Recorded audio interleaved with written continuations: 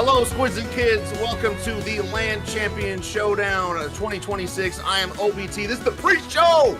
The pre-show, the show before the actual show. I am joined by three other spectacular people. We got Rice, Yoshi God, and Dio. What's up? What up, guys? What's up? What's going on, y'all? What's going on? DMV represent here. We're gonna win it. I swear. I swear. If we don't, I'm gonna cry though. If we don't, I'm gonna cry. I'm gonna cry.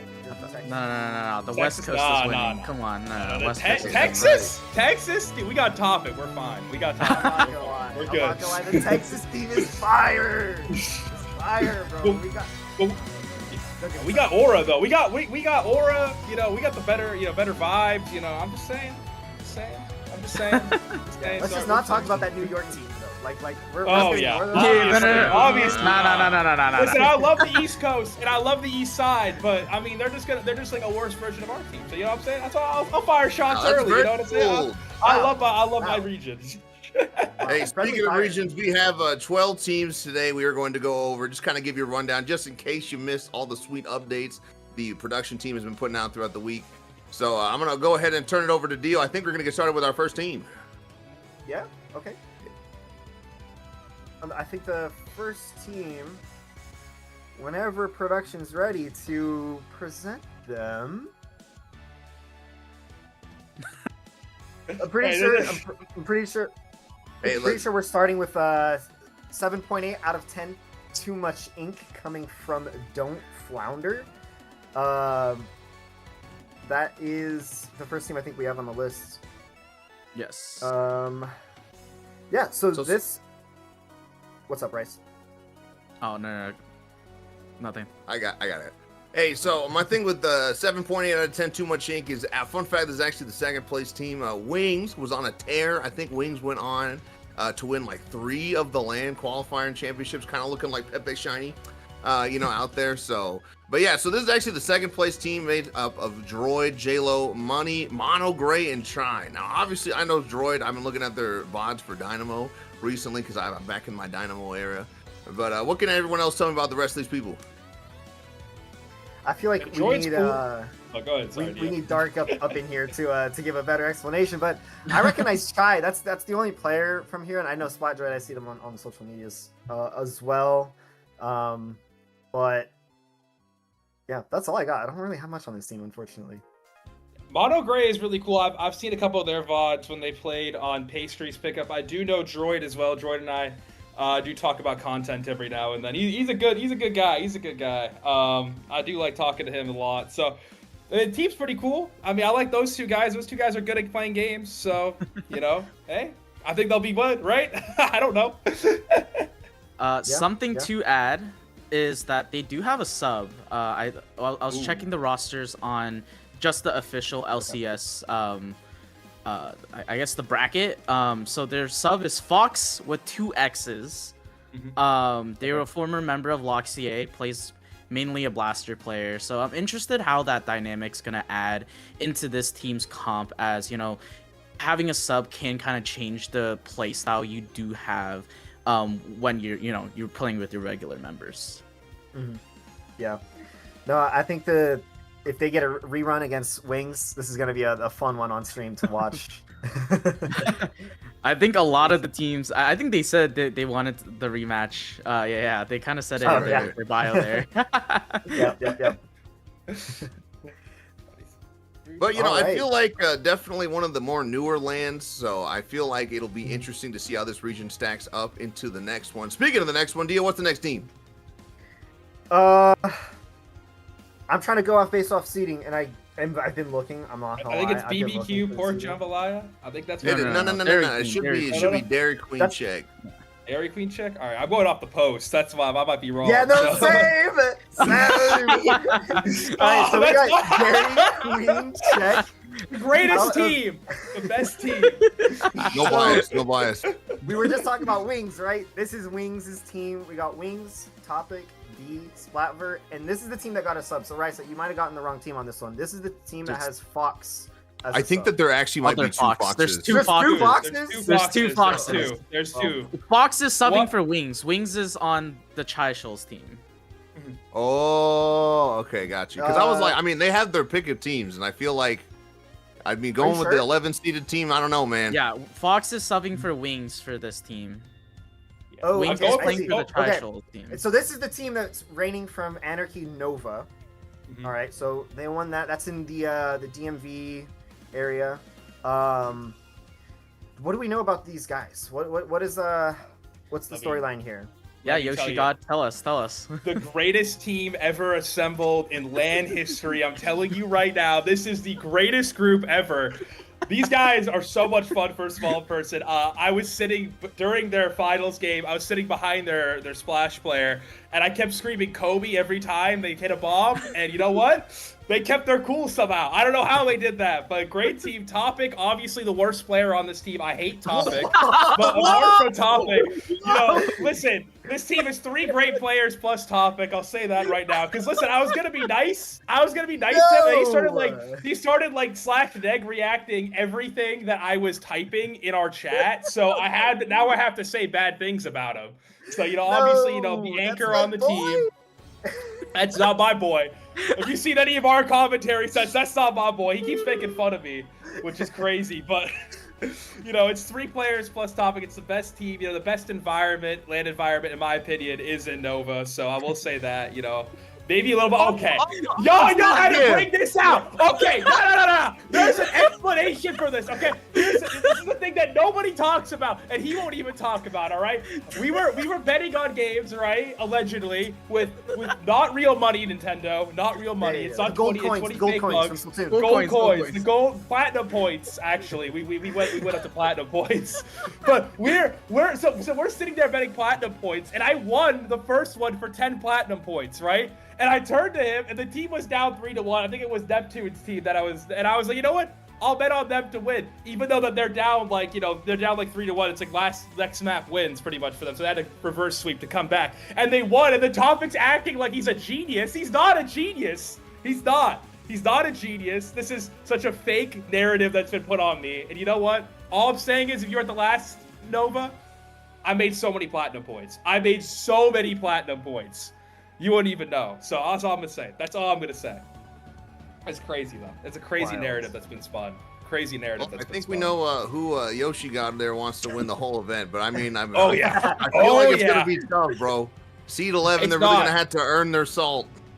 I'm sorry, the seeding council doesn't know ball. I'm sorry. This is the Wow, best team. seeding It's the council best does team. not know ball. Okay. Yep. All right. Exactly. Well, I guess Yoshi got to talk about Topic. I can talk about the other 3 players here. So Okay. obviously Wings subbed out. They're opting to play with another team here. So Fox being that backline replacement. Fox being a member of Artifice. I believe they're in +2 at some point. Correct me if I'm wrong. Next player is B. B is a Splash 1 trick. Known B for like a couple years now. Dedicated on that weapon ever since the game came out. And then lastly is Splatver or Silver, which you guys might know as a very popular artist in our community. He plays Stamper. That's where I know them. Okay. Yeah. They've been around for like forever, bro. Greatest Yeah, Stamper Slapper's alive. been around. Greatest Stamper alive. Okay.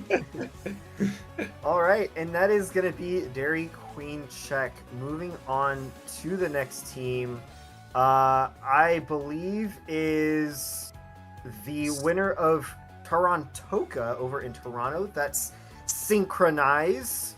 And so that's the team comprised of Nigel, Dylan, iCarly God, and Stura. Also, is it not pronounced Toronto Roca, bro? Like, am I it like is. crazy? Like, I'm like 90% sure it's that. Stupid. I don't know, or Onion. Yeah, man. Yeah, Toronto. Yeah, I don't know these things. Why they ask me to come on here? Like, I don't Hey, know, don't man. worry. Texas is the best state in the world, man. Don't worry about it. But hey, I can talk a little bit Our about this. literacy rates might not be high though. I don't know. But they were the ones that actually beat one of my teammates' team. Siren was competing. Their team got second. But yeah, man, I feel like Dylan, pretty strong player. Nigel, really, really strong. A Carbon player, I believe. And then iCarly got best name in the game. Outside of that, Rice, what can you tell me about the other people? Honestly, don't know too much about everyone. I think probably me and Dio met. Wait, actually, you were there too. We probably met Onion at Gommel last year. That would make sense, as it is in I'm Toronto. Pretty sure I talked to him. I think they're a shooter player. Honestly, I could be wrong. iCarly God, I think they're mainly a Splatling player, from what I've seen. And Dylan, I don't know which Dylan this is. There's a lot of Dylans in our team. Pretty sure dude. this is S2 Gluga Dylan. Okay, If okay. anybody knows ball. Gugar. Yeah, S2 player. They've been around for a while, from my understanding, and they're pretty good. Unless I have the wrong person. Unless I just have the wrong person. Brody on the right's got to be suffering, by the way. Nuggets jersey with the Phillies hat on, 3-1 down in the series, and the Phillies suck this year. Hey, at least they're not the Suns, bro. At least they're not the Suns. Oh my gosh. The Suns got no expectations. The Nuggets at least had an outside chance at finals. Yeah, I also know Nigel is a pretty good Carbon player, so any Carbon fans, check in LCS when they're playing. You want to pay attention to this team for sure. Yeah, but man, shout out to Synchronize also putting the ink there, all caps. So just like MF Doom, got to put all caps in there. Dio, what's the next team? What is the next team? So we have, we got some friends in here. And actually, Rice, I want you to introduce this team. This is the team reigning from Sea Battle. I think you know these players a little bit better than I do, which is comprised of Kronos, Nerd, Bran, and their fourth is Riki, I believe. Yep, they're called We Aren't Practicing. To their name, literally was talking to Kronos and Nerd while leading up. Kronos was in Japan the week before Sea Battle. And then so I know these guys just because they're former teammates. I've been to Sea Battle a couple times, talked to everyone in person before. So Kronos being a 10 Umbrella main, I think he's playing Tent for this. Honestly, he could pull out something random. Who knows? Nerd primarily being a Dynamo/roller player. Bran and Riki, they're both bucket players, but I know Bran's been kind of flexing off the different weapons, mainly Splattershot Pro. But dude, honestly, we're scrimming this team. Riki is the god of all buckets. This guy does not miss a shot, and it's crazy. I'm if you're a bucket fan, you should watch this guy. They're crazy. Yeah, I would really consider that team to have a lot of just strong mechs. I know all their X powers are pretty high, especially Kronos. Also, shout out Kronos. I don't know if you guys were watching yesterday. They just came off of getting second in the NA League, so that's pretty cool. Excited to see. I'm sure they're tired from that. But yeah, man, I know that this team has really strong mechs. I'm curious to see if they're able to put that together into an actually functioning team. I know we see sometimes all those crazy high XP players, they just don't work together. But these people know each other pretty well. I feel like most of them have teamed at some point or another. So I'm very excited to see another West Coast team go up to the plate. Yeah. Hey, go ahead, sorry, Dio. My fault. Yeah, all good. I was gonna mention, like Rice said, these guys came off into Sea Battle from not practicing at all. But since then, they've had more time to put in the practice. So them being seed 9 is relatively low from what I know of these players. And so this might be a little bit biased because I'm not very in touch with everybody in the community. But I do know that Kronos is a very strong player. And I have a feeling that this is the kind of team that could definitely outplay their seed. Just my biased opinion. Yeah. No, I think it's crazy, though. One of them is traveling Japan for better ping in those X-rank servers. He's got the right mindset. That's the right thing you got to do. Mindset, raise the line. All you guys who are stuck in D8, this guy is going to Japan to get better ping. I'm just saying, y'all aren't on the same level. All on the same level. You got to be traveling Japan for better ping. You guys heard it here. You too can get really good if you spend $3,000 to go across the world to Japan, y'all. Great idea. It's only $3,000. Yes, that's the guy with the AirPod Pros on. Oh yeah, it's only $3,000, so not that much for you plebeians. If you go on Kayak, you might get a good deal. Maybe a couple bucks off. All right, Gio, let's hear the next team here. Yeah, up next we have reigning from Chai Shoals from the Squid West region or the Midwest, which is actually Chicago. Is we have Overseer, which is comprised of PETA, Wings, Bounce, and Tenor. And so these guys, we're seeing Wings out of the 3 teams. that they had an option for. Takes this one here. What do we know about these guys?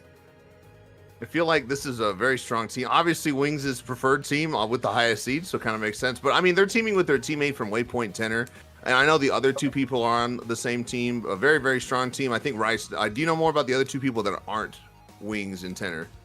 Yeah, so Bounce and PETA, similar to Fox, they're both formerly on Artifice. So those three were teammates before, but PETA and Bounce teaming up for Trishul's here. Bounce being a very strong 96/52 player. So we're going to see them really take advantage of that wall that those two weapons have.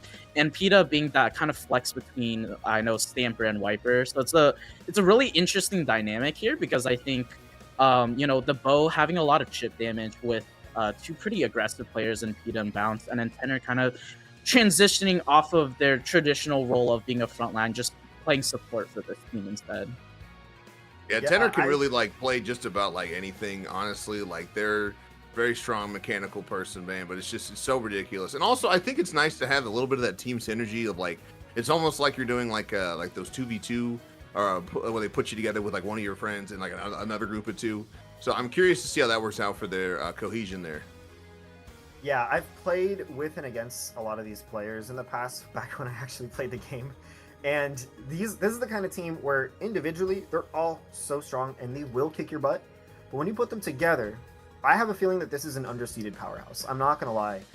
Bounce's 52 is really scary once he gets activated. Wings' bow is just annoyingly good. Like a good bow player, and they hit their shots and the chip damage is so much pressure. And PETA's Stamper is just solid, like an all-rounder good Stamper, and it's gonna play off of the aggressiveness from Bounce so well, and Wings' pressure. I don't know Tenor too well though, but I'm really excited to see this team play, and I think they are gonna do pretty well, especially given that I think they're seated a little low, but I know it's all based off of their recent performance. They got a traitor on the team, man. I got a traitor. They picked the worst team out of all of them. That's all I'm gonna say. Wow. On the contrary, they are the highest seed that they won with. I'm just saying. They're traitors. I know that Wiggs. I thought Wiggs and I were cool. Wiggs is my boss on one of my tournaments that I do commentate for, Breaksax Bank. But you know what? Traitor. That's all I'm gonna say. Traitor. Dude, Wings is gonna show up with the whatever it is called, the North Virginia thing on that Naruto headband crossed on, bro. If they show up with that, I listen. It's on site next time. It's on site. Yoshi, check behind you. Check behind me. Oh my god!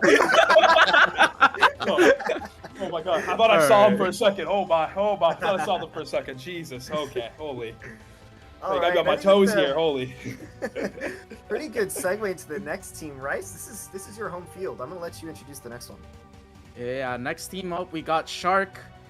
Trust me, they change their name every single time they come to Booyah Bay. They're 3 times champions for Booyah Bay here. It's Shark, whatever you want to call them. They change their name every time. Consisting of 5th Gen, Goose, Luna Zuka, and Swagger MC. So again, my home turf. This is my LAN. I run this event. I've seen every member of this team at every single Booyah Bay at one point already. So it's their regular store event. 5th Gen being a really strong flex player. They're very ratty. Just you need to get rid of them. Goose being they played Tent, but let's be real, no Tent players I know believe in their weapon anymore. Mainly a blaster player. Luna being that kind of support flex, and then Swagger kind of being a frontline flex with Goose, kind of just they play a very unique way in terms of they're a backless comp, but it feels like they have a backline every time I see them play. So it's I think it's a really interesting dynamic that they have. Yeah, I feel like they are just the certified hood classic Booyah Bay. I mean, even the one Booyah Bay I went to, most of them were there. They just always go there. And it's interesting because you're starting to see. Me and Rice actually looked into this before the pre-show started, but there's only 2 teams that are the same team representing their LAN, and it's the AZ team and the New England team, which we'll talk about later. But basically, that. Somehow that group is just kind of dominated, and you're starting to see that pattern of certain people, certain groups of friends that are really just continuously winning. Now it's awesome for some of the LANs really think about this is a lot of the teams that were in the LCS last year, some of them actually got beaten by their new representatives this year, which is kind of showing like the level of the overall event is going up. But yeah, man, I just feel like they are just like the Booyah Bay, like the rulers, man. Like I don't know what's up with them. Yo, there's a lot of good players in Cali. Y'all got to pull up and at least challenge these guys. Take them off the throne. They got a bounty on them next time. Don't worry. Silence, East Coaster. Oh, East side, West side. If we could all go out there and play them, it'd be over. It wouldn't be a competition. Everybody point and laugh. Everybody point and laugh. Nah, East Coast, best coast, man. I stand on it. I stand on it. East Coast, best coast. Deal's like I'm the elusive third coast, but still better than the East Coast. All my friends are up in the West. Hey. Oh, that's tragic, man. I all could the live East on the West Coasters, Coast. bums. Bums? We got the best drinks, the best food, we got the best everything. What do you even got on the East side? Dio, take me to the West Coast before we start getting violent in here. Take us to our next team here. So speaking of the West Coast, boo, boo, East side, West side. We have the deep fried chuds coming from SoCali. Rice, I feel like you were again a good person to talk about them because it's kind of your region. Yeah, so second California rep, one from NorCal, one from SoCal. SoCal reps deep fried chuds is consisted of Mia, Atlas, Red Rum, and how do I can barely read the screen right now. Jakia? Jakia? Jaika. My bad. Okay. I'm bad with names. But yeah, this team being the winners of SoCali, Mia being a Wiper player. I know Atlas is also on the same team as Kronos, who just got second place in the NA League. Red Rum being a former +1, I think they are still +1. Bamboo one trick, and the last player being a roller player. I know they're a more casual player. I know they play CCA with Red Rum, so I think that's kind of how that team kind of started building. But I'm interested to see how this team will play, because Atlas not really playing the weapons they played for that NA League. I think they were playing NZAP when they played SoCali, so I'm interested to kind of see how that adjustment will take place here. Yeah, and I feel like Mia is like a total West Coast staple. Like they also go to. I literally just saw them at Sunset Surge like last weekend. Like they definitely willing to travel for that. I feel like they've been to all the West Coast lands. Definitely a veteran on that one. I see them compete like all the time. Like they're always doing pickups with people. Red Rum, I feel like has been around for a while, but man, Atlas on that second place yesterday, man, popping off, going crazy. I'm curious though. It's interesting to see I'm gonna say somewhat casual person. I know a lot of CCA teams like only do CCA, make it this far. So I'm curious to see if they're able to keep up with, I would say, the pretty strong roster besides them. Yeah, speaking on that CCA fact, Red Run is a name that excites me because I've known them around, or I've seen their name around since early S2 days. And I've always known that they're a good Bamboo player, and they are a Bamboo one-trick. And at some point in S2, I was playing Bamboo, so I was always excited to learn from them and see how they played. But going into S3, they mainly went into playing in the CCA, and I played against them early in the CCA, I want to say like 2023, and we beat their team at the time. But then later last year, I played them again, which is kind of crazy because I was on and off playing CCA. Played them again, and we went to a Game 5 in the finals of one of the qualifiers, which is an awesome moment. And so this idea that Red Drum has been in playing in CCA for a long time, and they've been kind of coaching and guiding and getting certain players to get really good, doesn't really surprise me, because CCA is kind of a good breeding ground for that. And I just wanted to give a cool shout out to the CCA collegiate players. Love you guys. 2023, holy unk in the chat. Jesus Christ. Dude, I've been playing this game competitively since 2017. I am a holy unk. Unk, dude. Yeah, give me some OBT vibes up there. He's unk. You're unk junior. Oh, wow. I didn't play CCA at all. Just so everybody knows, I started playing Splatoon when I was like 23. I had already graduated college, so it's never too late if you're watching there. You too can make it pretty good, pretty far in the scene, all right? Speaking of far in the scene, Dio, what's the next team? Quick transition, I see. I get you. You got the team reigning from New Inkland. This is Z tier players comprised of 49er, Neptune, boo. It lost me 5 points. Boo! But I just needed to, Yoshi, you got some shade against a few people. I got some shade against Neptune. We can make that known. But anyways, Z tier players, ranging from the Massachusetts area, I believe. What do we know about these guys? Bro does not know where New England is. I'll talk about this team. Yeah, so this is one of the only 2 teams that is actually like pretty much the exact same team as last year. I think they might have gone under Z tier players last year, but yes, they're representing New England in the Massachusetts area. I don't know if the Northeast needs 2 separate lands, but I love their logo. Logo's incredible. But yeah, man, you got 49er brush specialist, not Miner, who's also on another team, but this is just 49er. Neptune, the world's greatest contrarian in the universe. All right, and you might be wondering which Storm is this, because there's like 17. This is actually the Storm T-Tech. And then Ren, I feel like Ren is a pencil player that was extremely active, did a lot of stuff, but it's kind of like not playing the game as much recently. But overall, I feel like they are a very strong team, very strong comm. Nep can play just about anything under the sun, unfortunately. And then they have a really strong, just again, that brush and pen player. But Rice, what else can you tell me about these people? Yeah, so 49er and Ren, they were formerly on a team together called Pinpoint. Pretty much after that team disbanded, I know kind of Ren stopped playing for bits. But yeah, this team, they've been dominating New England, right? We talked about teams that dominate their regional LAN or local LAN, right? And this is the team, right? This is a team, they won New England 3 times already. They played together 3 times already. And again, they're representing New England again. So it's the real question here is like, who's next up trying to beat these guys, Yeah. Also, I just want to highlight that one point about they have a new venue and they don't have to deal with Boston drivers. Let's go! That's elite. I used to live in Hartford. I had to deal with those guys all the time, man. Jesus Christ, they don't know how to drive out there. I will say another tick for the West Coast, isn't that right, my West Coast people? We're saying LA drivers are better than Boston drivers. You might be the first person to say that. I will say at least LA's got big roads. Boston, I know, got no big roads because it's an old city.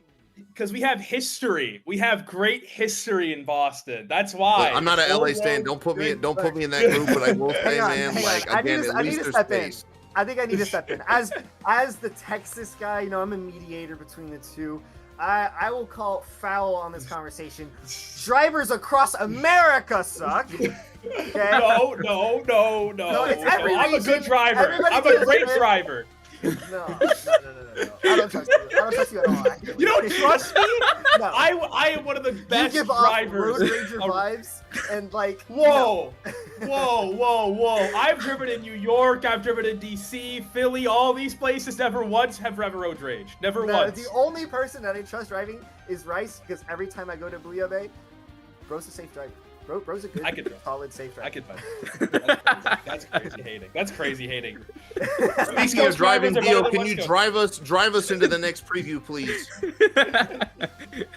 Yes, I can. So this is actually the reigning champion region of Florida, and we got coming from the Gatorland. We got Super G.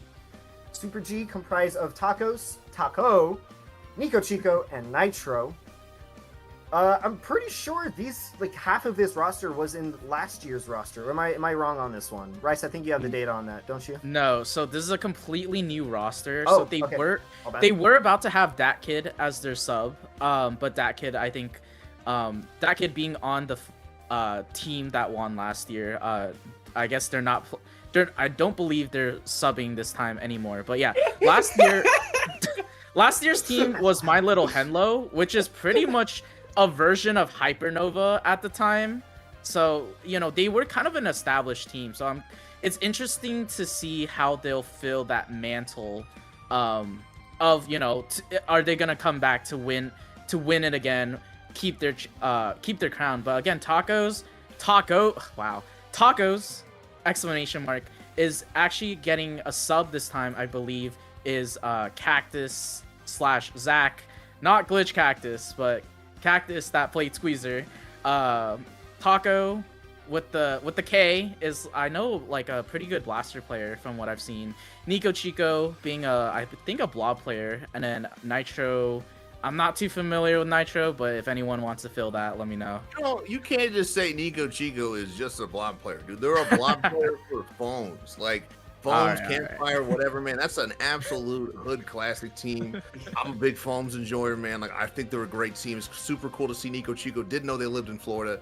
And also, man, I don't know if they have it in them. You can kind of even see right there next to the Nyan face that they're mostly here to just kind of have a good time. I don't know how confident they're feeling going up against. They are seeded top 4. Also, Dio, I'm surprised you don't recognize more of these people because when I was going through the profiles, it looked like some of them were on Death Roll, the Florida team for CCA. Oh, yeah, no. So I don't know teams, I don't know players, I don't know why I'm here, but I do recognize these names from like outside of CCA. And that's why I was like, I looked at these and I'm like, these names are so familiar. I've seen these guys before. So I thought it was last year's LCS. No. These are like known competitive players. Like some of these players have been playing for years. So these are not new names for sure. But I'm just hoping. Oh, sorry. Go ahead. Sorry. No. Go for it. What you got? I was gonna say I hope these guys play better than the University of Florida team football. I didn't see the shirt come out. 2-6 in conference play in the SEC. I mean, I don't know. Hope for a better performance than that. From an SEC squad. But maybe. I don't know. I'd maybe take the shirt off and kind of just not associate right now with the university until they get better at football. That's awesome. But I think a perfect segue here into the next team. OBT, you want to take the mantle of introducing this team? I would love to introduce this next team. This next team is from the great state of Arizona. This is going to be monsoon season, man. Seed number 3, comprising of, again, one of the only people that made it to back-to-back LCS. It's going to be Pepe, Shiny, my goat Simo, and Nightmare. Now, again, just for everybody that knows them, Pepe and Shiny were on Prickly Pear. They were on with like half of those Blop and somebody else from Healthy Diet Food Group last year.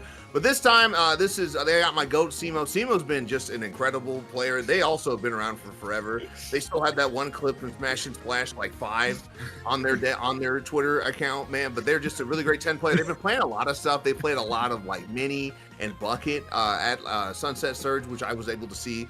And then obviously Pepe, as their bio says on their Discord, the one-trick shot, one-trick Mexican, one-trick Sunset Surge TO. They really are just the best, man. I don't know. Love you, Pepe. Love you, Pepe. Shiny, man. Everybody, I feel like no Shiny Pigmen. They're from Cherry Limeade. One of the best backline supports in the game. I mean, they just are so dedicated.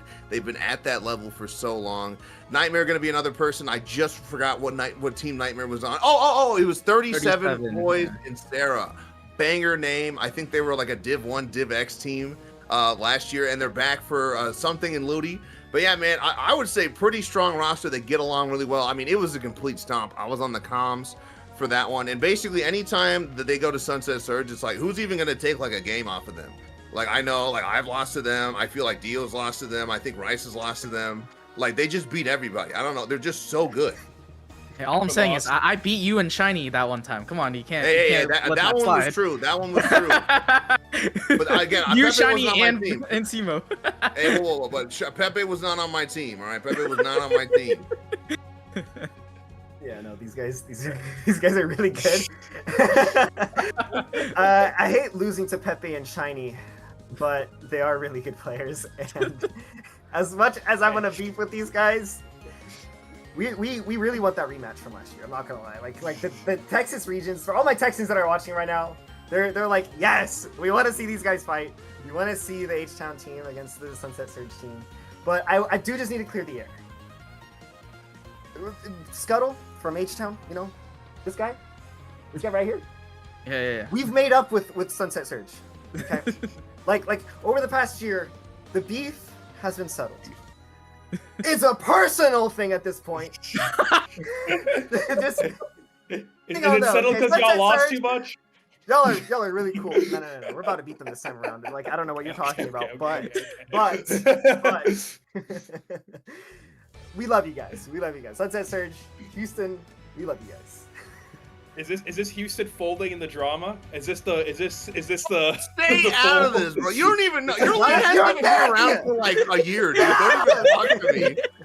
Your Hey, land listen, has I used storyline. to live in Austin. I used to live in Austin back in the day for like a couple years. I went to the better region, so I learned my lesson. I went out to Nova. So, Oh, Dude, you would be hard pressed that many people in Texas would put Austin over Houston. I mean, just look at the demographics, bro. Austin 11 is- million people live in Houston. Like 3 million live in Austin. Austin's such a better city, though. I've been to Houston. It's kind of like not that much fun. But you go to Austin, you go to 6th Street. 6th Street, fire, food, better, football, better. I mean, like, I'm just saying, like, All I'm going to say, there's no need? Astrodome in Austin. There's no Astrodome. There's no University of Houston basketball. All right. But how did they do this year? University of Houston basketball. Well, how did Austin do? Better than Austin. Everybody point last. Everybody There point you last. go. Hey, but at least we're closer to San Antonio with the Spurs. That's all I'm gonna say. So- Thank you, Dio. Shake on that, bro. Yeah, whatever, man. Our beef now is with the East Coast. You know, those guys in New York. Yeah, screw you. Screw you. Yeah, Screw you. screw East them. Coast, Best Coast. No, wrong. But I think this is a perfect transition into my team, okay? I gotta talk about Houston now, which is my favorite thing out of this whole segment. And I'm pretty sure it's why y'all wanted me here. Is get the TO that likes yelling and chanting and stuff to talk about his team. We got Barbecue Pork Jambalaya coming from H-Town Splashdown. Those are my boys right there holding those Scuttle trophies. Woo! Clean! I gotta talk about them now. So, first of all, I'm gonna talk about this is 100% biased, so H-Town teams, you know, my boy Parachu, we were on a team together for like almost 2 years. I love that guy. He's playing Pen this time around. Very strong Pen player. Possibly the best Pen player, but if you ask me, that's my opinion. And then we got right next to him to the right, we got Len playing Blaster. Dude, Len's Blaster, every time he shows up to H-Town, he's just fucking tearing it apart with that Blaster. That guy is really good at the game. And right next to him, we got Pika Dave, or one to the left of Para. We got Pika Dave. That's talking about Sunset Surge, right? That's Shiny's teammate right there. Both from Limeade, Cherry Limeade, but then also some ball knowers. Know them from Azure, like Azure 9. That team takes us back, dude. Really strong player, very good, very intelligent, very theoretical player. That's Pika Dave right there. And then lastly, we got Miner. Bucket, it goes insane. That guy is so good at the game. He shows up, tearing it up with the bucket. I don't know, man. This team is gonna put everybody else's run on their money, and I'm really excited to see these guys play. Any Texans out there? Let's get excited for these guys. Let's get hyped. Let's get loud. Okay, no, Dio, hey. Okay, Dio, you did miss a fact. Pika was also on that second place team for NA League yesterday. True! Oh, yeah, See, dude, I these can't guys believe there's are so good. many of These those guys are people good. playing today. Hey, Dio, I have a question. This is not the team that represented your region last year, correct? No. So I could talk about the H-Town beef in the lore, in depth. Well, we can get into that later. Okay, these guys. This is the best that Texas has got this time around. Siku got kicked out, being the second place team. What's up, That was awesome. Yeah, that's Tormi's team. That's Tormi, Rumpf. Last year they had, I believe, Star was on the roster, and Guwapa, my boy Guwapa. That's the last year's representing team, but they unfortunately couldn't make it out this time because the current team went to H-Town undefeated. By the way, they're coming out of H-Town undefeated. Barbecue Pork Jambalaya. These guys showed that they are the best of our region currently, and yeah, they're gonna win everything. So that's them. All that just to lose to the East Coast is crazy, man. That's all I gotta say. All that to lose to the East Coast is crazy. That's not factual. It is factual. We're It is. straight up It is. winning. It's gonna be factual. We're gonna win it this year. We're gonna win it. The East Coast, man. It's the best coast. Really? Oh yeah. No. You want to talk about that team then? You want to get ready to talk about them? I don't know any of the teams outside of my team. Here's the thing. Right, here's the thing. Right, I will always go for my side of the coast. Right, no matter what.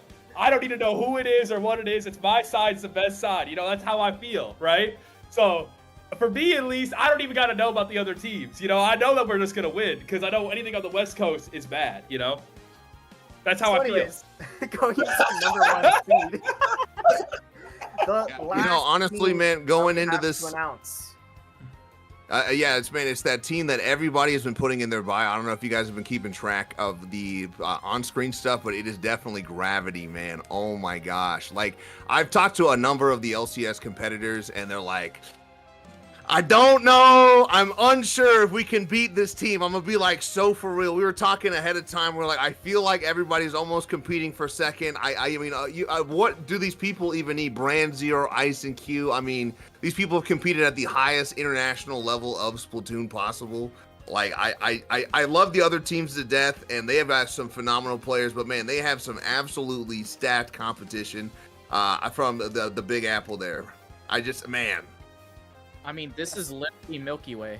This is Milky Way with the sub. Yeah. Speaking of which, I think we just got some inside information that there's currently a bounty by Pop Gun. Pop Gun, yeah. That if any teams take this team, is it take a game off of them? Mm-hmm. Oh take my a god! Game? Oh my lord, dude. Okay, no. I'm pretty sure H-Town can take a team out, take at least a game off of these guys. What are we talking about? Hey, low-key, Pop Gun, if you're watching, I was like, dude, that's lame, bro. You should give him like $100 or something. Like, I mean, the next entry land is like fine, but like $100 would be pretty cool too. I mean, come on, man. You don't have anything to spend money on. I know you're not going to events. I'm just kidding, Pop Gun. Love you. I need to get back on the podcast. Thank you for reminding me. I keep forgetting to Dude, go okay, back. also, I was in line to get on one podcast the one time I could tune in, and Pop Gun did not pick me. And I was like, bro! But he always picks me. He always picks me. We have really fun. Crazy. Like, no, he's not the... Oh my god. No. I will defend Pop Gun. He's a great guy. He always picks me. We always have a really interesting conversation about whatever I want to talk about, whether it's him balding, or him balding. That's always, Look, I'm a reformed individual. I will not make bald gun jokes anymore. Yoshi God, that's all you. I know, it's all about Poop Gun, bro. But here's the thing, right? I went on his cast once, right? And I asked him, when you went bald, did you get better at the game? And then I offered to do a study with him and other players, and he refused. He refused. Well, I don't understand. I don't why? Why exactly? I don't know why. I'm wondering too with you, OBG. Wow, I don't know why. You heard that their internet provider smited them. That's how bad that take was. Oh my god! You can't keep putting this up! You can't keep... Screw this guy! It gets funnier every time. It gets funnier every time. Every time I join a server now in this community, someone posts this. Somebody posts this. Ryan, I need you to DM me that. I need to start using that. Yeah, you need to send me that too, Ryan. You know what? This wasn't even supposed to be a gift. Nellfire, right, was like, "Yo, we should take a video of this, right? Because it'll be like good for like publicity." And I'm like, "All right, sure, I'll take a video of it." And then content. It is good for publicity. Come on. Content, yeah, it was great. It was great publicity because now everyone freaking uses it. By the way, I would love to bring our pre-show to a close, doing all those like interviews, like all the sports people do. Of who's your pick today to win? All right, I will go first. In my heart of hearts, I really want top 3 to be like. I would love for the Texas and AZ people to meet. I would love for AZ people just to come out on top there, and then probably they're gonna get second to the Gravity. So in my heart, it's probably gonna be Gravity, the AZ team, and then the Texas team. All right, let's go to Rice. What do you think? So wrong. Sorry, go ahead, Rice. All right. I mean, I think we all kind of know it's a race to the second place. Gravity's gonna be in my number 1. I think my number 2. I gotta give shoutouts to Pepe. I think AZ's taking second place, and third place is Houston. How about you, Dio? You seem pretty pissed about that. I want to go last. Yoshi God, what you got? Oh, okay. Listen, I'll say one thing, all right? I'm gonna go with my boys. I can't go with anybody else. The 11th seed, one of the great teams to come out of our region. I will say this: if we do win, I'm out at Rosebar tonight. If you know, you know. We out at Rosebar like John Wall did all those years ago. Because it's the same team. It's like Nene and Gorton, all those guys from years ago. Give me A-Nova, number 1 team. And I say it's going to be a sweep. They're not going to drop a game. and I think they're going to go all the way. They're going to win. I think Big Dapple's team's going to be second. I'll give the Don't Flounder team a third, you know? East Coast sweep. Every other side of the coast, bad. The East Coast is going to win. They're going to sweep everything. We're going to win everything. That's all I know. That's all I know. East side, best side. That's all I know. Chronic, like a mega disaster wipes out every other team that's not the Anarchy Nova team, bro. Anarchy Nova is the best tournament, period. I know it's the best tournament, period. I'm out there. You know, we run a great show out there with strings. Aren't you guys the ones with the TVs that you have to, like, look up at the whole time? Yeah, because it builds character, OBT. It builds character. You wouldn't get it. Oh, I need a monitor. Oh, input delay is too bad. No, we build character. We build great players out of Nova. Hey, if you go to that LAN, you're going to start looking like the shrimp mascot they have there. I don't think so. I don't think so. I don't think so. OBT, I'm saying, like, we're not bringing up the average age like you are, OBT, at every LAN you go to. That's all I'm going to say. At least my prefrontal cortex is formed, so I know not to say things that you just said. Hey, listen, mine's formed just fine enough to know East Coast, Best Coast. Give me dope. Give me. All my old heads in the chat. Everybody point and laugh at this guy. Dio, what's your dang take? Dude, H-Town's just on top. Straight up on top. I think the guys from H-Town, I believe in so much that they are going to pull an upset against Gravity. And there's only one reason why. There's only one factor backing up this Mega claim. Tsunami takes out New York. And that is wrong. And that is that H-Town always knows to bring game fives. Known always does it. The best game fives come from our region. And so my boys are gonna bring some game fives against Gravity. Whether they win or not, we'll all tune in today and watch that. And we'll watch it unfold over this evening. And we'll see these teams play it out and see who's gonna come out on top. But my pick is H-Town. And real quick, Rice and OBT, friendship over with for saying that Pepe and Sunset Surge are gonna be over H-Town. That's crazy. Why are y'all seated C3? Huh? Explain that to me. Why is H-Town C2 and Sunset Surge C3? That's because... Hey, man, even a broken clock is right twice a day. That's all I'm going to say about that, man. Also, Dio really hit me with the friendship with OBT and Rice has ended. H-Town is my only friend. Man, I've been dissing your region the whole time. We're still friends? Hey, all I'm going to say is get your irrelevant region back over to wherever you are in the swamps, bro. Anyway, are there any final thoughts before we get into our amazing bracket today? Man, A-Nova's the best tournament, the best LAN, all right? You got to pop out when you can. I don't know what the next one is because I don't look at the announcements enough. But the next one, y'all better pop out because it's the best environment. I swear, it's the best environment, all right? Best stream, best people. That's what I'm saying. That's all I'm going to say. That's all I'm going to say. Yeah, I just think no matter what, man, I feel like we are going to get some great Splatoon. I definitely think the level of the LCS is definitely higher than it was last year. Not only because there are more LANs, you know, there's like, I think last year we had 8 finalists, now there's 12. But also just like the caliber of player representing the region, I really do think is top notch, except for obviously the region that had to go with their second place team. Maybe not top notch for them. But everyone else, though, I mean, like, pretty stacked. Yeah, no, this is going to be some great Splatoon. So everybody that's watching right now for the pre-show, thank you guys for paying attention. But this is just the pre-show. Like, the hype moments, I know I'm kind of a hype guy and I'm yelling and everything like that. The hype moments haven't actually happened yet. We still need to watch these stories unfold. That's crazy. That's crazy. You know, it's about to happen. You know, I can't believe my predictions are going to be right. I'm sorry for spoiling the bracket for everybody, by the way. It's my fault. It's my fault. I'm sorry for spoiling the bracket, you know. It's all good, though. It'll still be hype. It'll still be hype. So stay tuned. But, you know, I'm sorry for spoiling the bracket. Bryce, you got anything to add?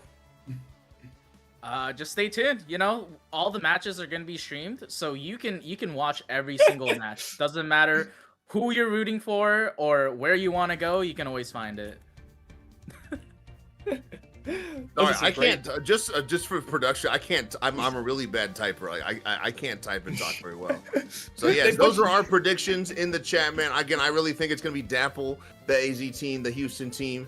Obviously, nobody else feels like that except for Rice. So they hit yours. They put yours in white. Yeah, I'm pretty sure I put New York, but it's fine. I've got to be motivated on some level. I don't know what Gotta level believe it in is, but Sharks that's got to just be a little bit, motivated. you know, the runes make a difference. You know. That's crazy. That's All disrespectful. right, Dio, We gotta go. wrap us up here. Dude, let's all go get some popcorn. Go get a sweet drink, a little sweet treat. Get you guys ready. Comfy, Okay. prepared. All right. Because Yeah. we're about to watch some fucking amazing. Let's go! Let's go! Let's go! Come on! Come on!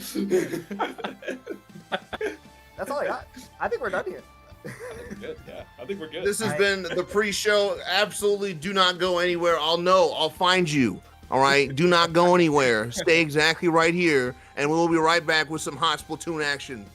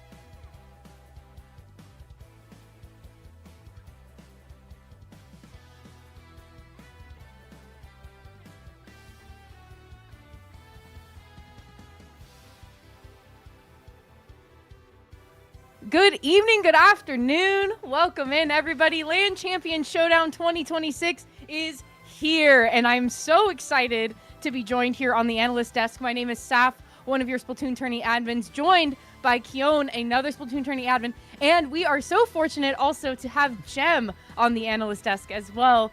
Jem, welcome to SplatoonTourney. Welcome. Hi, it's great to be here. It's a good show you guys run. And Keon, it is a crisp, sunny afternoon here in Seattle, Washington. I'd imagine it is the same going on in Minnesota as well. It is probably as cool as nice. for both of us. Yeah, I think it's nice for both of us here. Believe it or not, Jem, it's funny because I have obviously attended the inaugural LAN in Minnesota, and I've also attended Seed Battle in a once distant past. So I think I have already covered every LAN that has been attended here from this eclectic, amazing trio that we got. Yeah, you've been to all of them, haven't you? Like only 3. I remember being like, where does this guy live? Because he's been everywhere. He's here, he's there, he's everywhere. It's Keon. Keon2570. Also big fan of the Wolves. Keon, you were screaming about the Wolves last night. Well, that's true. I've been a Wolves fan for almost the past 20+ years. You'll just hear me post about it near constantly. It's just like how I post about anything that lives and breathes Minnesota, because that's just where my pride is for the most part. So take that as you will. So, Correct. okay, Correct guys, statement. listen, we have some really, really exciting Splatoon action happening today. If for those of you watching at home, thank you so much for tuning in to the pre-show as well. SplatoonTourney 1, 2, 3, and 4 are where your games are going to be at today for the LAN Championship Showdown. If you use that !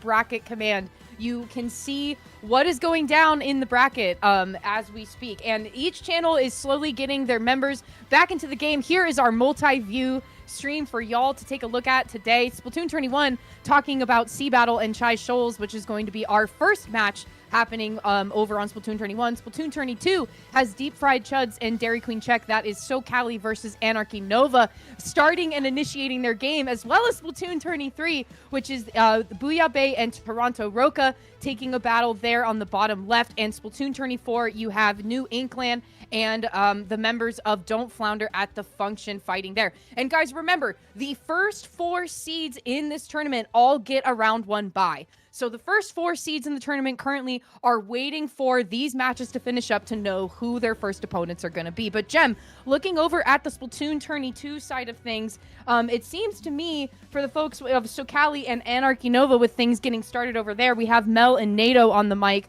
telling us what's going down there. H-Town Splashdown are the folks of Barbecue Jambalaya are going to be waiting for the folks from SplatoonTourney 2. Is a rough team to have waiting for you. That barbecue pork jambalaya is I think if anybody's gonna be going and getting that bounty that Pop Gun put on Gravity's head, I think barbecue pork jambalaya are the ones to do it. There are a bunch that could.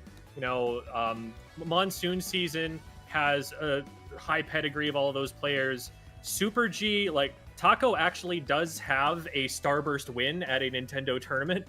So, like, there's definitely some talent out there, but my money right now is on barbecue pork. So, if I'm Shark and Synchronize, like, obviously these are 2 teams that need to make it there. They have to beat each other. But that is an absolute demon that's waiting for them in that second round. It's kind of fascinating because because I still laugh at Pop Gun's tweet is that all eyes literally are on Gravity the entire way through. We got Shark and Synchronized pretty much on the main side, which, as meant before, they're playing that barbecue pork jambalaya squad, and I want to see really if I'm always a proponent of underdog stories for the most part. I've grown up watching sports my entire time, and I think everybody loves a good underdog story. I think everybody loves to see which team is the one to take a map off of Gravity for sure. So I think the way the first rounds will play out, I think everybody's gonna just have all eyes on, you know, who comes out of it. And I think Saf, I think what's even better is everybody's gonna pay attention. All the teams that have the buys are like, well, who are we waiting on? I guess that's our ultimate question. And you know something, Keon, that I've been thinking about a lot today? So I've been kind of going through the notes. I've been going through the archives of all of our teams that have placed and are qualifying in this tournament, right? the seeding council, which bless them, the seeding council did such a great job at making sure that everybody was where they were supposed to be. But somebody on outside of the seeding council, I'm like looking at the way that the teams are placed, and it's really hard for me to agree with some of them because you have players that have been doing so well lately, just individually, that are seated a little bit lower, but then based on their actual results, they should be seated a little higher. And it's like one of those things where it's like, okay, but if you have a group of like some of the best in the way of all the other teams, then yeah, some of those players are going to be seated lower. But as individuals, they could be seated higher. And like, for example, I'm thinking a lot about and you know what, maybe I'm a little biased. I am thinking about C-Battle just a little bit here. And that is because that Kronos did place second with Content Cat in the NA League just yesterday. And with Pika as well. Pika being on Barbecue Pork Jambalaya, who's seeded number 2 in this tournament, which to me, I'm like, yeah, okay, yeah, Pika be seeded number 2. Yes, correct. That makes sense. But then now you have Kronos, who is seeded number 9 with C-Battle. And I'm like, wait a minute. But but this player had like just recently gotten to +2, +3. Like they are doing tons of different things, just individually trying to boost their stats and make themselves look better. But then, yeah, but they're only seeded at number 9 with the folks on C-Battle. So it's super interesting to kind of see how the seeding council was able to place everybody. So, Jem, looking on ahead, though, at SplatoonTourney 2. So Cali, with Deep Fried Chuds, had a really dominant Game 1, now finding themselves in tower control in Game 2 against Dairy Queen Check here. And I believe what we were talking about before, too, Dairy Queen Check did have to substitute Wings out, and that is Fox, I believe, from Big Fat Sea Cows playing with the Anarchy Nova crew in this one. Yeah, Wings Wings is the most prolific LAN attender, the most prolific LAN qualifier of the entire group. There are, I think, 3 separate LANs that he would be like eligible to attend and represent in this event. He kind of just had to pick one, and that leaves, you know, that's always going to leave someone out there in the dust a little bit. This SoCali team, definitely no joke. There are definitely some players who have been very experienced, high placements and everything all over the place. I would be lying to say that I wasn't rooting for Dairy Queen Check here, because there's a former teammate of mine there. Topic was literally my first Splatoon teammate ever. Wow. So obviously I'd love to see my guy do well. But they're gonna check the Dairy Queen here. They're gonna turn that not Frosty. They're a Blizzard. They're gonna turn that Blizzard over and see if it all falls out. Which one is it again? I feel like Dairy Queen Check. I thought we just could something confused fast food references for a hot second. I'm like, I would have done the same thing. I'm not gonna lie. No comment. I am fully knowledgeable about such things. You can always trust me. Trust. But Okay. right now, it does look like Dairy Queen Check has been able to put together a pretty good push there. So I'm still holding out hope. I'm still holding out that maybe they're able to make a little bit of a comeback and make a little bit of a statement. You know, California, why do they get 2 of these, huh? It's not like they're a big state or anything like that. Yeah, who said California gets 2 teams, huh? You have to take it up with the manager. That's Falco Flyer, by the way. He's the SplatoonTourney owner, by the way. To be fair, the way that was in Melee was that SoCal and NorCal were both top 5 regions in the world, so you kind of got to give it to them. They're pretty good at the video game. It's, you know what's funny is because California has 2 LANs. I literally attended the one qualifier that I got to watch too, which was, oh yeah, with the Bouillabaisse Cable Car Coast, because it actually worked out in my schedule. Like it was literally a literal last minute travel edition to me. So it's actually kind of funny that I see this team, which featured like a crew from Octopi as well, just be seated at that 7th spot, which I feel like is just a sign step of everybody is also just so much better, because we're going back to your comment about, you know, some of these players are in +2 or +3, and then they're paired up with a bunch of other players. And like, wait, so how do we see them based on their own individual results? And it's actually kind of fascinating to see in that first round side. And of course, I am legally required, because I've attended Bouillabaisse, to root for Bouillabaisse. That is, don't ask, and that's how it works. Boo. No, I'm kidding. Boo as in booyah, of course. Yeah, right. Thank you for that.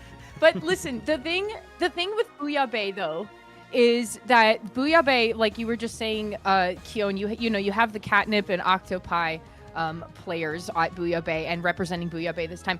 These folks have won. I think it was this exact roster that has won Booyah Bay 3 times.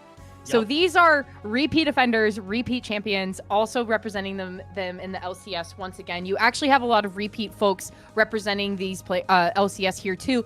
I remember last year in LCS 2025, you had like the Helix super team. And this time you don't have that. And a similar story actually for Florida as well, Gatorland. You had the My Little Henlo super team, which now on to greener pastures with the Hypernova of it all, playing in NA League and doing all of that stuff. So Hypernova and Henlo and friends have been kind of busy, Lexi included, not playing in NA League, but busy with other things. So you have a new representative for Gatorland, which I think is so fun because Gatorland's folks last year were dominant in this tournament. And then now you have the Milky Way and Gravity of it all also trying to come in and probably be a dominant force in the tournament too. So it's nice to see that the changing of hands in a tournament like this being passed on to a different LAN. Presumably, we're looking ahead to see who is going to be contesting Gravity and taking games off of Gravity. I really like when the teams mix themselves up every now and again. Not just like which teams are winning, but also just a LAN is a great opportunity to make friends and try new things. We're considering actually a rule in our LAN that we don't want repeat teams. We want people to always be like mixing up who their teammates are. Because I think that's also an element of elite level play. You see that with like all of the top Japanese teams. They're always playing with new teammates, with new weapons, and they learn a lot more about the game and like what their role is in it when they play like that. So I definitely agree that like a little bit of movement is always a good thing to have in a community. I can second that one for sure. As a participant, of course, in that Minnesota LAN where I got to play with a whole different amount of players, especially one player. I think Jem, you and I both though ended up playing like in 2 different teams in that LAN too, and it's just like it's a great chance to just be able to play with different players and just be able to, have a chance to see what kind of style they want to play and just see where they go from there. So I feel like you gotta basically branch out every once in a while and just see what other teams can. By the way, this is actually kind of fascinating here. So what we're seeing on screen right now is that 1-1 tie between Booyah Bay and Toronto Roca, excuse me. I was trying to make sure I got the pronunciation correct, and it's the 1-1 tie is actually kind of shocking to say the least, because again, as a person who's attended Booyah Bay and got to know the crew from the Catnip and Octopi pickup, part of me is like, okay, can the repeat offenders actually make noise, or would Toronto Roca basically surprise all of us? And I think, Jem, of all things, I feel like I've been disheartened in one way, but I love a good competitive set. But going back though, I kind of want to see how these two teams just kind of duel it out, because again, the winner of this one, as you mentioned, having to play the aftermatch at Barbecue Park Jambalaya team. Yeah, Toronto Roca is they really surprised their own region, honestly. They had a real David and Goliath run to get the qualification here, and on the backs of that, first of all, they must be so stoked just to be here, because they were really proud of that win. But on top of that, they're coming in with a little bit of momentum, like, okay, we're here with the big dogs now, like we can do this. So I like that we're seeing that energy, and they're pushing back. They took a game. They might be able to take more. It's still a very even, very defensive match. It tends to be on that map mode. It takes a lot to break through mid. So we'll see how that goes. It looks like things were not looking good for Toronto Roca off the back of that fight, but this is Splatoon. Things turn around in a hurry every single time. So here on SplatoonTourney 1, though, it seems to me that Sea Battle has been in a game for quite a while against Chai Shoals here. We've gotten to kind of tune in a few times to this matchup, and it's been a very long process for both sides, because Chai Shoals has been holding the lead in this game the entire time, and Sea Battle has been fighting back and chipping away very, very slowly. And one thing to point out too, what I appreciate is that last year, Sea Battle was mostly represented by a lot of folks that attended Vancoral, which is the Vancouver, Canada local that run by Slut and Ellie. And I feel like Sea Battle this time around gets to have actual Sea Battle natives representing the crew this time, which is exciting. Exciting for me as somebody that also organizes and represents Sea Battle. It's exciting to see folks that actually attend your LAN regularly representing you this time around. And what I really like to see is that Sea Battle is going to push it to overtime here. But no dice against the folks of Overseer coming out from Chai-Shoals. But hey, you know what? That's okay. And the fact that the game kind of took a while for it to finish leaves me to believe that there is more to be said here than what we were observing in the first round. But still on SplatoonTourney 2, you have Deep Fried Chuds 2-0 over Dairy Queen Check. And actually, why don't we take a look at the general bracket if we can, just to give you a bit of an update of what's going on here. So, Overseer finally beating We Aren't Practicing against Sea Battle there. This matchup has been taking a little bit longer in comparison to the other matches so far. Going down the line, Z-tier players are 0-1 against 7.8 and Too Much Ink from Don't Flounder. So New Inkland is down 1 game against Don't Flounder at the function. Booyah Bay and Toronto Roca are still tied 1-1, but there's a very decisive game 3 going on in that corner there. And then Deep Fried Chuds are successful in taking 2 games over Dairy Queen Check. And once again, you have all of these folks looking ahead to try and battle the first 4 seeds of the tournament. So those folks are kind of waiting patiently at the moment here. But Keon, take a look at this, okay? You could see that Booyah Bay had a pretty decent lead here against Synchronize, but Synchronize in these last few final moments here are able to sweep the lead down to single digits at that. It's actually kind of it's funny to just see this all unfold too, because in typical Wisdom, you normally see like a Scorchforge Rainmaker map. You're down to 9 points remain. It's basically, well, that's probably GG's unless you get some miracle comeback here. But you kind of couple the points forward here. Is that Shark got that first point, didn't even get most out of it too. And maybe it's just the way their comps is. That's the game right there. That's Toronto Roca up 2-1. But I kind of feel like Gem, the way that push kind of saw from what we saw earlier, it was kind of there was just a breakaway push that Synchronize had. They just took full advantage of it. Yeah, I mean, they do run a carbon, so I didn't see exactly what the circumstances were that caused it, but I would not be surprised at all if Nigel was involved with it. That's a very explosive weapon, and in a mode like Rainmaker, you know, that's something where you get someone in and get that double or triple, like, that can immediately change the game just in that one play. You've got to be so disciplined. So, wow, that is some insane Rainmaker running. One thing that I'm super surprised to see, though, is what's going on with Z-tier players versus 7.8 out of 10. That was the 5 seed losing to the 12 seed. That's a team that we definitely expected to be going on there. And 7.8 out of 10 was not actually the team that won their event. They fell right. That region fell victim to the problem of wings being in so many places and needing to pick one team. So that number 1 team never actually made it. So this is huge for 7.8 out of 10. I'm super happy that they were able to make that big of a splash, that it wasn't the blowout that the seeding would have predicted. That's a huge splashdown now that I say the word splash. They might be listening to me. I don't know. Can we check the mics? I find it fascinating, too, that you had last year, the issue was in the West, where you had the shiny Pepe super team sweeping all of the West Coast lands.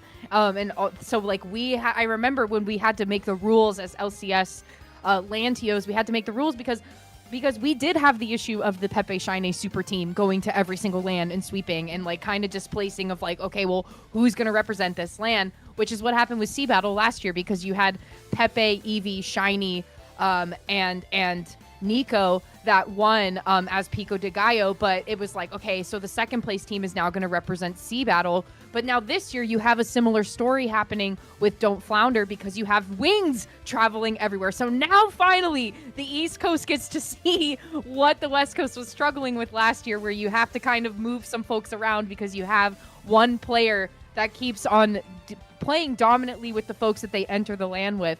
So it is nice to see when the 12th seed proves the seeding council wrong and proves us wrong. So finding themselves ahead of the folks at New England, which again, Jem, I want to mention these folks at New England that are seed number 5, seed tier players. This same team played last year, and they're getting beaten by the 12th seed. Yeah, that just an incredible run from 7.8 out of 10. It's if there's any fans of Splat Droid out there, the content creator, you're definitely rooting for them there. But this looks like it might be over right here. They're ticking down 4-2. Oh my goodness!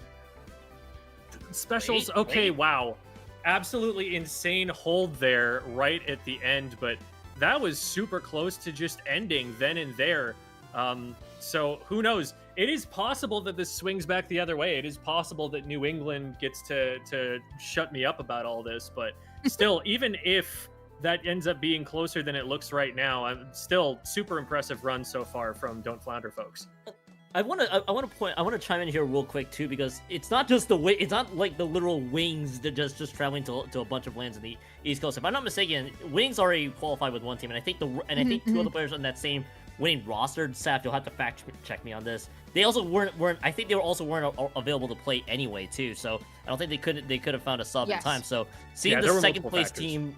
Yeah, so it was multiple factors, not just wings, of course. Just run. No, I know, but like, I'm not trying to blame the man. I'm trying to congratulate. I'm not trying to blame him. I'm not trying to blame him. But it's like it's one of those things you have to consider when it's like, okay, we have a really good player, a Division 2, one of the best bow players in the higher level right now, traveling to all these lands and playing with different people. So it is going to impact the placement of other folks. And Keon, check it out. Look, okay, speaking of wings, Overseer and We Aren't Practicing happening over on Splatoon 1. We Aren't Practicing was able to take a game off of them, and it looks like they almost are going to be able to change hands in the lead here, and which they have just by a couple of points. I mean, I'm rooting for Sea Battle through and through because Sea Battle was seeded pretty low last year and were able to snipe 4th place. So I'm really hoping to see a repeat of that on Splatoon 1 now with Sea Battle, and especially with Riki and Kronos working together. A Sea Battle too, we're so lucky to have Riki being representing us as well as somebody that was like one of the best squeezers in the Splatoon 2 days.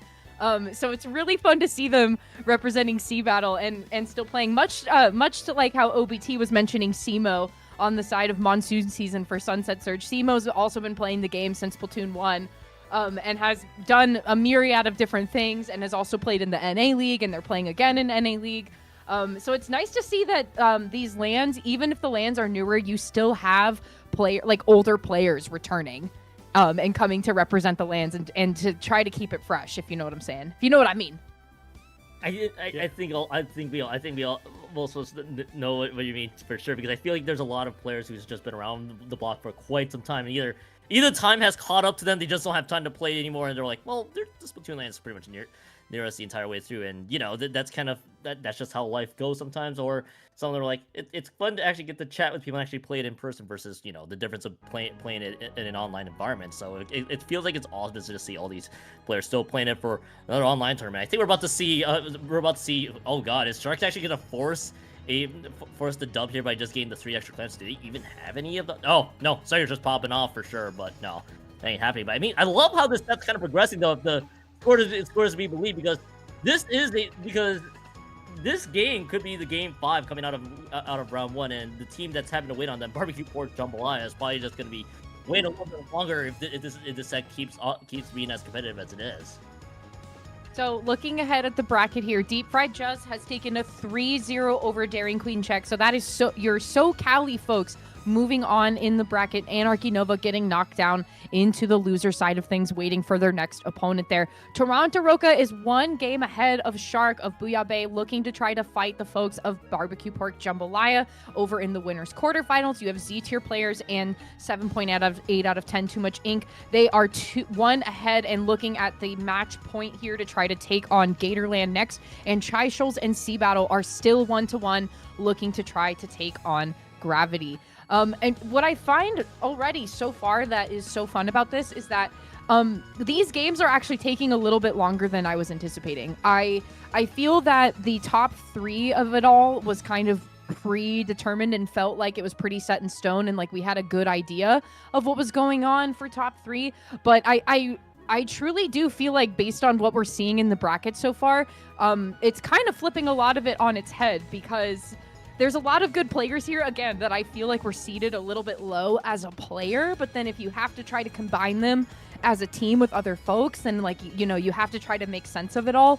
But I'm again, to Jem's point, we're seeing the 12th seed actually do really great things and almost outplay what they were seeded.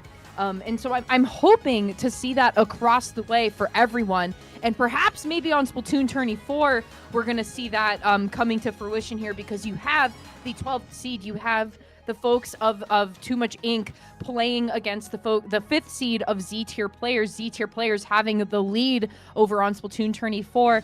And already here on Splatoon 1, you can see that we aren't practicing going against Overseer. Overseer is now pushing them into the match point. So C-Battle needs to try to do something quick here for trying to maintain balance and maybe push them into the Game 5 scenario. But we're going to be looking at Splatoon 4 for now.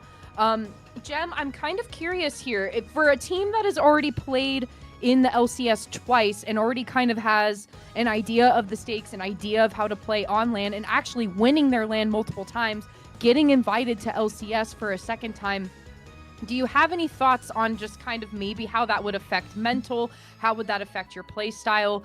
Maybe something that you're looking out for, especially because you have folks on this team that are very well versed in gameplay. Like, you have Storm from Hypernova, you have Neptune from Big Fat Sea Cows. Big Fat Sea Cows went on a crazy run last year. Tell me a little bit about mental. What do you think Z-tier players is kind of thinking at this moment, being here again? That is a really interesting question, because in an event like this, one of these kinds of invitationals, you don't have the early rounds to warm up. And that might be something that Z-tier players is thinking about a lot right now, you know, seeing that their backs are against the wall, having to get through 3 match points against what was billed as the bottom-seeded team. In a normal bracket, you know, the way that seeding is going to work, the top teams, and they're going to be the top teams from their individual regions, they're always going to be playing against the weakest teams early on in that bracket. And so you've got a little bit of time to, you know, get the matches that are going to be relatively easy for you to win just because you're more experienced, and let you get your hands together, let you kind of start putting the game plan together in a lower stakes environment. The stakes were immediately, do you want to be in loser's bracket from game 1 here? And so it might be a little bit of a wake-up call for them. Now, I will also say, if they're able to make the reverse sweep happen, that is a huge momentum swing for them mentally. That's something where if they have the mindset to go, look, we're actually working on a reverse sweep right now, that's what's happening. And if they can make that happen, they're going to feel so confident going into their next match, especially being the 5th seed. That means you're only going to be playing against the 4th seed round 2, right? You're not going to have to play against the Gravity here. Obviously, that the Florida team is no joke. It has that international experience on it, but that's one of the more winnable second round matches for the lower seeded team. By design, you know, in the seeding, that's how it is. So if they can put together a good run, I think mentally they're going to be in a great place for the rest of the event here. So what we're about to see right here, by the way, is one of the few game 5s I think we have seen so far is from the Shark and Synchronized group, the team that's actually going to be playing the H-Town representative. I absolutely just kind of love that it's been a very close back and forth. I think it's still been surprising because Toronto Roko's game has their first representation this year, obviously in the second edition of the LCS. So Toronto's reps are basically here for the first time ever in the LCS, and they've been the fact that their representatives, I think, obviously being seeded 10, are pushing this to a game 5, are keeping things really competitive, and you know, keeping this set going. It's actually kind of incredible because I think based on how this set's been going so far, Saf, it's been super back and forth. Well, see, this is another one of those instances where I feel a team was seated a little bit too low. And Synchronized from Toronto Roka. Toronto Roka's been running a lot of different friendlies at this point. And now with LCS and them trying to actually call it an official LAN, you have a lot of the stakes are higher. I guess is what I'm trying to say. The stakes are a lot higher. You have other players showing up to try to play in the higher stakes, and one of the players I'm really thinking about on the team Synchronize is Nigel. Nigel has been playing this game for a very long time, and they've been playing at high level for a very long time. Honestly, I would almost call them a sleeper pick. They are a sleeper pick of a person. As we get to see Storm get a nice triple here for New Inkland against Don't Flounder. Don't Flounder finding themselves in the winning seat here, unless Z-tier players can keep themselves in, and especially now pushing the point here to find themselves in the lead with almost 30 points standing in their way for Too Much Ink to try to come back here. But going back to what's happening on Splatoon Tourney 3, there's a decisive game 5 between Synchronize and you have Synchronize. Yeah, and Shark. Thank you. You have Synchronize and Shark over on Splatoon Tourney 3 in a very decisive game 5. And again, the folks of Shark have played with different team names and have won Booyah Bay multiple times. So you have folks very similar to Z-tier players who have won their LAN and represented their LAN multiple times. So you can feel a sense of pride coming from those folks. But when you have a team coming in for the first time, Toronto Roca, not only that, but Toronto Roca being our very first qualifier too. Not only is it their first time in LCS, but it's these folks' first time playing in LCS. You have them being the very first qualifier, so they've been chomping at the bit for this event to begin. And now with the Game 5 being decided over on Splatoon Tourney 3, Shark is going to be the deciding factor here. So you have the folks that have beaten their LAN multiple times, have played in LCS before, beating a team that it is their first time here, but that team being their first time in LCS and the first qualifier pushed that repeat team into a Game 5. So again, I question Keon and Jem, I question the seeding council because, again, like some of the players are in the right spots, but overall as a team, it's the narrative is changing. The narrative's changing. That's all I'm saying. Do you think that Synchronized team has a good shot against what they're seeded to play against is Deep Fried Chuds. They're seeded to play. Wait, why are they seeded to play against them? That shouldn't be what it is. No, it's barbecue pork jambalaya. Is probably what you're thinking of. Because that's the H-Town representative. That's the Houston representatives that they're playing. Right, because because there's a 7 versus 10. They play against the 2 seed at the time, assuming normal sports logic, and they're now playing against an H-Town team that, by the way, Jem has very notable players like Pika, Minor, Len, and Parachu. It's gonna be a very, let's say, fascinating matchup. I think that we will end up seeing in that quarterfinal side of the bracket because we have Optify versus a ton of talented players in that H-Town squad. I think, Jen, that's gonna be pretty fascinating to watch once that goes live. What I'm looking at is this losers bracket, and I'm seeing it on Sendu, so I actually have the projections based on the seeding. And I think that the way that this is looking is they would be seeded to play against Deep Fried Chuds, assuming that in this round 2 match, it's about to get started between Monsoonseas and Deep Fried Chuds, that the favorites, according to the seeding, come out on top. So I'm looking at Synchronized, I'm like, that's a run where they could make it, and that's also a run where, if they were to pull off that upset, they would actually get the rematch against Shark there. So it's still absolutely doable, and they could even get revenge along the way. I wouldn't count them out just yet. I'm really excited to see how that goes, because that team has been surprising a lot of people, I think, that Synchronized team. Speaking of things that are exciting, another Game 5 happening over on Splatoon Tourney 4. You have Z-tier players, which is New Inkland, versus the 7.8 out of 10 Too Much Ink, the second place team coming from Don't Flounder at the function, pushing our seed 5 into a game number 5. And so again, exciting things happening over here on Splatoon Tourney 4. We already had a Game 5 earlier. This is our second Game 5. And I believe we do have a Game 5 happening on Splatoon Tourney 1 as well between Sea Battle and Shy Shoals, which is all, again, continues to be exciting and it continues to grow. So look at this, folks. So 3 game 5s in the winners round run of things. Deep Fried Chuds making their way in a 3-0 over to the winners quarterfinals. So 2 of our new invites, Toronto Roca and Anarchy Nova, are finding themselves in the loser side of things right at the beginning here for their first LCS run, which I find interesting considering you don't have a couple of folks that have played in the first LCS. You have some of those folks waiting in the bye section of it all. But still, you have it's still interesting to create that narrative, right? Like you have the 2 folks that have just been invited to LCS getting knocked into the loser side of things. So finding their footing against these LCS tyrants that have been playing in this before and have done it. So going back over to Splatoon 4, Too Much Ink is looking really dominant in this one, Gem. And like I said, this is our 12th seed versus our 5th seed. And our 12th seed is really looking to close this out and move forward. And I mean, what a showing to knock your 5th seed into the loser side. Yeah, this is impressive. I would think going into this point that this is rough mentally on Too Much Ink because they're in a situation where they could get reverse swept here. That's something that it's really important not to let that take up too much mental real estate, but that's something that, you know, puts a lot of pressure on. So that's something where, honestly, at that point in the series, I would think that Z-Tier probably has a little bit of an advantage just off of that potential scare that they're giving Too Much Ink. But anything could happen. This is a game of Splatoon, right? You know, you can KO off of one push. And we, you know, left on Z-Tier taking control, so we'll have to check back in with them really soon.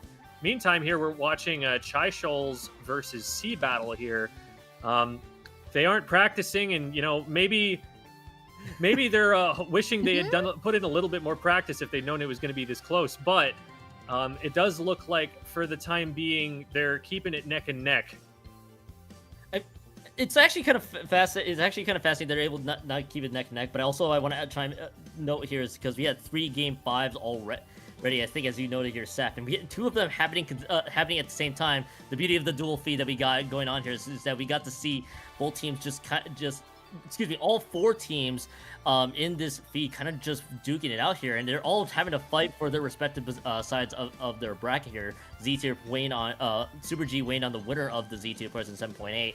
And then, of course, Gravity's actually weighing on the Chai Shoals Sea Battle representatives there. So you can kind of feel maybe it may not be this upcoming set here from Chai Shoals and Sea Battle that might be challenging Gravity based on how long the set's been going for them. But it really just comes down to it. I think this might be the game here for Don't Flounder. That is, in fact, the game for Don't Flounder. So that's the first big surprise out of the LCS here. It is, Gem, and that is 7.8 out of 10, Too Much Ink, qualifying for round 2 as the 12th seed in this tournament, just crazy, Jeff.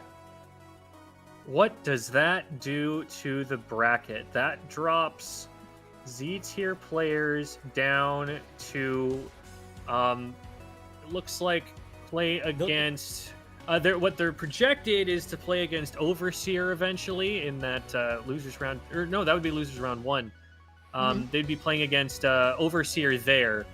And then on the other side of losers, they might end up running into... We aren't practicing again. There's a couple of ways that repeat matchups can be set up just by nature of it being a 12-team bracket here. But yeah, that's going to shake things up a little bit on the lower bracket. On the upper bracket, we probably anticipate the top 4 seeds to be able to make it through, but if there is an upset to be had, it is in the bracket that Too Much Ink has just advanced into. So that's going to be a really interesting round 2 match. That's going to be Super G versus 7.8 out of 10 Too Much Ink. I've got my eye on that one. I think that's one of the really interesting storylines going on in the bracket that we see right now.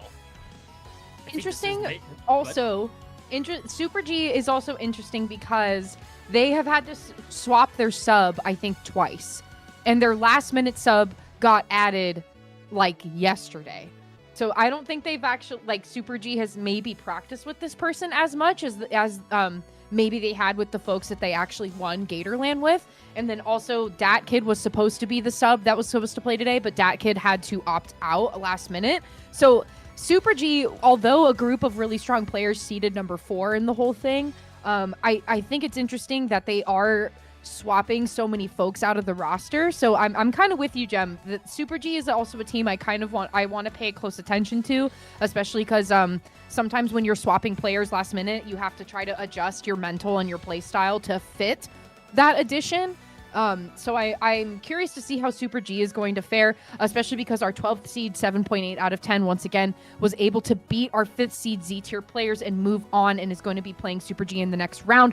Overseer, though, taking us down to the game closed 3-2 against C Battle's team. We aren't practicing. C Battle is going to be sent to the losers bracket side of things and taking up the top of the losers bracket and playing whoever is going to be knocked down there next. So we have C Battle, New Inkland, Toronto, and Anarchy Nova in DC all heading the losers bracket side of things. 3 game 5s in winners round 1 of things, which is a story to tell, Keon and Jem. My goodness, a story to tell, and actually some really surprising results coming in that kind of flip our seeding on its head. So moving forward, you have Big Dapple, you have Gravity, our number 1 seed, fighting Overseer from Chai Shoals, which if we could go back to the graphic, the bracket graphic one more time, I'd be so appreciative. Thank you so much. Okay, so Gravity versus Overseer. You have Gatorland versus Don't Flounder at the Function. You have Super G versus 7.8 out of 10.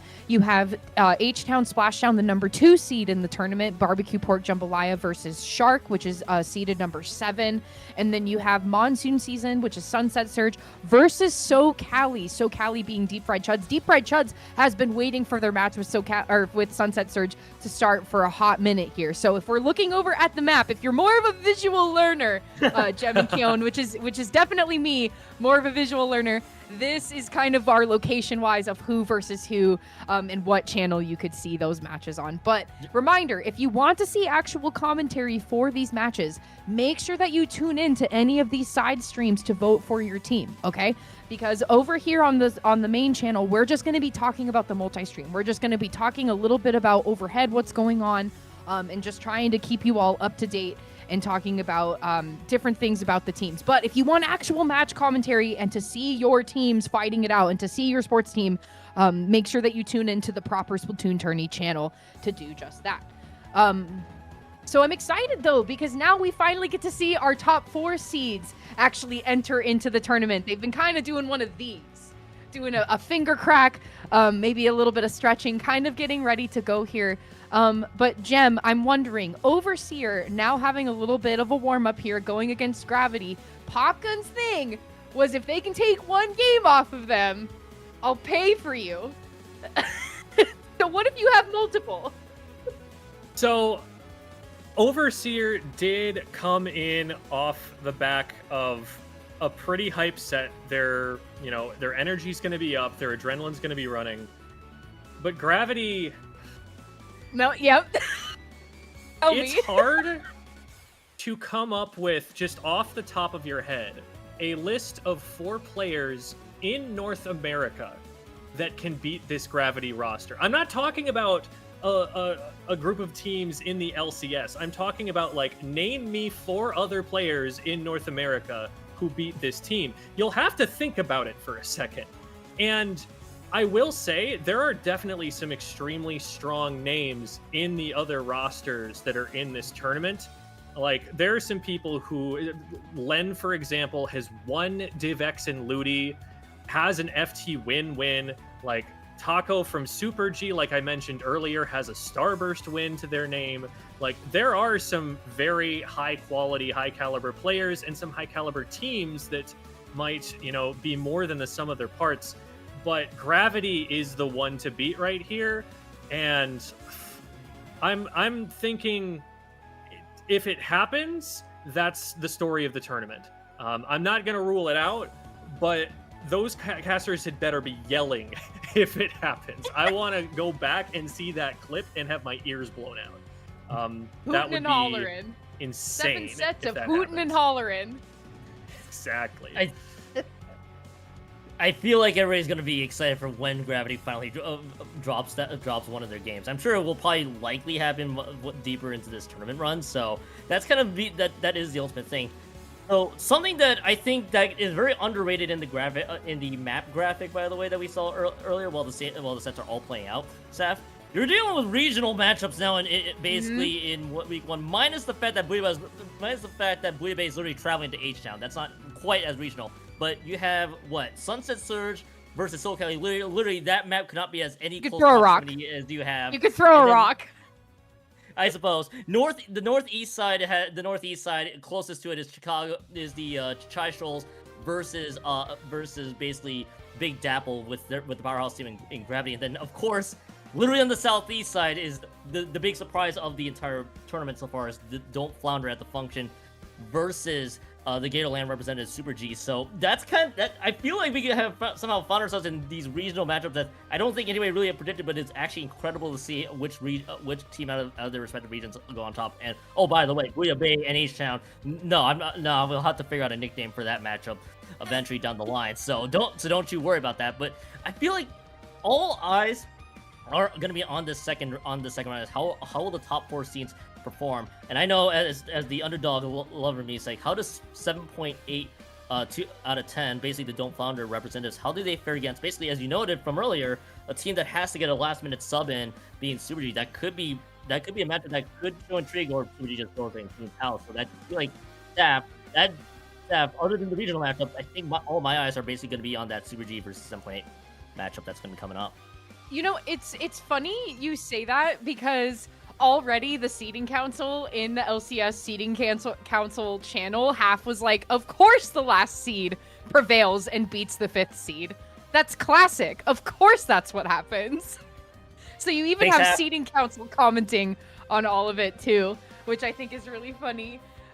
So over on SplatoonTourney 4, Monsoon Season and Deep Fried Chuds had a really dominant lead for a while there, but Monsoon Season is going to be taking the lead in the last minute, and making it really challenging here. What I love to see from Monsoon Season, which actually is something that Pepe noted, was that this Explosher playing with Monsoon Season Nightmare is probably the best Explosher player in Arizona.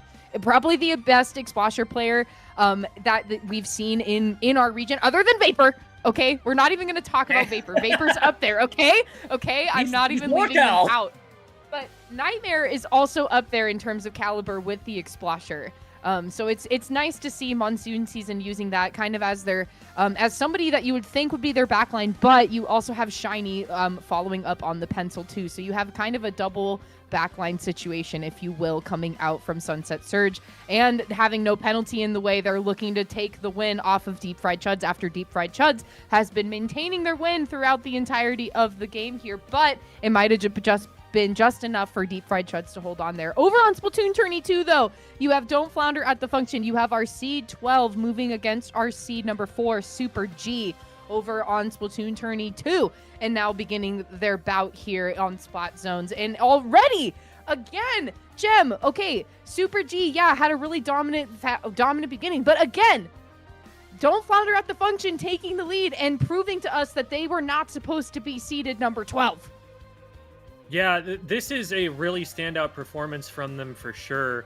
I think that each of these individual players' stocks are going to be going up as a result of some of these some of these results that they're getting now. Obviously, you know, still very early on. It still remains to be seen exactly how things are going to go down. This is Super G's very first game of the entire tournament, so you know, first game doesn't count, right? It never counts. It's not. But that being said, like, just the fact that they had a strong scoring push already, the fact that they're fighting back, like we said, this was going to be one of those competitive round 2 matches, and it's shaping up to be just like that right now. I'm excited to see it for a number of those players there. I didn't even talk about J-Lo, who was someone who was actually trying out for my team for a little while, and I was very impressed with their play and everything. So I'm super happy to see them doing well. I'm happy to see all of those folks getting a good tournament run, even if as I'm saying all these nice things about them, the zone flips to the other team and they get knocked out. Commentator's curse. Even from back here, we are still commentators, and sometimes we just have to An observer. we just have to weigh that. I want to go back really quickly to something that you said, Saf, about Nightmare, the Explo player, because they are definitely an impressive figure here. And what I want to point out is that they're not just top Explo in Arizona. They have gotten top 1 in X rank at one point. They got to 5K in NA. Of course. So that's just someone who kind of popped up in Arizona's like, oh, thank you, universe. We are very happy that this person is here. They're very happy to have them around, and they were so happy that they're willing to put that Explo on a comp with a Charger player and just go double backline because it's just working that well for them. And so far, it does seem to be the case that they've been able to make it that far on it. I will say, Deep Fried Chuds is up on them right now. That I was about to chime in on that one too, because it's like, okay, so Deep Fried Chuds, the SoCali representative, is putting up a massive battle, or putting up another big surprise against this against the Sunset Surge representative. That's Pepe, Shiny, CMO, and Nightmare, as you guys highlighted on before. But of course, right as I was about to, glaze SoCali for a bit, say something. immediately gonna be proven wrong out of the gate. So Jem, I'm joining you in the analyst desk curse, or the multi-stream curse, if you will, for that one. Actually, are they even gonna get the KO on this one? Oh, it doesn't look like it. So, of course, Jem, I'm gonna join you on that one. I guess I spoke too soon about SoCali, but I feel like that this has kind of been surprising though, Saf, with how this set's kind of progressing. Is SoCali's representatives have Deep Fried Chuds already got the game to have game 1 dub. Now you go to this game 2, and now Sunset Surge, of course, first game in this entire tournament, and they're already down 1-0. Obviously, I think it's probably a bit of a tune-up session, if you will, for that group. But being down 2-0 in a best of 5, probably the least ideal position to be in anyways, and I think that's what everybody's going to have eyes on for the most part. I think it's important to remember also that you have a lot of people coming off of playing NA League yesterday. Like, you have a lot of folks playing, like, quite a few folks that are playing today that were playing in NA League yesterday, and had to play for quite a while, because you have to play through the ladder, and then you have to play through the bracket, and do XYZ with all of that. And so H-Town, having Pika on their side, also played in NA League yesterday, but still, Barbecue Pork Jambalaya, that's not going to stop them, because they're already 1 game up. So who's tired from NA League? Because it's not Barbecue Pork Jambalaya or anybody that is sitting on that team, let me tell you right now. Or what's going on in Splatoon 3, you have Overseer and Gravity finally starting their set here, with Gravity, of course, having a really dominant lead and maintaining a dominant lead. However, Overseer were the ones in the lead down to the 58 mark until Gravity was able to be like, hey, actually, we're also playing the game too. We're here. But still, you have Gravity now with only 1 point, and now Overseer taking it back. So maybe Gravity is actually taking it easy and going to enjoy themselves the longevity of a tournament like this, especially because the folks on Gravity have played in so many different settings. So they got to be like, okay, hey, you know what? This is just another format that we know how to do this. We know how to play the long game because we've already done it yesterday with NA League, so we're going to do it again over here. But looking over at SplatoonTourney 4, once again, you have Deep Fried Chuds versus Monsoon Season from Sunset Surge. Sunset Surge having a leg up in the competition here on Rainmaker. However, Jem, I gotta mention, on Deep Fried Chuds, Mia has been on an absolute tear in this tournament so far, and I'm seeing a lot of folks in chat actually mention Mia and what they've been doing, and Mia is somebody that I want to say is from Sunset Surge, if I'm not mistaken, but they are playing for SoCali in this. I could be totally wrong, but there's a lot of overlap between the SoCali, the Booyah Bay, and the Sunset Surge of it all, that kind of triangle of doom. Yeah, you always love it when you've got regions that are close enough to each other to become rivals. Like, I think that's part of the beauty of, like, Sunset Surge and H-Town. The fact that basically every event, I think, like, so I did a video on one of those matchups recently, and if I remember correctly, the H-Town Splashdown Twitter profile has some trash talk against Sunset Surge. It's like #1 Sunset Surge haters there.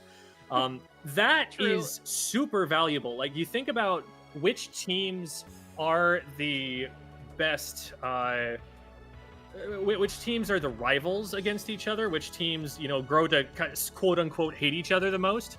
It's always those teams that are close to each other. It's always the teams that play each other all the time. They want to be the best in their region. They want to represent their region. So the fact that there is that geographic closeness that lets them all be the travel team, that lets them be the villains in each other's stories, I think that's really powerful, and that creates a strong community. And I think that's no small part of why those happen to be some of the strongest regions, some of the highest seeded regions that are in our event today. And I actually kind of want to, and it's exactly your point. It's like having these kind of regional rivalries. I feel like is just fun to just watch, not just as a spectator, of course, but just if you're repping a local close to your scene the entire way through, it's so much fun to just see both teams go at it. I'm getting my mind is kind of scattered here because I'm watching just this push materialize, and I'm waiting to see if Overseer is going to do the other people, but they may have.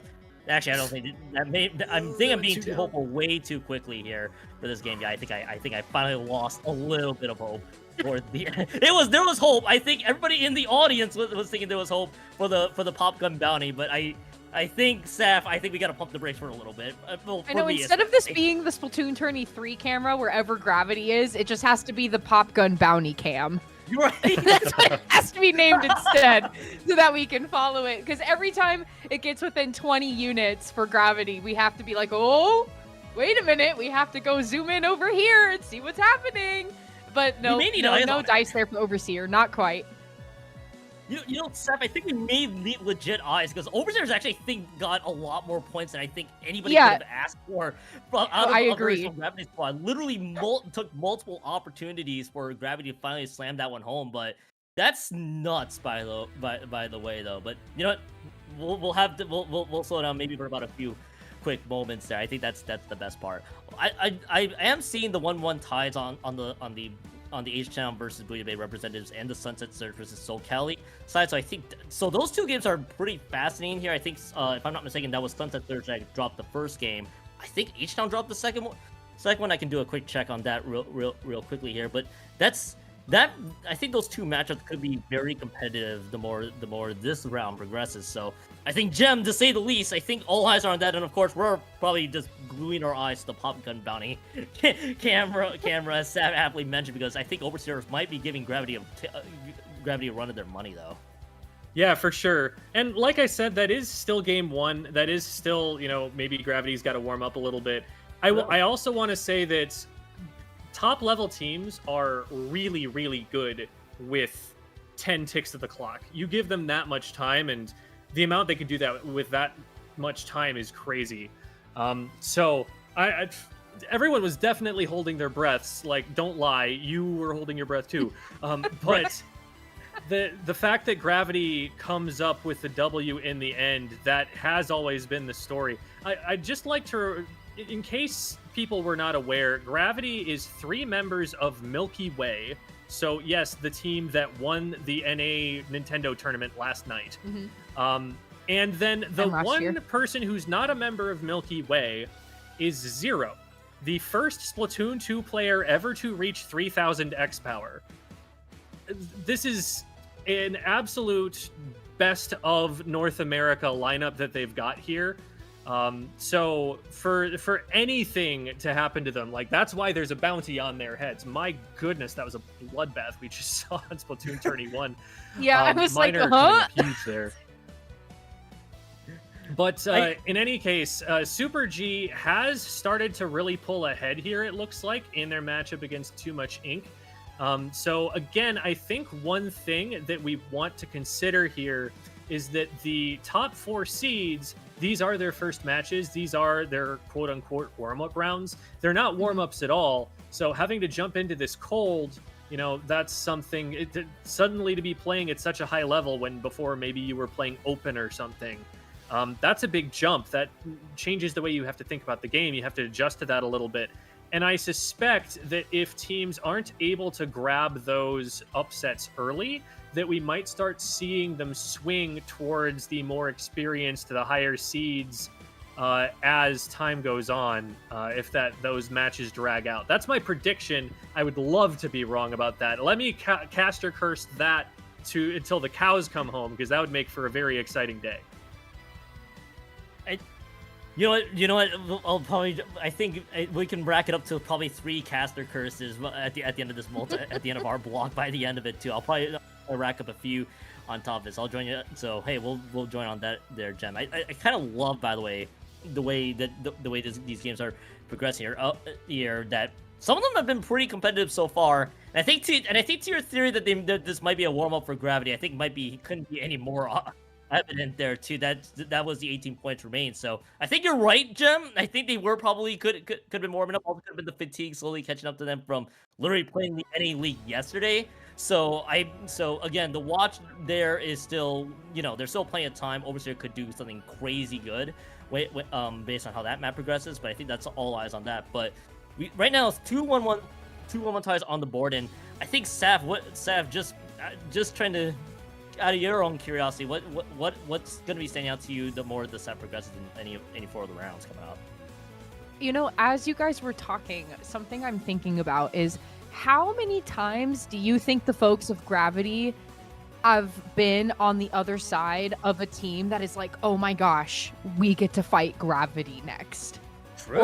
Or Starburst, or the FT Win, or whoever. Like we get to, or Bet, like we get to fight some of the best players in the West next. And it's like Gravity, to them, it's like, oh yeah, okay, this is just another team.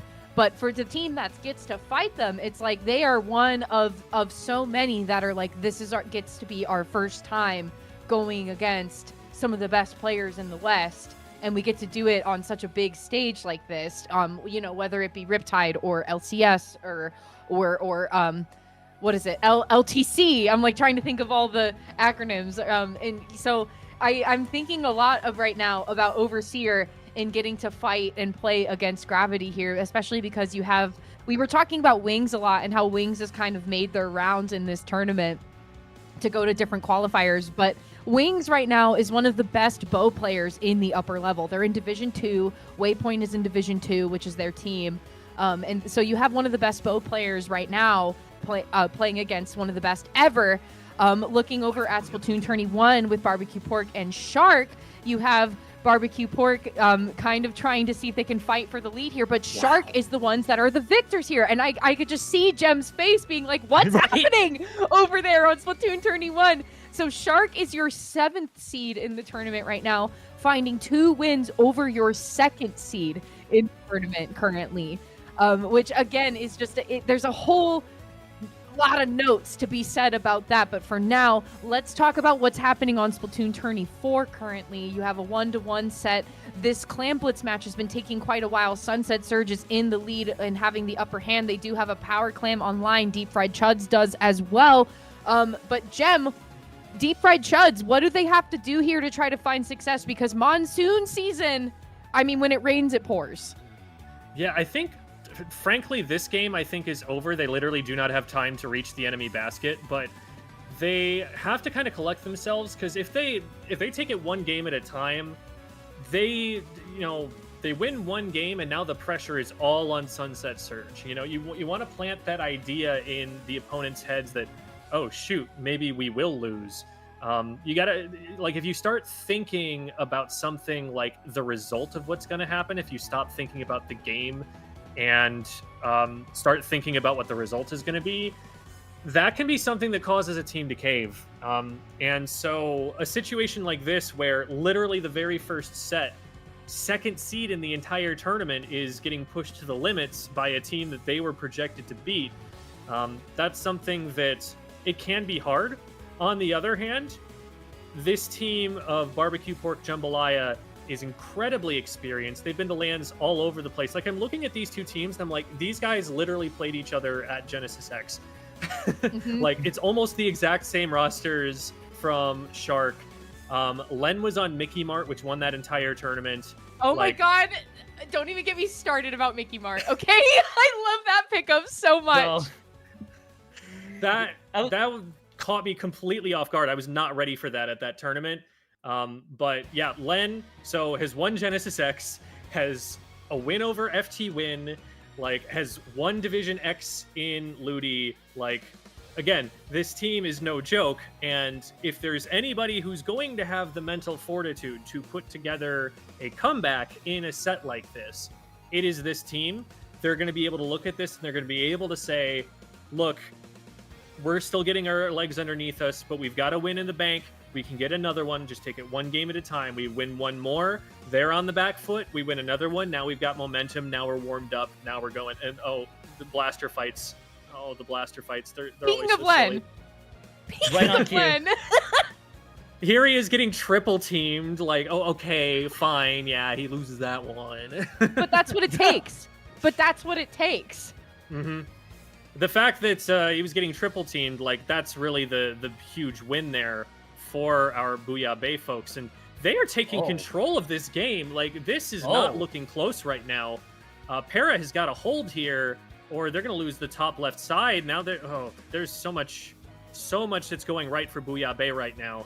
And it's going to take a lot to stop it.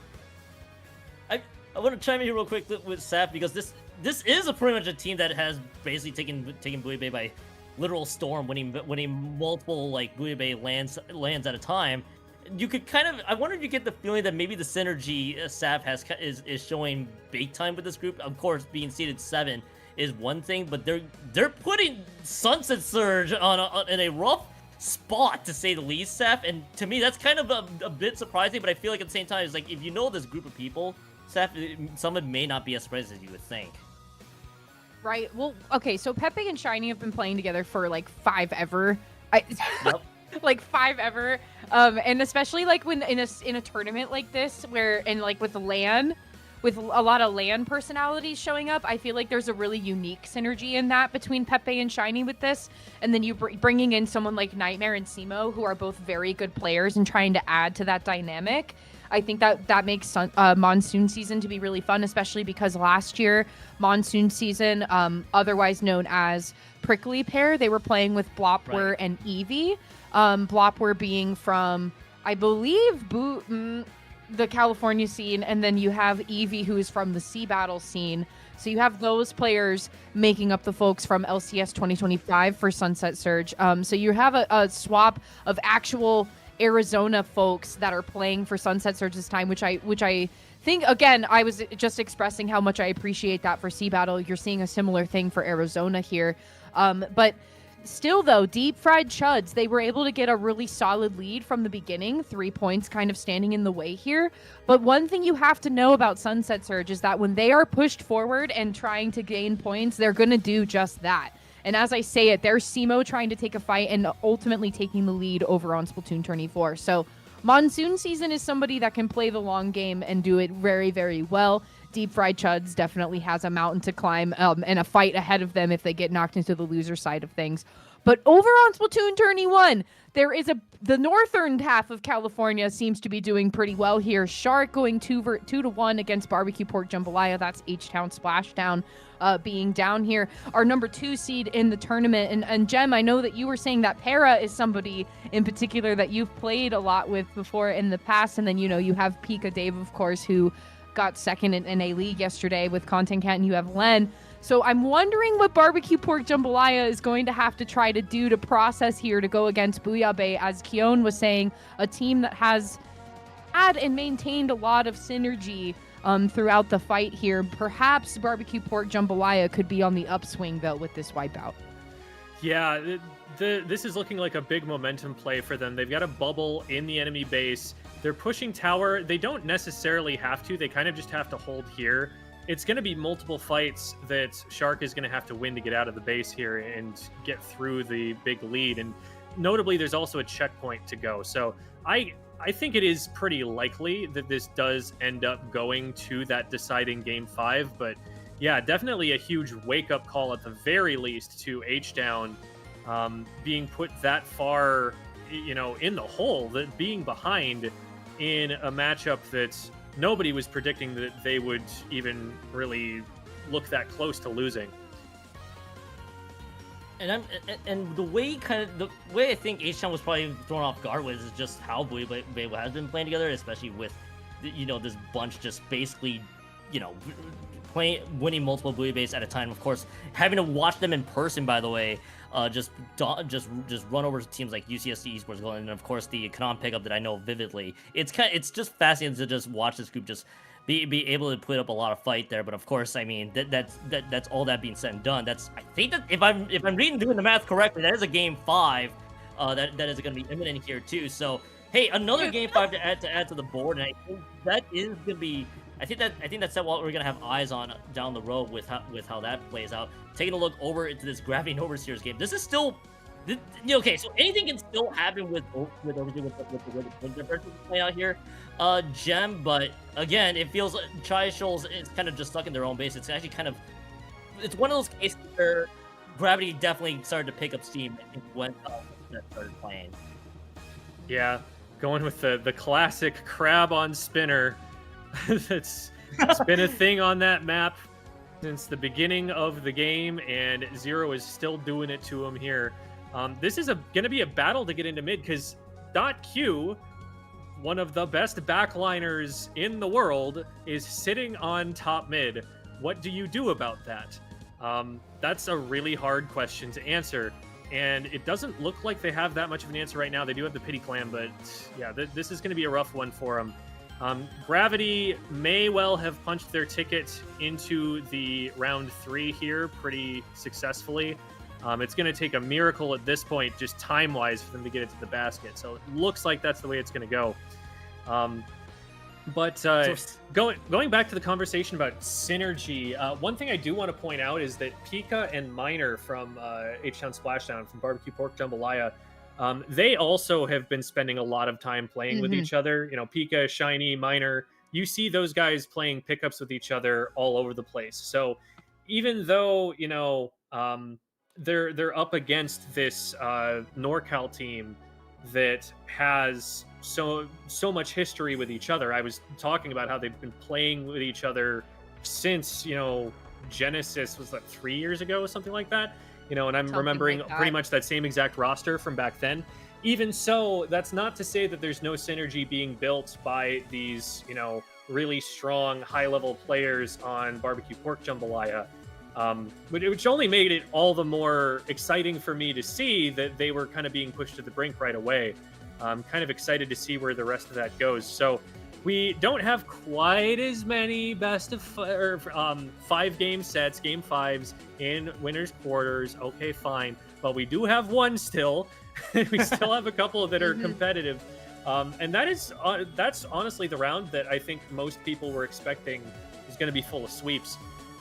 So the fact that it's not it just goes to show that all of these players, to be the top of their region, they have to be pretty good. They have to be pretty smart. They have to know how to look at another team and figure out how to beat them. So this is shaping up to be a really great event, and I'm excited to see what especially the later rounds go like. Pop off, Len. Len is okay, we're reverse sweeping this now. So one thing I do want to point out, something I do want to point out that I was noticing on the bracket. So go travel back in time with me for a second. Back to LCS 2025. Big Dapple, Gatorland, and Sunset Surge were all in the top 4. So you have those 3 LANs looking ahead to be in the top 4 once again already on the bracket. It's Shark right now that is trying to disrupt everything. And if they are able to upset H-Town Splashdown here, that's going to be huge, not just for the representatives of Booyah Bay, but also huge for our bracket in pushing our number 2 seed down into the loser side of things. Our losers bracket is almost complete, folks. We are waiting on the result of SplatoonTourney 1 currently to see what our losers bracket is going to shape up to be. But, no, and there's a disconnect on the side of Shark. That is so unfortunate, and they're already past the time limit there, too, in a Game 5. That is, unideal of what you want to see. No but if you're going to have LZ popping off here, maybe, just maybe, Goose can hold it down for just long enough to reverse the lead. But this is going to be really big for Shark if they're able to actually keep all their eggs in the basket. But if you have all 4 folks to Barbecue Pork Jambalaya, I mean, that's going to be really challenging, Keon. I think people are now going to be asking what kind of router setups or what kind of shenanigans were in play there for poor Shark to kind of have that game 5 play out, because I think I think everybody, and including myself, would say having to fall back from a 3v4, basically the perma 1-down situation. If you heard me commentate, I always say someone got ejected or claw machined out of the game, basically there. And I don't know who was the one that got removed. I think it was I'll have to take a look at the VOD once again, but I gotta give a lot of credit though to Shark, by the way, both of y'all, because they are keeping this relatively competitive. Because you saw LZ was just going off there too, but it's such a huge uphill to climb here, Gem, and I think you can definitely speak to this one too. Is like when you're playing on a 3v4 situation, you gotta be on the ball. You pretty much gotta play perfect. You've got to make something happen that just shouldn't be able to happen. That's kind of what it boils down to. And, you know, having a tent on your team definitely can help with maybe stalling a little bit, but they really needed to get that lead and then just be able to hold it. And as soon as it ticked over, I was like, oh man, what a way for it to go. Game's not over, but at that point I was like, I think it's over. God, that is so, heartbreaking. The alternate universe where that doesn't happen, we all want to live in it, because that would have been a very exciting conclusion to that if not for the tragedy. Hopefully they're able to claw their way back through the lower bracket and, you know, make something happen, because they deserve it for how much they pushed the number 2 seed of the event and a team that I think very much deserved to be to a game 5 in just that second round. It's kind of, but again, I think the fact that Shark was able to push them forward, I think it bodes well to what this lower bracket run could be here too, because we got our lower brackets basically set up and ready to go, and it's basically, as you guys know, it was basically all the expected teams in that top 4 basically making it through there. I mean, in fact, losers round 1 has already started. Hey, Sap, you're gonna be happy to see this result here in just a few moments. Maybe I might have jinxed it. Nope, I jinxed it. Had that to the list. You should have quit while you were ahead. Okay, so yeah, Gem, what count am I at? I think we're at 4 now at this point. That's 4 jinxes. Sap, I'll send you something in the mail after that one. Hopefully, we aren't practicing does not curse me at the end of the broadcast. I mean, they're going to be cursing you here because as you were speaking, as the crow flies, that's 3 members going down. There's no penalty in the way for Don't Flounder. It's looking pretty good here. But single-digit push, though, for Sea Battle, I mean, you basically have to win the whole thing, Gem, if you want to win this one against Sea Battle for Too Much Ink. But I'm really hoping I got copium in me that Sea Battle is going to round it out and actually make a good follow-up here. I'm hoping that this is not Saf's first commentator's curse of the broadcast, but I fear we might have gone there.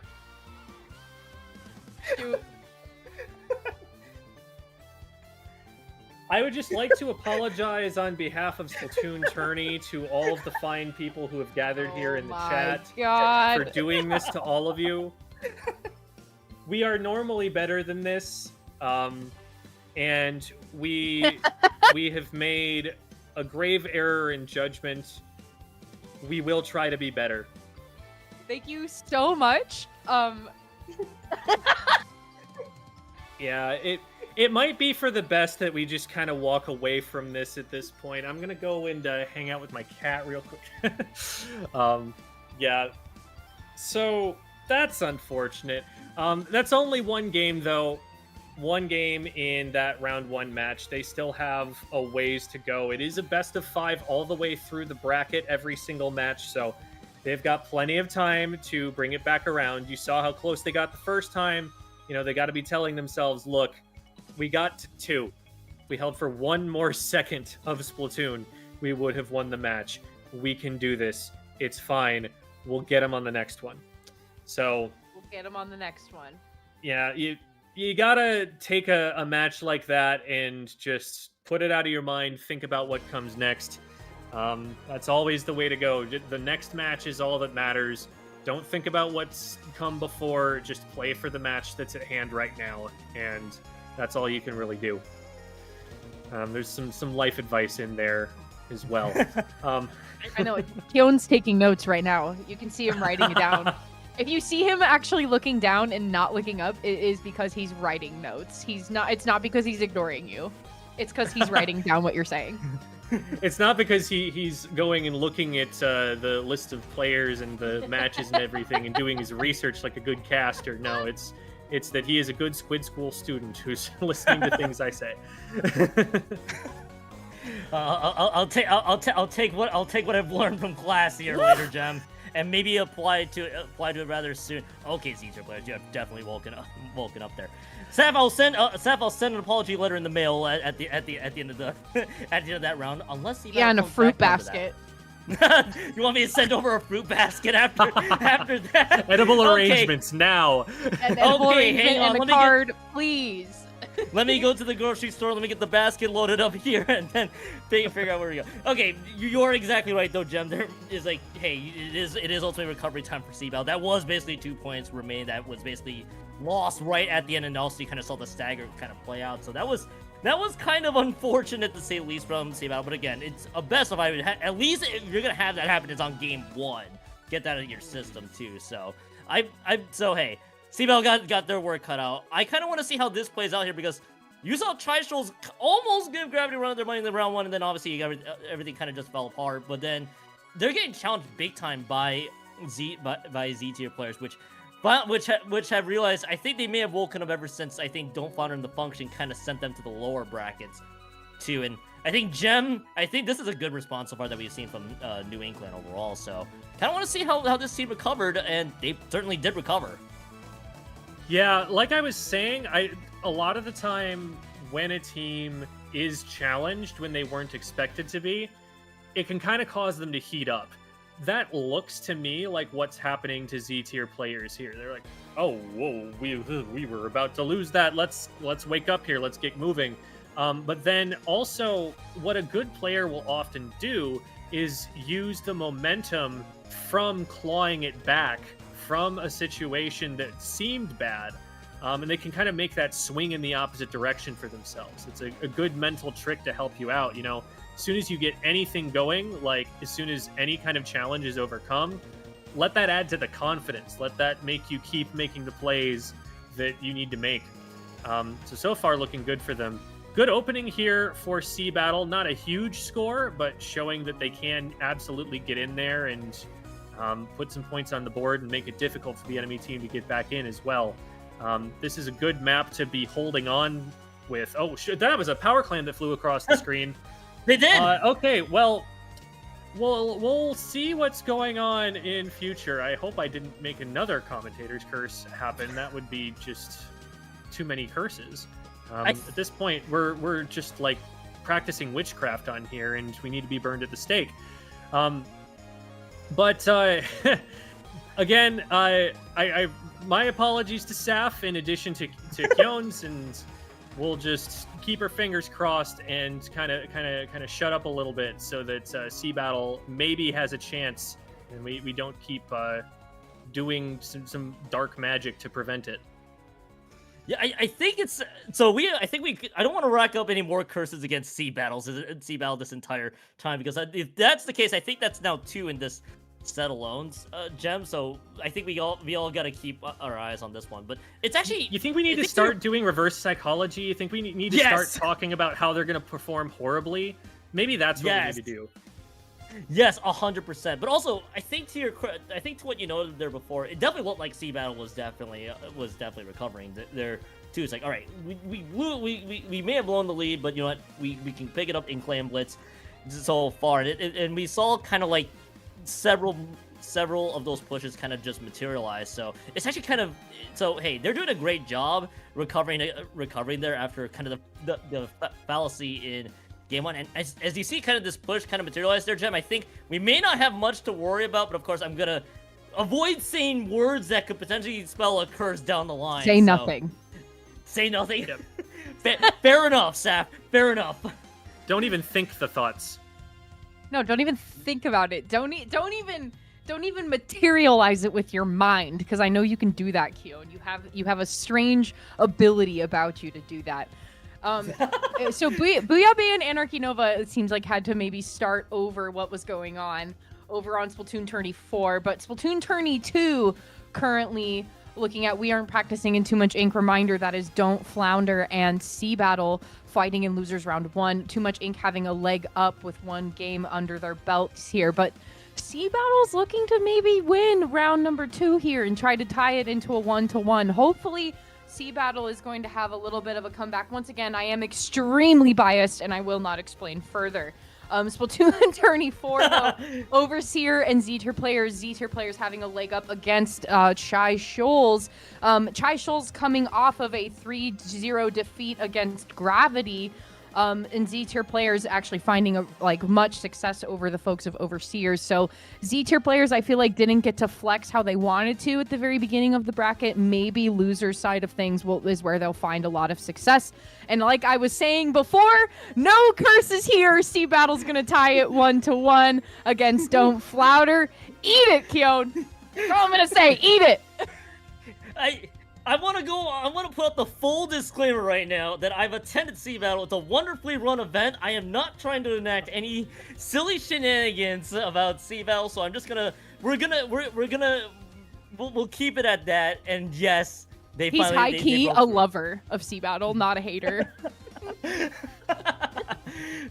Fair enough, but yeah, we've gotten through all the first rounds so far. Or actually, we got the setup for loser bracket round 1, and this kind of looks as cross country as it kind of looks within the map, because it's like one team flying to the other. Coast versus coast battle, I guess, is the closest thing we got to it. So I think Saf, kind of just this layout that we have here, this coast versus coast matchup, minus Tri-Shoals, which is, I guess, the closest thing to the East Coast we're gonna have, even though they're technically from the Midwest.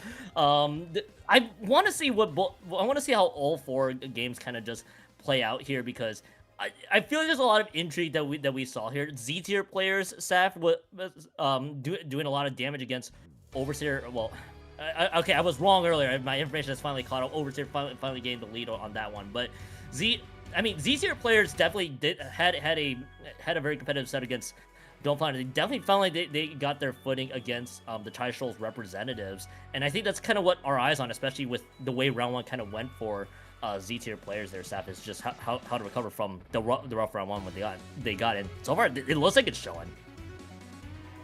Yeah, I would say so. I think Z-tier players are going to have a better run in the loser side of things, especially just because opening in the bracket against a really tough opponent. You had Z-tier players playing against the 12th seed, which we thought the 12th seed was seeded 12th for a good reason, but and not only that, it's kind of like a double whammy for being the underdog, because you have them being the 12th seed and you also have them being the 2nd place team at Don't Flounder, taking the nomination. So you kind of have a double ding there on the record for our 12th seed, but still finding themselves in a really tough spot against Super G earlier in the bracket, getting knocked down into the loser side of things. You have We Aren't Practicing taking on 7.8 out of 10 Ink, and they are tied 1-1 right now. However, in terms of, to speak how Jem was speaking, in terms of the projection, 7.8 out of 10 is projected to win this one, to go against Z-tier players. So will the bracket actually be that as it may? I guess we will find out. Also on the loser side of things, you have Deep Fried Chuds versus Synchronize starting up there, and then you have Shark versus Dairy Queen Check also at the very bottom of losers bracket, getting initiated there. And then in the top side of things, you have Gravity and Super G, and then you have Barbecue Pork Jambalaya versus Monsoon Season. You have your 2 and 3 seeds and your 1 and 4 seeds. So those were projected correctly. However, I still think the meat and potatoes of the bracket down in the loser side of things is going to be really fun to witness, Gem, especially because, once again, I really do think our 12th seed is going to actually project themselves a lot higher than we were originally thinking. Yeah, definitely. Yeah. Losers bracket is a scary thing to be in, but on the other hand, it can also be a generator of a bit of momentum. You play more matches in losers bracket, and the tournament doesn't bottleneck at winners. It bottlenecks at the losers bracket because there are more rounds. What that means is that if you're in losers, you're playing continuously throughout the entire tournament until you lose. Winner's side, a lot of the time, especially in grands, you'll get there And you could have 30 minutes, 45 minutes, an hour where you're just not, you have nothing to do and you're sitting on your hands waiting while people are fighting tooth and nail underneath. Now, the one advantage that can kind of equal that out is the fact that if you want to go into Grands and take on whoever's waiting in there, you know, we're predicting it's probably going to be Gravity, but who knows, maybe that pop gun bounty really inspires some people to get up there. We're anticipating that that's going to be the case, but that does mean that number one team up there is going to be waiting a little bit, but it also means they're going to get an extra set to be able to get warmed up and figure out, you know, get back in their stride. And I think that same kind of thing is happening to a lot of the teams that started in round 2 here, where they've gotten through their slow start turns, to make a Pokemon reference, and they are cooking on all cylinders. They got their full stats now. They're also going to be figuring out what weapons work, what comps work, what strats work with their teammates. If they haven't been practicing that much before this, now they're getting great practice against high level competition, the best that North America has to offer. And they're going to learn a lot from this experience. You know, playing tournaments, especially big ones like this with multiple regions. You know, in my time traveling for Melee, I came away from a big regional better than I would have been after 2 months of normal practice on my own. Mm-hmm.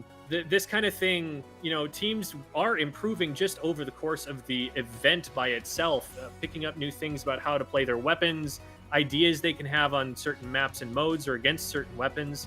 And those they will be able to use against each other later on. So I think we're going to start to see less volatility as the bracket goes on. Maybe I'm commentators cursing that, but that's okay because that would be fun. And continuing to add to the list of cards, I think is more enjoyable. But I think you have a very valid point, though, is when you're playing against some of the more like experienced teams or experienced players, you can either take it, you know, I know a handful of folks that will be like, oh, well, they're probably some of the best, so maybe we'll get washed out if they're looking for results. But I feel like if having the right mentality to several points is, okay, well, we're gonna play against some of the best. How do they do things? How do they play the game? How do we do things differently? I think I feel like this is kind of the same thing with me, but bizarrely enough, it's for like puzzle games like Tetris and whatnot. Like some of it is just learning about what the best players do and what we can definitely improve on. I feel like there's always a lot of things you can learn from just the game. And it applies not just to Splatoon, but for any other video game out there. So I think it's a very valid point that was brought up, and I know everybody's probably going to be having their eyes on, you know, the top 4 teams in the tournament here, but I think everybody's going to have their eyes not just on the Pop Gun Bounty discussion with Gravity for the most part, but I feel like people are like, oh, I think for some of the teams that got the opportunity to play against Gravity is, okay, this is why they're probably really good, and maybe we can learn a thing or two from our experience against them, and then maybe you get a handful of teams that are like, well, that I guess that's just how it goes sometimes. But I feel like there's just 2 different sides to it. As out of my ramble there, Seth, it looks like C-Battle has finally picked up their stride. They're trying to admit they've listened to me after I cursed them in game 1. It's because your fruit basket made it with no problems. Express shipping, 2 hours. It's okay. Your 2-hour apology video was in fact accepted by the C-Battle crew, and it goes to show because they dedicated that 3rd game to you. So round of applause to you, Keone.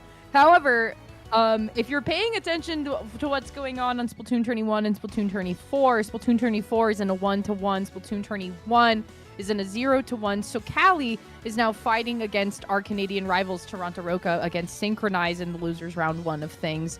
Not finding too much headway though. Synchronize is still looking pretty strong here in this Clan Blitz game. And then over on ST4, you have New Inkland versus Chai-Shoals. Very close matchup here, and really close in points at that too. One thing I'm really hoping for in this loser side of things, I'm really hoping to see that losers is going to be reminiscent of what we were seeing in winners round 1 with a lot of game 5s. because these are a lot of the folks I feel like that did push us into the Game 5 scenario, and now they're finding themselves on loser side of things while our first 4 seeds are just kind of sitting pretty on the winner side of things, waiting for things to get wrapped up. So I'm really hoping that nobody here is losing momentum. I'm hoping that we are all trying our best to gun it for the grand final slot to go against the champions from the winner side of things. And so far, I'm really wondering, Jem, Synchronize.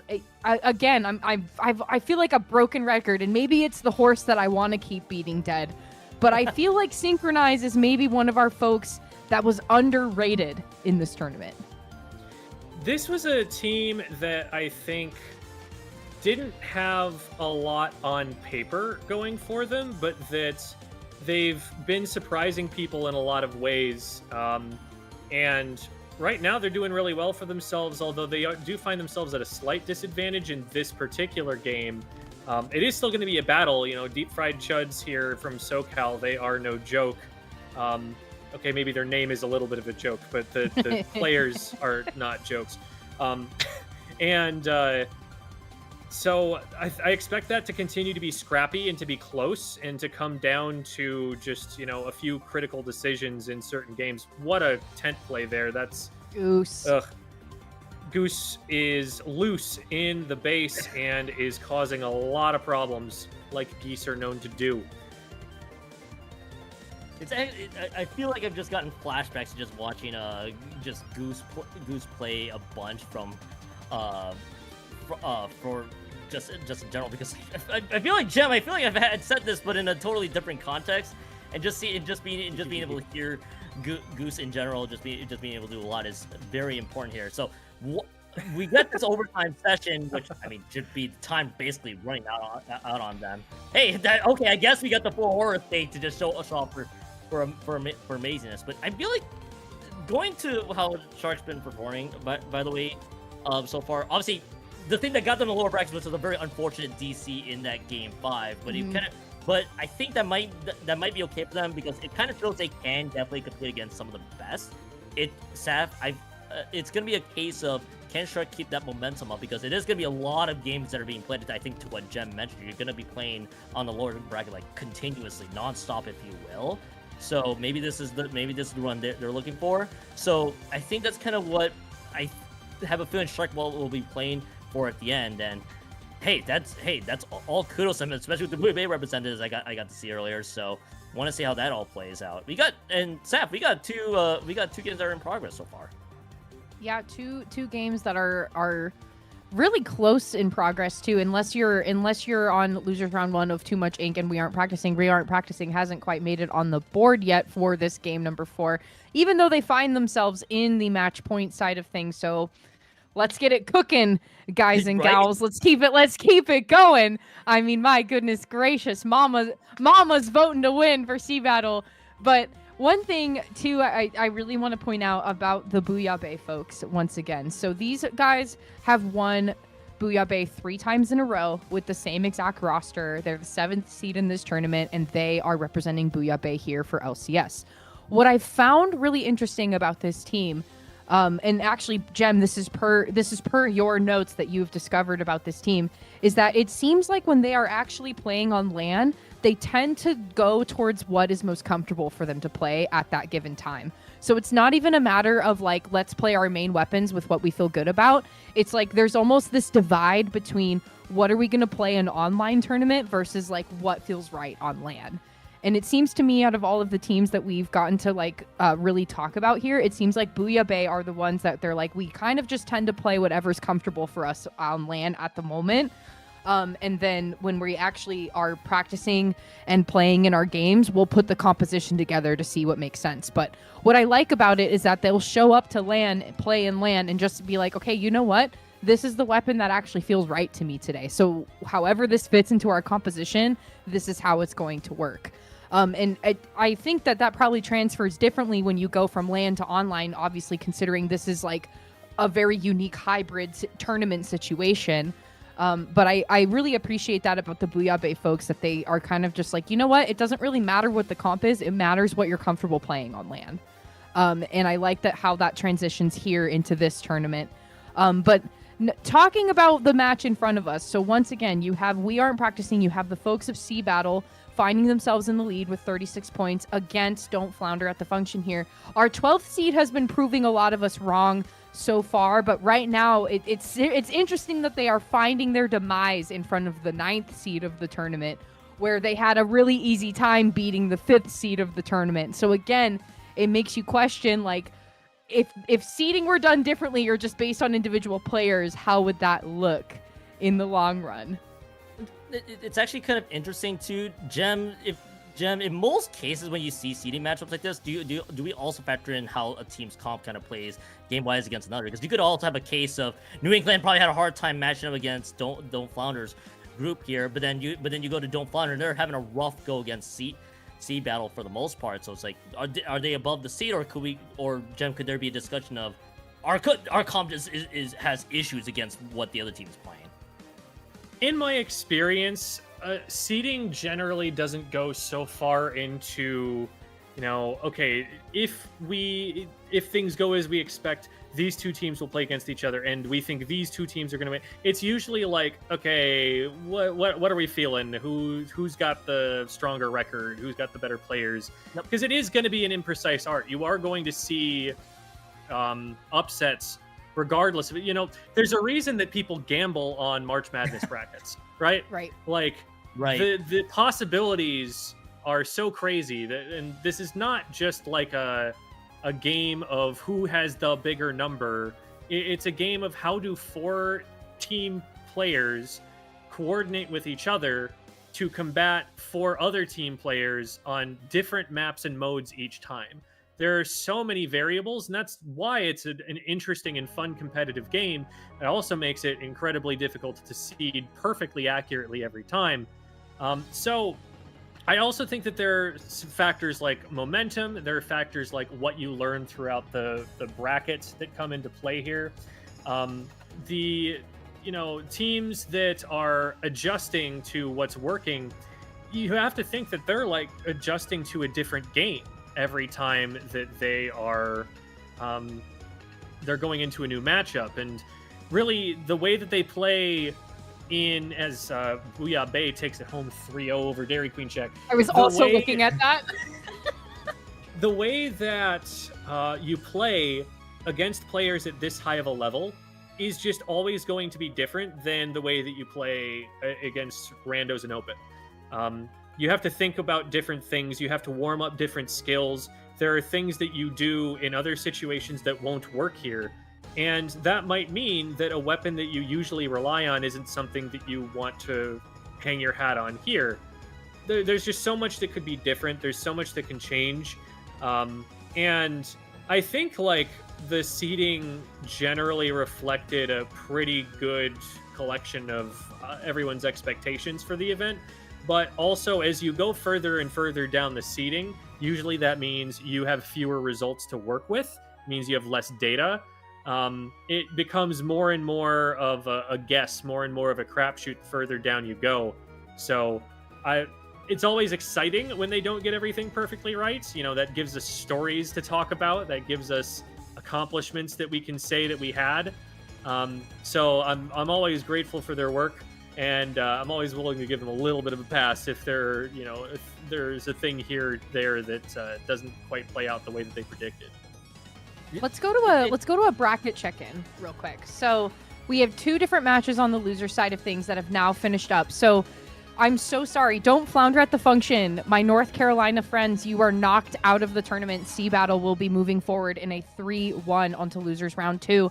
And down below, Booyah Bay 3-0 over Anarchy Nova. Anarchy Nova, I'm so sorry, Dairy Queen Check. We will see you next time.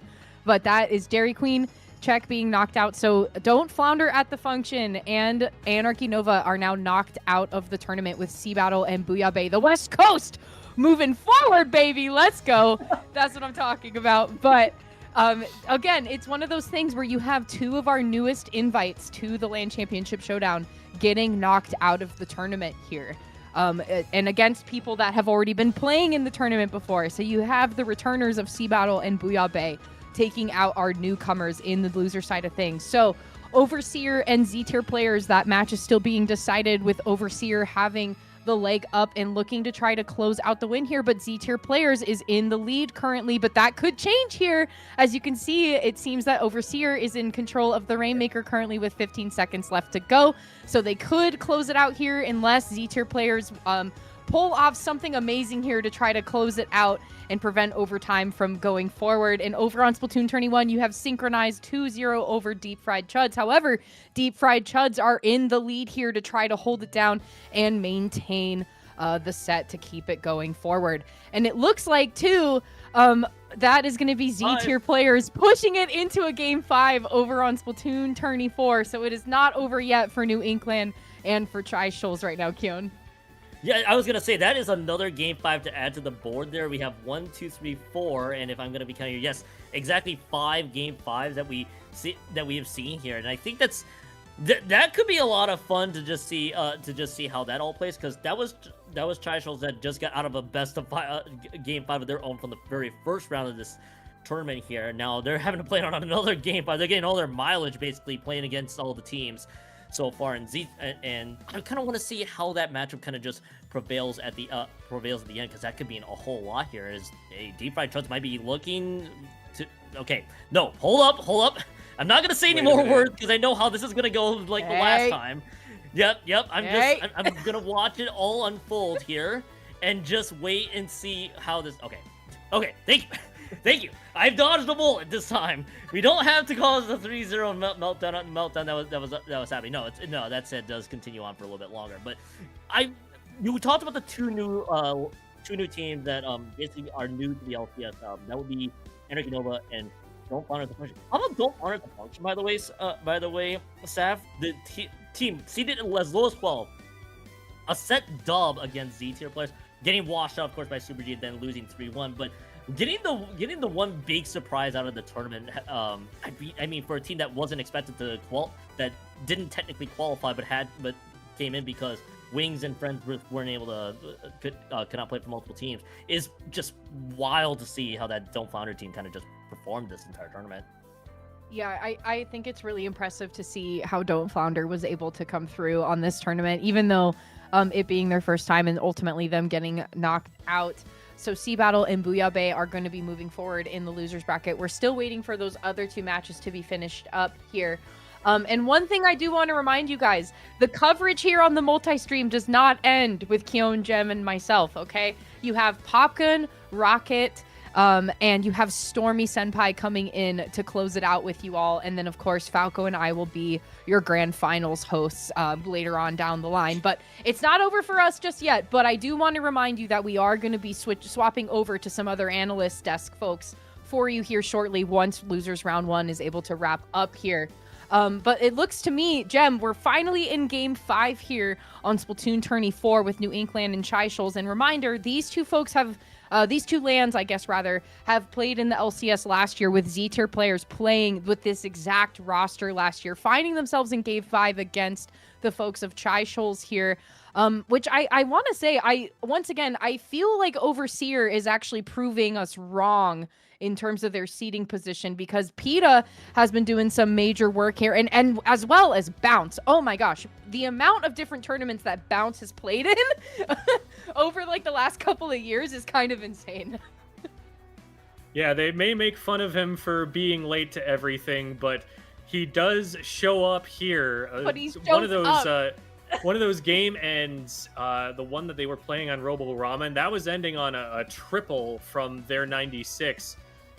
So definitely coming up huge for the team so far, and they're looking to maintain this hold. It's getting a little bit scary for Z-tier. They might be able to get back in off of this pick, but down to 22 off rip is definitely a good look for the beginning of this, and it bodes well. I say, fearing the commentator's curse, but we will visit that as needed in future. Maybe looking over the other side. But looking over the other side, Synchronize has actually dropped a game now against SoCali here, so it's definitely not over yet. Synchronize was looking poised to 3-0 until just that last game, and okay, well, here's a shark. Roller's going to do what Roller's going to do. But it's so cool to see that all of these matches have been so competitive here. It looks like we've got a winner's semis match starting up here. Super G versus Gravity going on the top right as well. I'm very eager to see how that goes. That's going to be fireworks. So, Kyon, looking out here, what more do you want to see from the bracket as we've got it here? Like, what are some storylines you're looking forward to, and who are you rooting for?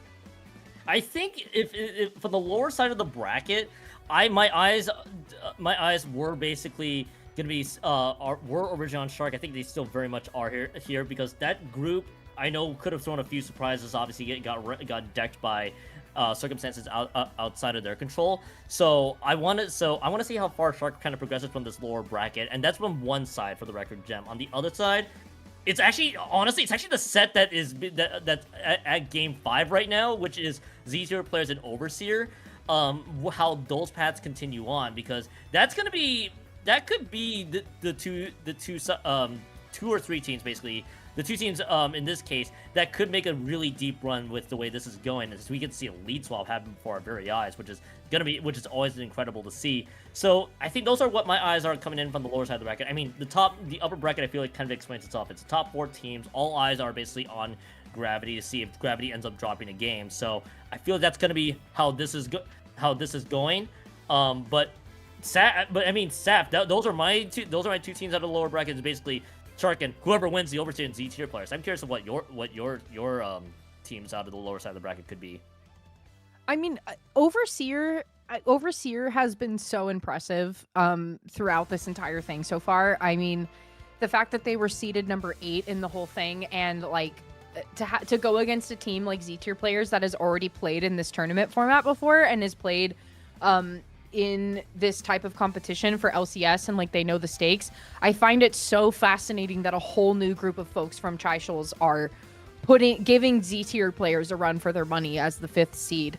I am also really fascinated by what's happening over on Splatoon 1, because both of these games just kind of going the distance and taking their time to be completed here. Finally, Splatoon 4 is going to be coming to an end there. And in a knockout fashion, I think that is Z tier players finding the victory over the Chishul's team. So Overseers is getting knocked out of the tournament. After that, Z tier players is going to be moving on. So our last losers bracket set of our block here that we are waiting to finish up is going to be versus Toronto Roca and SoCali. So this is the last match right now before we move on that we're waiting to see finish. Synchronize dropping a game against Deep Fried Chuz, as we noted earlier. That's against SoCali. SoCali is in the lead here right now, Gem. It seems to me that SoCali maybe has the tools to turn it around, but again, I mean, it's really hard to go against a super team from Canada like this, especially because you have Dylan and Nigel on that together, who work so well together and have you want to talk about synergy again. These are two players that have a form of synergy that it's almost like a unspoken thing between the two of them, that they can both just kind of act without comms being there. And I find that Synchronize is able to really pull it out in really crucial moments here. But Deep Fried Chuds is looking to maybe extend this set for a little longer. I'm waiting on it. I'm just waiting to see what...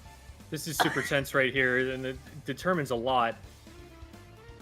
Because we got all of us are just looking at it. They got 45 seconds basically to make this push happen.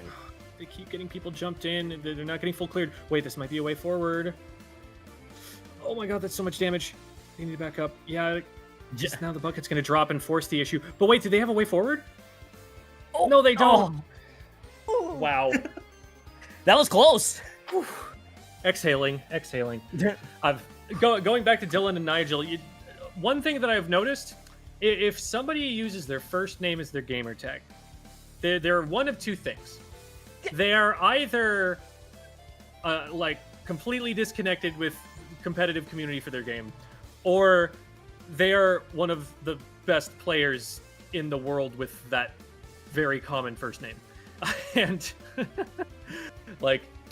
that when you say Dylan, when you say Nigel, that's the Dylan and that's the Nigel. That's our Splatoon one. Right. That's kind of a flex to be able to just use your name like that, because those are some pretty common names. So yeah, strong team for sure, and they're definitely putting the points on the board here against the top teams from other regions, as we see on our very spread out map right now. Right now, it really boiled down to East Coast versus West Coast. Even if we're, talking Canada, because that's Toronto over there on the east. So at the moment, we jump back to Gatorland versus Big Dapple. This is Super G, or Super Gert, as I am informed. Yeah. their name stands for. Versus Gravity, aka Almost Milky Way, aka one of the best teams in North America, full stop. Right now, this is Gravity's first chance to take a swing. There is always some back and forth. Even the best teams are sometimes going to give up pushes, going to have to reset. What really always matters is who has the W at the end of the day, not who is in control in the middle of the game.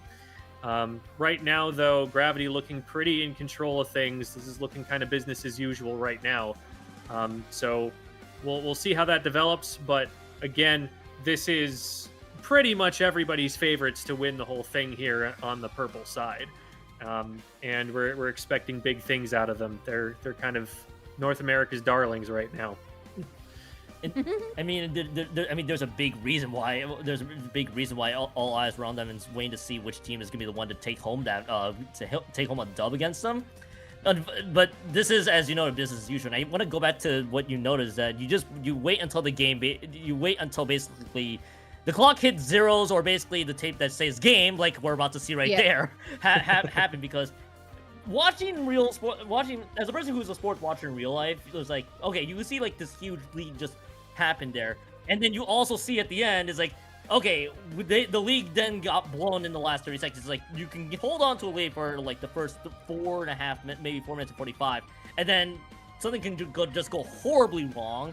Either you got ejected from the game because the other god says no, you're not allowed to play the game much further, or like several bad fights happened in a row. And I think I think a lot of teams, and I think to your point there with Gravity, slow start, but maybe that's just all fine and dandy. It's like, okay, we got ourselves some time to recover, use the clock to your advantage, and that's kind of fun to just see how teams just play the game throughout, until clock hits zeros, or the tape that literally says game flies across the screen. And I think we're still waiting to see when that game 5 is supposed to come on. There's a reason why you're still hearing us 3 and not the next crew there, the next crew ahead of us, which is Popgun, Rocket, and Stormy, just weighing on deck here. They're probably still waiting to see they're probably waiting to just hop in at some point, Saf, to see when will this game 5 between SoCal and Toronto Rokas representatives kick in. And I'm sure for Bouillabaisse crew, they're like, when do we get a chance to play the video game? Maybe also fix what happened in the winners quarterfinals matchup earlier, Saf. I know Bouillabaisse is getting like the fattest break ever. Like, this is like ideal condition for Bouillabaisse to take like a whole big break. So waiting on the result of this match here, you have Toronto Roka and SoCali fighting it out. Toronto Roka and SoCali, this is their first time being invited to the LAN Championship Showdown. Both members looking to knock the other out, which is so interesting, because you have two people that were just invited that are now finding themselves in a game 5 scenario. One of them is going to be packing their bags and going home. The other is going to be moving on and fighting in Bouillabaisse, which it could be. It could be a civil war. You might have California versus California. It's very possible here. But if not, then you have the result of North and east of Canada versus the West down in California. Again, you have California Part 2 for Synchronize, with Bouillabaisse waiting in tow. But so far, Deep Fried Chuds was saving all of their energy for this 5th game here, because no penalty standing in their way, Gem, and no points on the board barely for Toronto Roka. It perhaps could have been waiting for this moment here because they wanted a taste at their same state rivals. This is one of the big exciting things about Splatoon. Like, this is a very fast, volatile game. You were talking about sports earlier, Hyun, and you cannot lose a lead in a game of, say, football in 60 seconds. but 60 seconds is the absolute longest maximum, like minimum time in any of the modes to KO. Like, that is an amount of time that, like, the entire game can flip on its head. You can go from having 99 points on the board to losing in 60 seconds. And every one of these seconds matters, and being on a game 5, it's absolutely on a knife's edge. Every single decision matters, and those decisions are happening in tiny fractions of seconds. So I'm really excited to see what's going to happen. It's anybody's game between Toronto Roca and SoCali here. It's anybody's game between Synchronize and Deep Fried Chuds. And they're fighting over what can be one of the more volatile modes in the game. You know, one where it does tend to KO fairly quickly. You don't need to move with the objective. You can hold in front of the objective, and that can be a big thing. But it can also be this big, heavyweight, drawn-out fight where each team gets to take their swing, and you see who gets rattled the most by each one. I want to chime in here real quickly here, because one, SoCal and Toronto Roca, I just noticed the people who are on the mic, but I want DRF, a huge representative from the SoCali side. I'm sure his inner bias will want to say something positive about SoCali so far. We also have something that's developing, by the way, on the other side, on Super G versus Gravity, because I think that might have been the game actually for Super G. If I see that actually materializing right before our very eyes, because I think if the colors are correct, Saf and Gem, that is Super G that took a game off of Gravity. You heard it here first. They actually got a dub against the Big Dapple's representatives. Popgun, I hope you are listening to this one. I hope you're ready to get Falco jump into the waiting room where Popgun was so fast. Falco's on it. He's already there. I kept saying, like, this is the team fast. that I least expected to do it out of the top 4 seeds, but these are players that have that kind of pedigree. They can do something like that. Taking the set is definitely another question, but my goodness, Gravity Bleeds. Who else might be able to get some from that against that roster? That'd be huge results. You know, they're going to be putting that on their Discord profiles immediately. Hey, first cut is the deepest. First cut is the deepest that I've heard. So perhaps this could be a bit of a downfall situation for Gravity, okay? Like, maybe that was where the first strike has now been made by Super G, and maybe the rest need to just come in and feeding frenzy and try to kick them while they're down. But it's like, with one loss, is Gravity truly down? Did you say Depends who you ask. downfall on purpose? Was that a thing you were doing? I wasn't Gravity doing anything. Downfall? I Anyway. wasn't doing nothing. I deny everything. I know nothing. I know nothing at all. Nothing. Ooh, that's a pretty Zuka. I can admire a pretty Zuka. What match is that? That was that was a SoCali, or not a SoCali, a Sea Battle Zuka. Yeah. So Saf is happy about that one. Oh, of course. Okay, listen. Our final We gotta get out of here. Our final, losers bracket match has now been completed. So, looking at the bracket once again. So, Z-tier players and we aren't practicing. This is in losers round 2 of the bracket. They are currently duking it out. You have Booyah Bay still waiting on the wings here for their next opponent to be getting knocked down into the loser side of things with them. You have Deep Fried Chuds versus Synchronize. Trying to conclude their match there. They're still 2-2, but we're waiting on the final result of this game 5 here to see who is going to move on to playing against Shark. Gravity and Super G are still duking it out. Gravity having the upper hand. Super G, though, putting a dash on their perfect record against Gravity, taking one game off of them. H-Town and Sunset Surge, the very, very much heated rivalry, if you will, happening in the winner semifinals side of things against H-Town and Sunset Surge. You don't want to miss that match going on. Synchronize is going to be the winners against Deep Fried Chuds. Deep Fried Chuds. So SoCali is getting knocked out of the tournament. Toronto Roca is going to be moving on. But Gem and Keon, there's so much more exciting action that we don't get to cover, unfortunately. So we're going to be welcoming Popgun, Rocket, and Stormy onto the mic with us. And I also want to shout out Jerian, our wonderful broadcaster today, who has been just zooming around to everything. He's also been talking in our ears the entire time while we have all been talking to you. So shout out to Jerian as well. Jem, I'll start with you. Where can folks find you at to sign us off here as we send in our new casters? Well, they can find me at a bunch of places. I run the Squid School YouTube channel, the Squid School Discord server, on Twitter. I am Stratit_Gem, and also I have the Squid School. I think it's Squid School_SPL on Blue Sky. There's a whole bunch of different stuff that I do. And Kyon, where can they find you? Well, find me on Kyon2570 Blue Sky and on Twitch. I got nothing else to chime in. I just do variety stuff, and you probably just hear me yap on the mic. Hey, Saf, you're gonna be on later today, aren't you? Yeah, I will be here later with Falco, the Falco Flyer, the Mr. Splatoon tourney himself, to bring you home in grand finals. So my time here is not quite done. I will be seeing y'all later on, but please, please, please go ahead and take a break, get a snack, use the bathroom, whatever you got to do. But then I encourage you to come on back here to Splatoon Tourney and welcome our next folks, Popgun, Rocket, and Stormy Senpai. You don't want to miss it. You are watching the LAN Champion Showdown 2026 here on Splatoon Tourney. We thank you so much. We'll be right back after this break.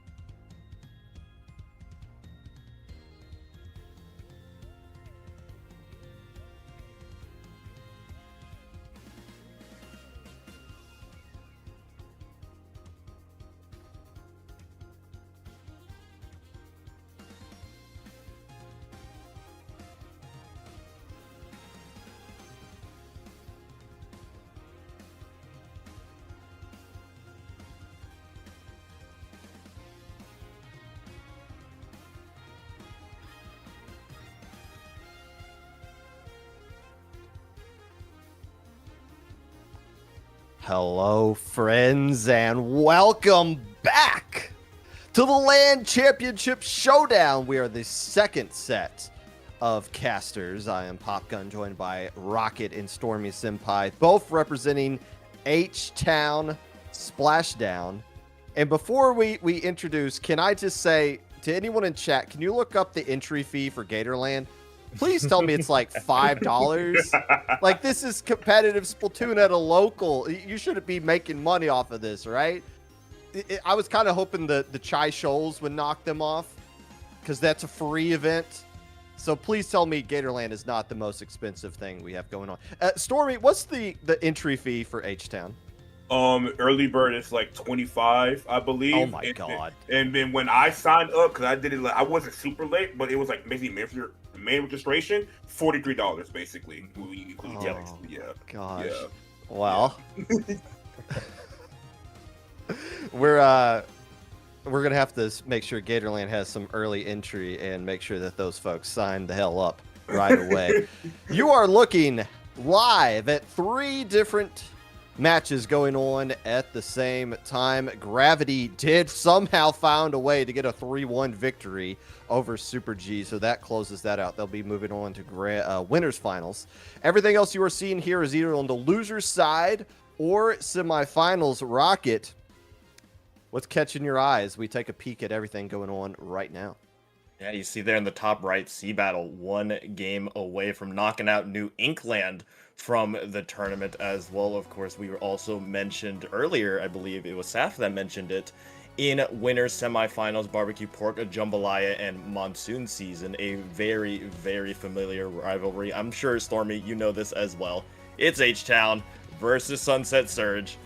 We have to get that run back. Of course, Dio's probably screaming around somewhere about this matchup, and we saw them invade us in the 5th edition of H-Town here, but I'm sure as much as I know, you know how much this means for both sides, both H-Town and both for Sunset Surge in terms of bragging rights. Yeah, it definitely means a lot, and you can see the intensity that's being played out here being put into neutral. And I mean, I just gotta say, it is a titan to take down Arizona. Like, look at the people on their team are absolutely incredible players. Absolutely ridiculous. Pepe, Shiny, Nightmare, by the way, Nightmare, like absolute titans. But with that being said, I mean, H-Town's not doing a bad job taking them on. H-Town still alive in this one as the number 2 seed, if you care about the seeding for this event. I will save my judgment on that until the very end because I played a role in the seeding for this event. I will tell you if it was a large role or a tiny role based on how things are going, but 1 versus 4, 2 versus 3. You look at the roster for the Barbecue Pork Jambalaya squad. I think anybody who was seeding this would come up with the same exact reasoning, putting them at number 2. Pika, that is the same Pika. It's always confusing with these lands because you'll see a name and you'll be like, oh, is that the... Oh, no, it's not. It's a completely different person that you've never heard of before. But it's Pika, who finished 2nd place last night in the Splatoon 3 North American League for Content Cat. Minor, formerly of Nightmare, currently of Lazarus? I don't even know what that is. I'm just looking off of that. Lynn, formerly of a gazillion different teams. Still giving people concussions with the blaster, I'm assuming. Yeah, I see the blaster in that one. And last but not least, Parachu. Rest in the Milky Way. That's where that player's from. They're one of the great low-ink teams of the early 2026 era that we are in. So a pretty stacked roster of competitive players. When you can just go to a LAN and you have 4 other people that know what competitive is, you're going to be in a good spot.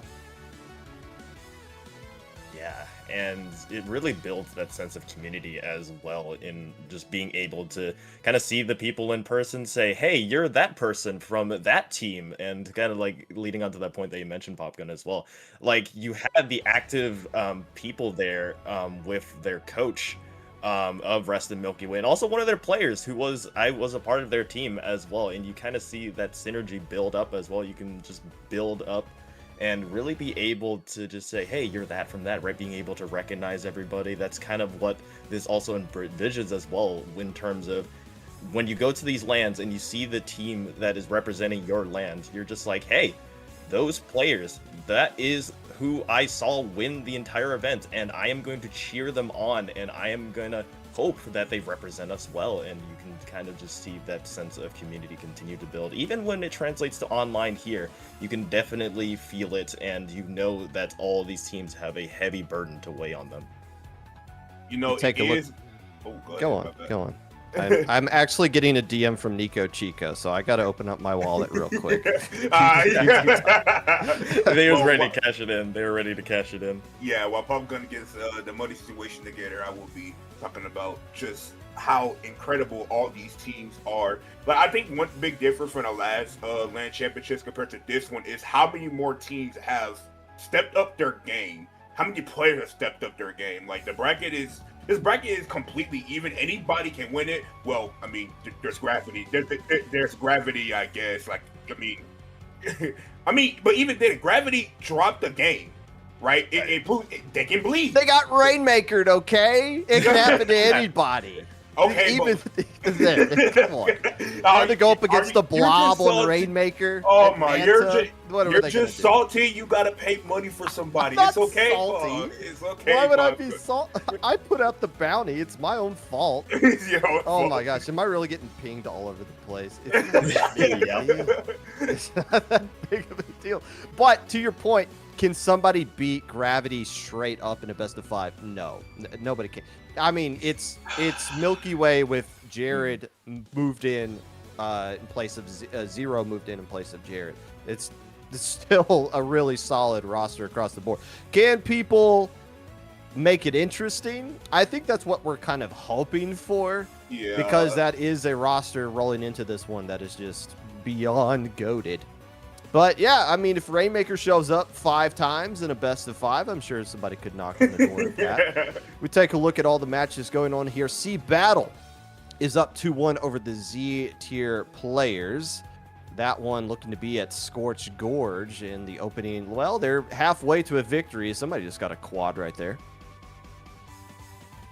As well, and a game that happened on in the background, Sunset Surge taking first blood against H-Town with Barbecue Pork and Jambalaya, now trying to see if they can bounce back. They do have that lead as well, as they do get a wipeout and could potentially make that series very interesting. And then at the bottom, Booyah Bay 1-0 against Tanaroka there. So now these sets starting to develop, still a lot on the line, especially for SplatoonTourney 4 and SplatoonTourney 3 in terms of both of those being in losers rounds. So these teams still fighting for their lives on the line. So, and on the other side with winter semifinals with H-Town Splashdown and Sunset Surge, they are fighting to see who will try to see if they can take down Gravity. And do we want to get on record at all if, in the rare chance somehow one of these teams upsets Gravity, Popgun, was there anything you'd be even willing to wager at all, just for the fun of it, just to say, hey, this is like in the maybe 1% chance somebody does it? Well, what else do I have to wager here? I mean, that's the question. Well, that's the question. I mean, I feel like the most expensive land just won. So, and I would like to send DJ to college at some point. So, how much is it? At Gatorland. Yeah, how much is it? Like you're saying, I don't know. Expensive. I've been like Googling it on the side, and I don't know why Big Dapple is still reaching out to me. You guys lost. It's your fault. Like, you guys don't get that. Like, but I don't know. We could come up with something else. Like, I don't know. Like, I'll take you out to dinner or something. That seems kind of weird as we go on to it here. It is worth noting, by the way, that they did move on to winners finals, and they will play. Oh, Barbecue Pork actually lost to Monsoon Season. Who is Monsoon Season? This is you look at the roster and you're like, oh, that's why they lost. It's Pepe, Shiny, CMO, and Nightmare. Is that the Nightmare who was doing X-Splosh in the Global Gauntlet file. I did see an X-Blosh earlier, so that must be that same Nightmare. So yeah, that's another really stacked roster. Coming in from, where is that? Arizona, the Sunset Surge squad here. So they're already up 1-0 on Barbecue Pork representing H-Town. Yeah, at the very last LCS, Arizona got second place, I believe. I remember them losing to, I forgot the state they lost to, but I'm pretty sure it was like basically the same. It was New York, actually. I think the same stacked roster, being like with Q and whatnot. Just a bunch of top players basically coming from that region, and they just won. And it's the same thing there. We got a laggy Ultra Stamp, kind of waddling forward there on the top range Z tier players. Oh, is that? Did I say 2 disconnects? Whoa, that is wow. Dude, wait, surely we win the game now, right? Like surely we win. We don't lose a 2v4, right? We don't lose a 2. No way, brother, no way. Listen, Riki and Kronos, they're trying to fight with everything that they have. You still have the strikes up as well, but yeah, let's keep an eye on this here as it closes down. Remember, Sea Battle was up 2-0 in the set. So no! Hold it. You have overtime here. Is there any sense of hope? You just have the Tenebrella holding you back, just trying to hold against the entire offense. But, I mean, it looks like they're holding nicely. It's just Kronos. No. Beat that single wall. They find another pick as well. Overtime. Are you kidding me? Going on, and Z-tier players just wiped out.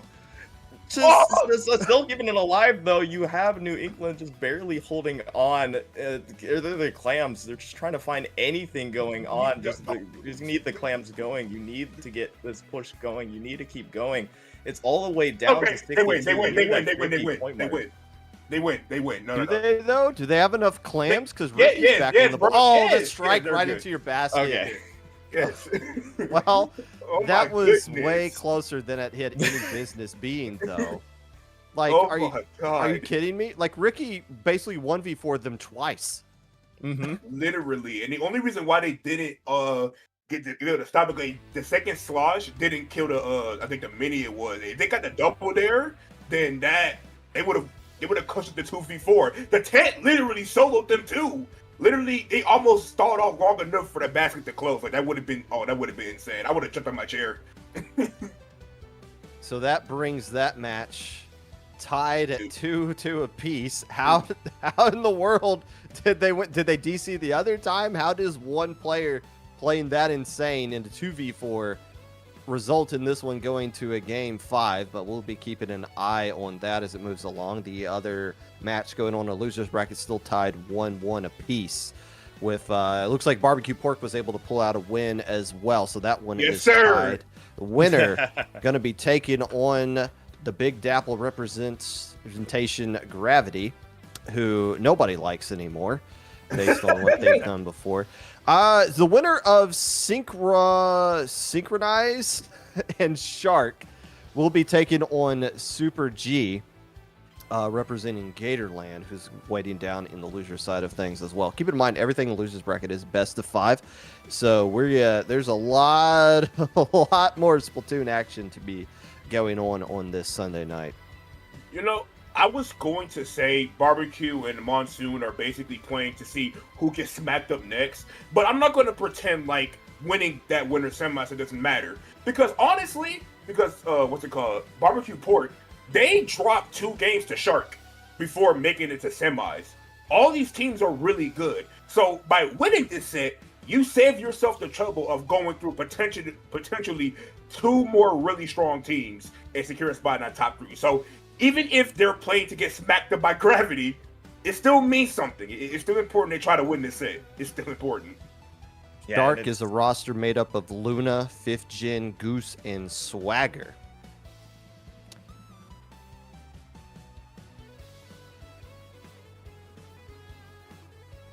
Yeah, now we get to take a look into that previous, like that you just mentioned, the game there, Stormy, with Barbecue Pork, a Jambalaya Monsoon season here on Manta Maria. You have a very early lead being taken by Monsoon season, moving along this right side, but again, this beef has kind of been built through the fact of proximity as well. Of course, Texas being right near Arizona as well. You have some people invading their H-Town, like I mentioned in the 5th edition, where you had a mix, I believe, of both of these teams being played there. I believe it was Prickly Pear Jambalaya, or a name similar to that. I believe it had the remnants of Pika Dave, Shiny, and Pepe as well. So some familiar foes here, some friends turned enemies on Splatoon Tourney 1. Splatoon Tourney 4 has the game 3 for Booyah Bay and Taranaroka, Shark, and Synchronos. They're trying to see who can break that tiebreaker in that aspect, but yeah, we'll have to wait and see here as you have Taranaroka continuing to move forward. Popgun, anything interesting catch your eye so far between both these sides in terms of how they're approaching? I don't want to see Rainmaker Manta Maria. Oh my goodness! What a dog water map this is. Dog water. And I mean, you get to see double. And it's in the league this season as well. Oh my so god! You might as well just get used to this because you're gonna be seeing this every single week if teams were to pick this one here. And yeah, it just comes down to dropping into that pit, and once you get down there, it's pretty much GG at that point. They're going to get the pop on top of that because the pin can't outdo everything right there. So that should be the game going into H-Town as we have the 2 H-Town reps taking the dub. They're up 2-1 on Monsoon Season. On the opposite side here, you see Booyah Bay trying to establish control of the Rainmaker, which still hasn't cleared a checkpoint here as the Shark, the team roster I just kind of listed off here. What was it? Catnip is where most of these players are from. Is that correct? Thinking back. Yeah, no, Catnip is the team you're thinking of. 5th Gen and Lunazuka, I think, being the 2 main players coming from that. And this is a rematch from an earlier set that happened. I don't remember who came out on top during that, but either way, like we can go back here and look and see who came out on top. It's probably a winner side, I think. Oh yeah, Shark came out on top of that one, I think. Yeah, Shark came out on top to Reed 2, so it's going to be another intense set. It's going to be very close. And do forgive me if y'all see me in the camera pumping my fist, watching H-Town win. Yes, I'm biased. I'm going to cheer. Hey, we're up 2-1 over Arizona. We're up 2-1 over Arizona, bro. Like, that's not easy to do, y'all. That's not easy to do. We like that. But I mean, yeah, it's not. You're the 2 seed. You're supposed to do that. Okay, you're supposed like, to get the win. But I don't want to hear that because truthfully, that seeding, like, I won't lie. I don't understand how Arizona was seeded lower than us. That's what I think personally, based off roster. Like, if you're going based off rosters, I think Arizona on paper has the better roster. But I mean, you know what? Right now we're up 2-1, so you know what? I can't really say anything, can I? Can't really say much, can I? See, that little bit of history means a little bit more as well, because in the previous LAN Championship Showdown, I believe Arizona did beat H-Town. They whooped us. Yeah, pretty severely. So, and I believe the H-Town team that was representing, I think it was Siku, got kicked out.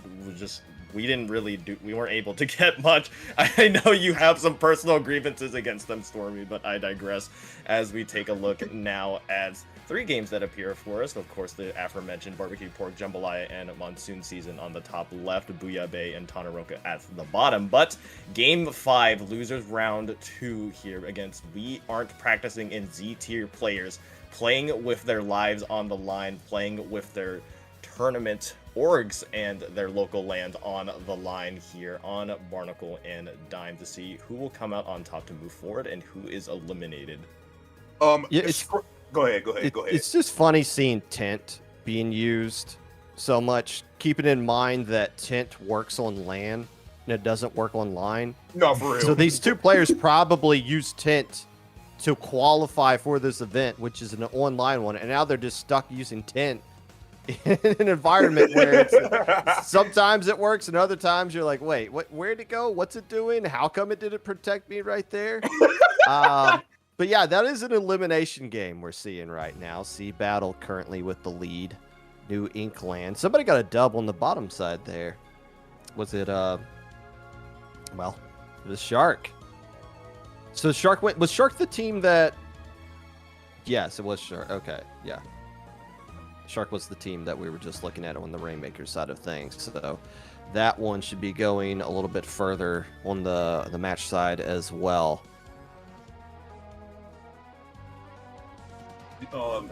It is 2-2, right? Like, we are practicing 2-2 with Z-tier players. Like, Yes. Yeah, game 5. This is a crucial game coming out for both these teams. We can kind of ignore the H-Town set right now because H-Town is walloping them right now.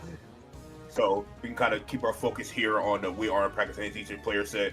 And they're looking to poise to close this game out, and this could be the end of the run here for Z-tier players. They don't do something fast, and the brush is dead, and yeah, no, that's going to be it. So, C Battle is going to be continuing on. Congratulations to Seattle is moving on for the rest of this tournament, and I think they're going to have a date with who now after. We're still waiting. It's either going to be it's the winner or loser of the barbecue set that is going on, which might be coming to a dramatic conclusion right here as you see Houston just a few ticks away. They're not going to get the KO right there, so Arizona's still going to be showing some life and try to get a counter push going here. But the loser of this one will take on the winner of the match that you just saw.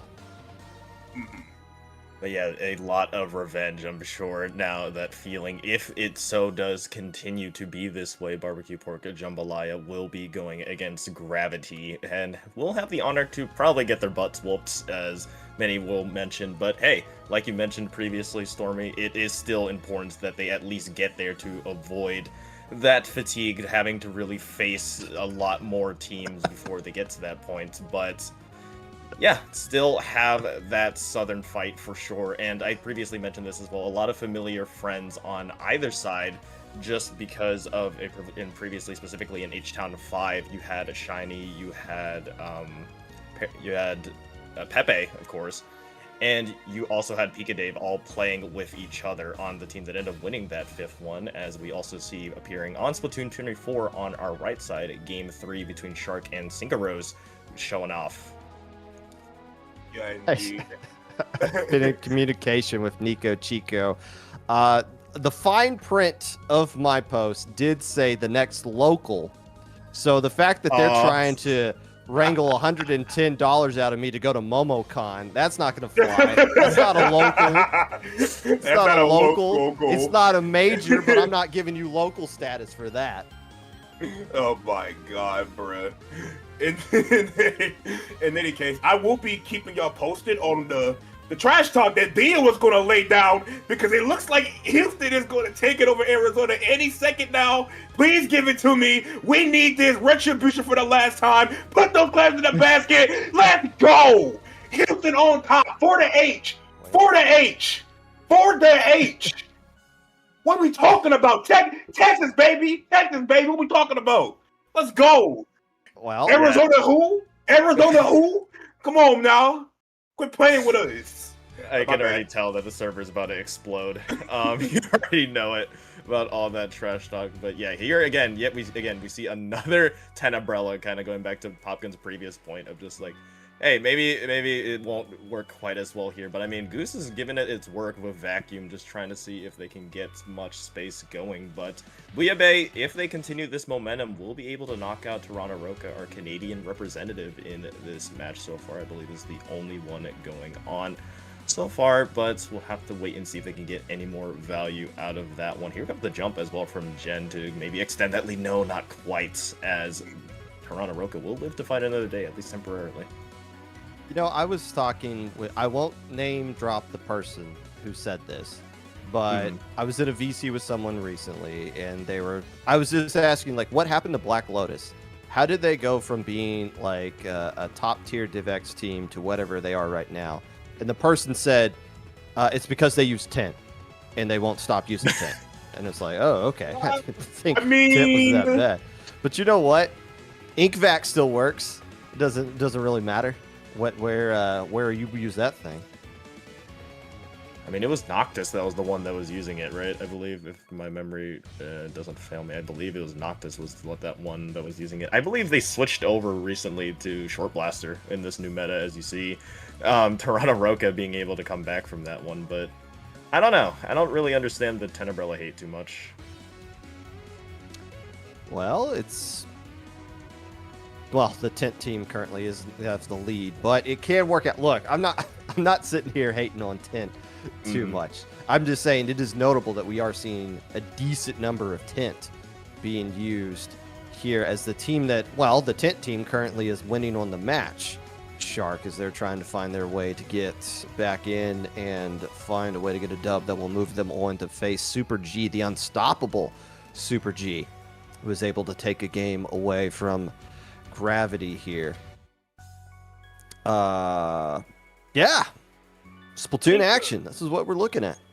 I think Super G has a lot more to show for in the rest of this bracket. Considering they took a game off like Gravity, so they're not done yet. They still got steam in the chamber. They got smoke for anybody heading in their way, and whoever wins between Shark and Synchronized has going to be into a buzzsaw. You know what I'm saying? And I mean, speaking of buzzsaw, Sea Battle dropping in on Sunset Surge, that is also a buzzsaw to go up against. They just lost to Houston, so you know they're looking to get that run back. So they're looking to win these next 2 sets and get right back to them. I say this assuming Gravity's gonna beat them, but let's be honest here, it's a tall task to ask. So just gonna throw it out there. That being said, though, Shark is trying to find a way back into their basket so they can find a way to retake this lead, and Synchronize is looking to hold on to the first of Game 5. We got some good news for those of you who like to go to locals. Yes, it's nice. We'll get back to that. We'll get back to that. What's wrong with clams at Scorch Gorge? Is there a black hole? It's just eating these players alive? Why do we keep seeing DCs here? And it's always at the 30-second mark. I see them here. This time, unfortunately, Shark doesn't have a lead they can do a heroic defense on.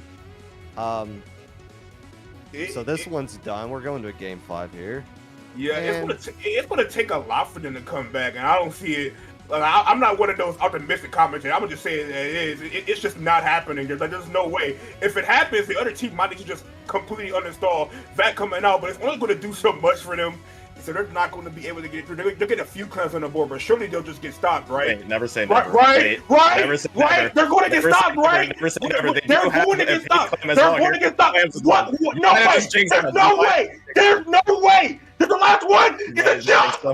Oh my God. Pop Gun has officially left. We now have chair casting, and you just had to say so. We almost saw a glimpse of it. We almost saw a glimpse of it previously, but that is how that set went down. Yeah, we have Pop Gun full standing right now as well. That just happened. That just happened. A 3v4 retake. That just happened. So that was Synchros taking the L right there? Yes. Yep. Joey's crying right now. Joey's crying in his chair. Wait, that was Canada? That's how Canada goes out. That was Canada. No, poor Canada. Oh. Well, that's unfortunate. that is very unfortunate there. So it only gets better from here as Clams at Scorch Gorge has made things more interesting than they have any right to be. And, well, I'm sorry, that's an inexcusable loss. I know this isn't hood commentary, but we got to call it like this. You got to win that. You have to win that. It makes it, you literally just closed that out, but it makes you think, was going for that last push worth it? They got down to 1. That's a dumb question. Of course it was worth it. You just defend. It's 4v3. You just defend. Okay, but there has to be something in the water at Booyah Bay, right? Because we saw earlier they took H-Town to Game 5, and then they just did that to Toronto Roca. So again, the seeding aside, they have been a very interesting story and a very entertaining story, to say the least. For this LAN Championship Showdown so far. So, I mean, they're just heating up, just continuously heating up, and I'm sure this isn't going to be the end of their antics either, because that was the second time. This time the actual comeback did play out. I mean, we saw 2 disconnects earlier. Yet again, like Pop Gun mentioned, on Scorch Gorge, I don't know what is wrong with Scorch Gorge Clams, but nobody wants to play it. Nobody wants to play Scorch Gorge Clams when there's a tent on the map, I guess. These disconnects are weird. Like, it just seems like it's happening between multiple people throughout this event. It might be happening, period, on the Splatoon servers. Like, and honestly, this made me wonder, like, obviously this will take a lot to make happen. So I'm not saying it should happen. But just hypothetically speaking, what if the LAN championships were actually, like, you know, a LAN? In like, Falco's basement? Yeah. yeah, in Falco's basement. I mean, that would be the dream. You know, do you guys remember Smash Summit? Where they would just get like the top players and just put them in a building for a weekend and just have them beat the crap out of each other. Yeah. The equivalent of that on the Splatoon side, anybody would love to see that. How to make that happen, it's impossible. But yes, in theory, if you could just get all these players at one event and just have it run. If this was a Riptide side event. That's what I'm saying. That would be cool to see. That would be like crazy. Like, what if coincidentally, you know, all the people who qualify for LCS signed up for like a Riptide or something, and then it'd be like, huh, you know, we can make this event in person. It would take a lot, I'm sure, still regardless, but you know, yeah. I mean, here's another idea as well. I mean, you have 12 teams. You had 4 teams that got buys in the first round, so that's 4 spots open for new LANs. What if we just make a LAN in Falco's basement? I mean, what's the real obstacle here? And then we could just have that be the hosting site. And probably Falco's wife being like, "Bruh, get out, all of you! What are you doing in here?" So we are going to see on the loser side here, Monsoon Season versus representing Arizona taking on We Ain't Practicing, who's for a team that's not practicing is doing pretty well. Mm-hmm. All the way out in C Battle. Super G is going to be taking on Shark, who might need to play with 5 players if they want to find a way to get the dub around here. By the way, I found out that for those of you who like to go to locals, some of them have entry fees, which is fair. This is not a charity event that people are putting on. You know, a lot of time people are going to venues that are looking for some sort of financial compensation. Why should I host your event, kind of thing. So it's good that these prices are pretty affordable. And it just so happens that Gatorland doesn't have an entry fee. It is a free event. So Super G, I made a deal with them. I'll give them a little something. Because they do want to go to MomoCon. I'm not giving them $440 to go to MomoCon, okay? I read the fine print. That ain't no damn local. But it is an event that is going to be coming on at the end of May, so keep an eye out for that. But we'll hook them up because they did what I thought was impossible. They took a game off of Gravity, and now Houston is going to take a stab at that. And Houston does have a roster that's capable, not beating. I'm not gonna try to feed into false narratives here. They cannot beat Gravity in a best of 5. They can take games off of them though. Games plural. I'll give them a games plural. I'll give them that. Give them a games. I think plural, even games. Yeah. I think even games might be a stretch, and this is my region for my people. I love them, but like they probably they might got one in them, like Super G. They might got one in them. I don't see 2. A game if they push to a game 5, I say that's an accomplishment. Like that in itself is an accomplishment. But then again, when you think about it, Pika and Minor did really good in their league last time. Right. Len, very strong. Parachu is up and coming and rising. If there is a roster that can take down Gravity, this is probably it. And I think I mean that. I think I mean it. This is probably it. Yeah, and wait, they could take down Gravity? What do we define take down? Like send them the losers bracket? They're the only ones in the. I feel like Houston is the only team in this tournament, at least given by what I've seen so far, that has the capability of beating Gravity in a best of 5 at least once. I get what you're saying. You're not flat out saying it's going to happen. You're saying of everyone here who could, it would be this team. It would be them. Yes, that's fair. It would be them. And the reason, and this is like being honest about Arizona, like they're incredibly strong. They're incredibly strong. the thing is that pencil and X-Blusher, see, 96 plus VAT kind of just, you know, it kind of just marks it irrelevant at that point, you know? It's a lot to shoulder there when you're running a comp like that. So they might need to make some adjustments, but Nightmare's always been about the Expo, but maybe we see Shiny go to something else. Like, we'll see. Like, we'll see if they make an adjustment. That being said, though, I mean, they can always come back and win. But, yeah, Houston seems to be the best team so far that has a chance of beating them. The issue is that, okay, cool, they beat them. Are you going to beat them twice? I don't know about all that. Beating them twice? That's a lot to ask. Well, you guys can rest assured the bounty has been paid, and the note says, beat Milky Way plus 0 in a Rainmaker game. So, there you go. That'll at least give them gas to get to the next Gatorland, which is thankfully a free event for them. But the bounty has been paid out. Now we need to come up with something new. Can somebody else take a game off of Gravity? And if so, what do they get? Do we have any channel points we can give out here? How cheap can I be, possibly? How cheap can you be? Oh my goodness. I think honestly, I think I have an idea of just like if they somehow win that set, I think you should just pay for them to go to Riptide next year. I think that'd be it. Just like, I've yet to pay for myself to go to Riptide.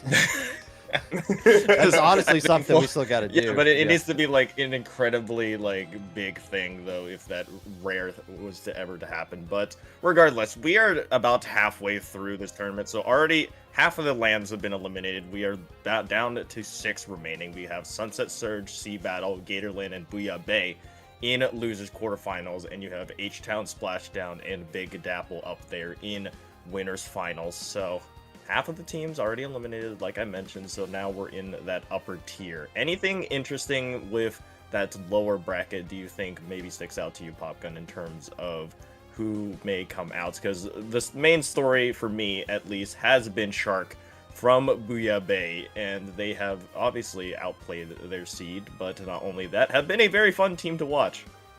Well, you look at the seed, or the roster for Shark yet again, and you look at the fact that, yeah, they outplayed their seed, but the roster doesn't really surprise you that they've been able to do that.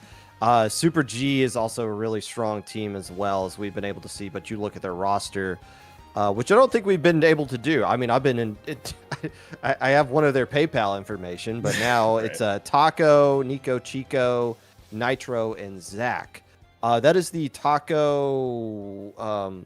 There's a Taco and a Tacos. Tacos is of, oh gosh, Pollo, but I think also plays for Sun Eater now.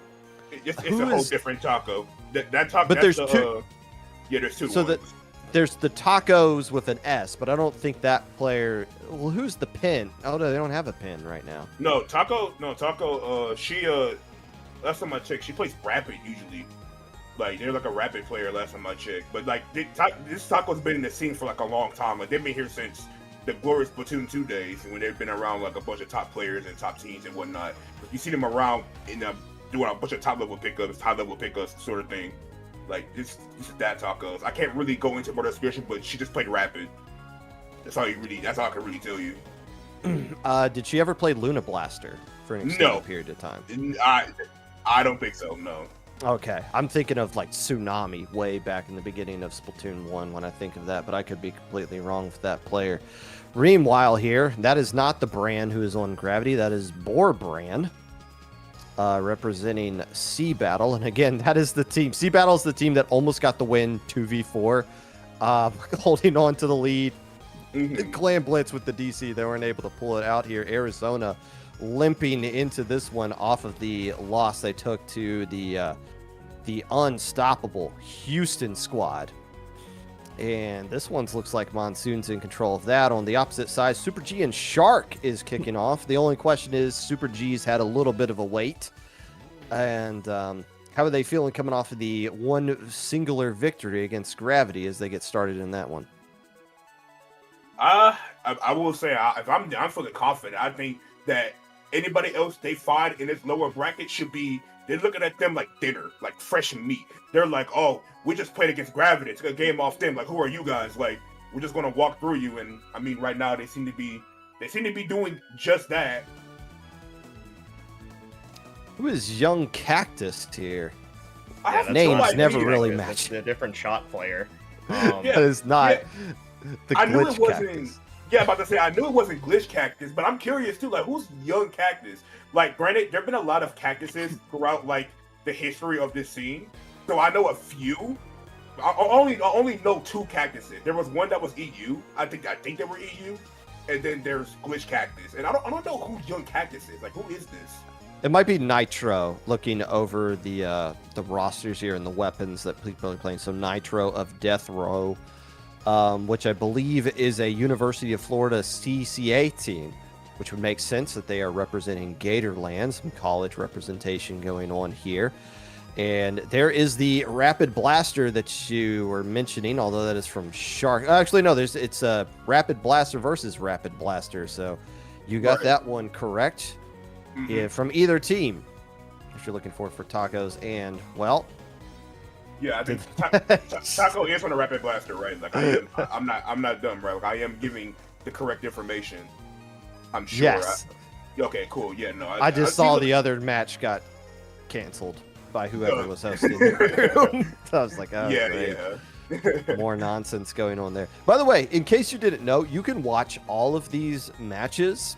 All of the Splatoon Tourney channels, not Splatoon Tourney 1, that doesn't exist anymore, is currently streaming all of these matches with full commentary.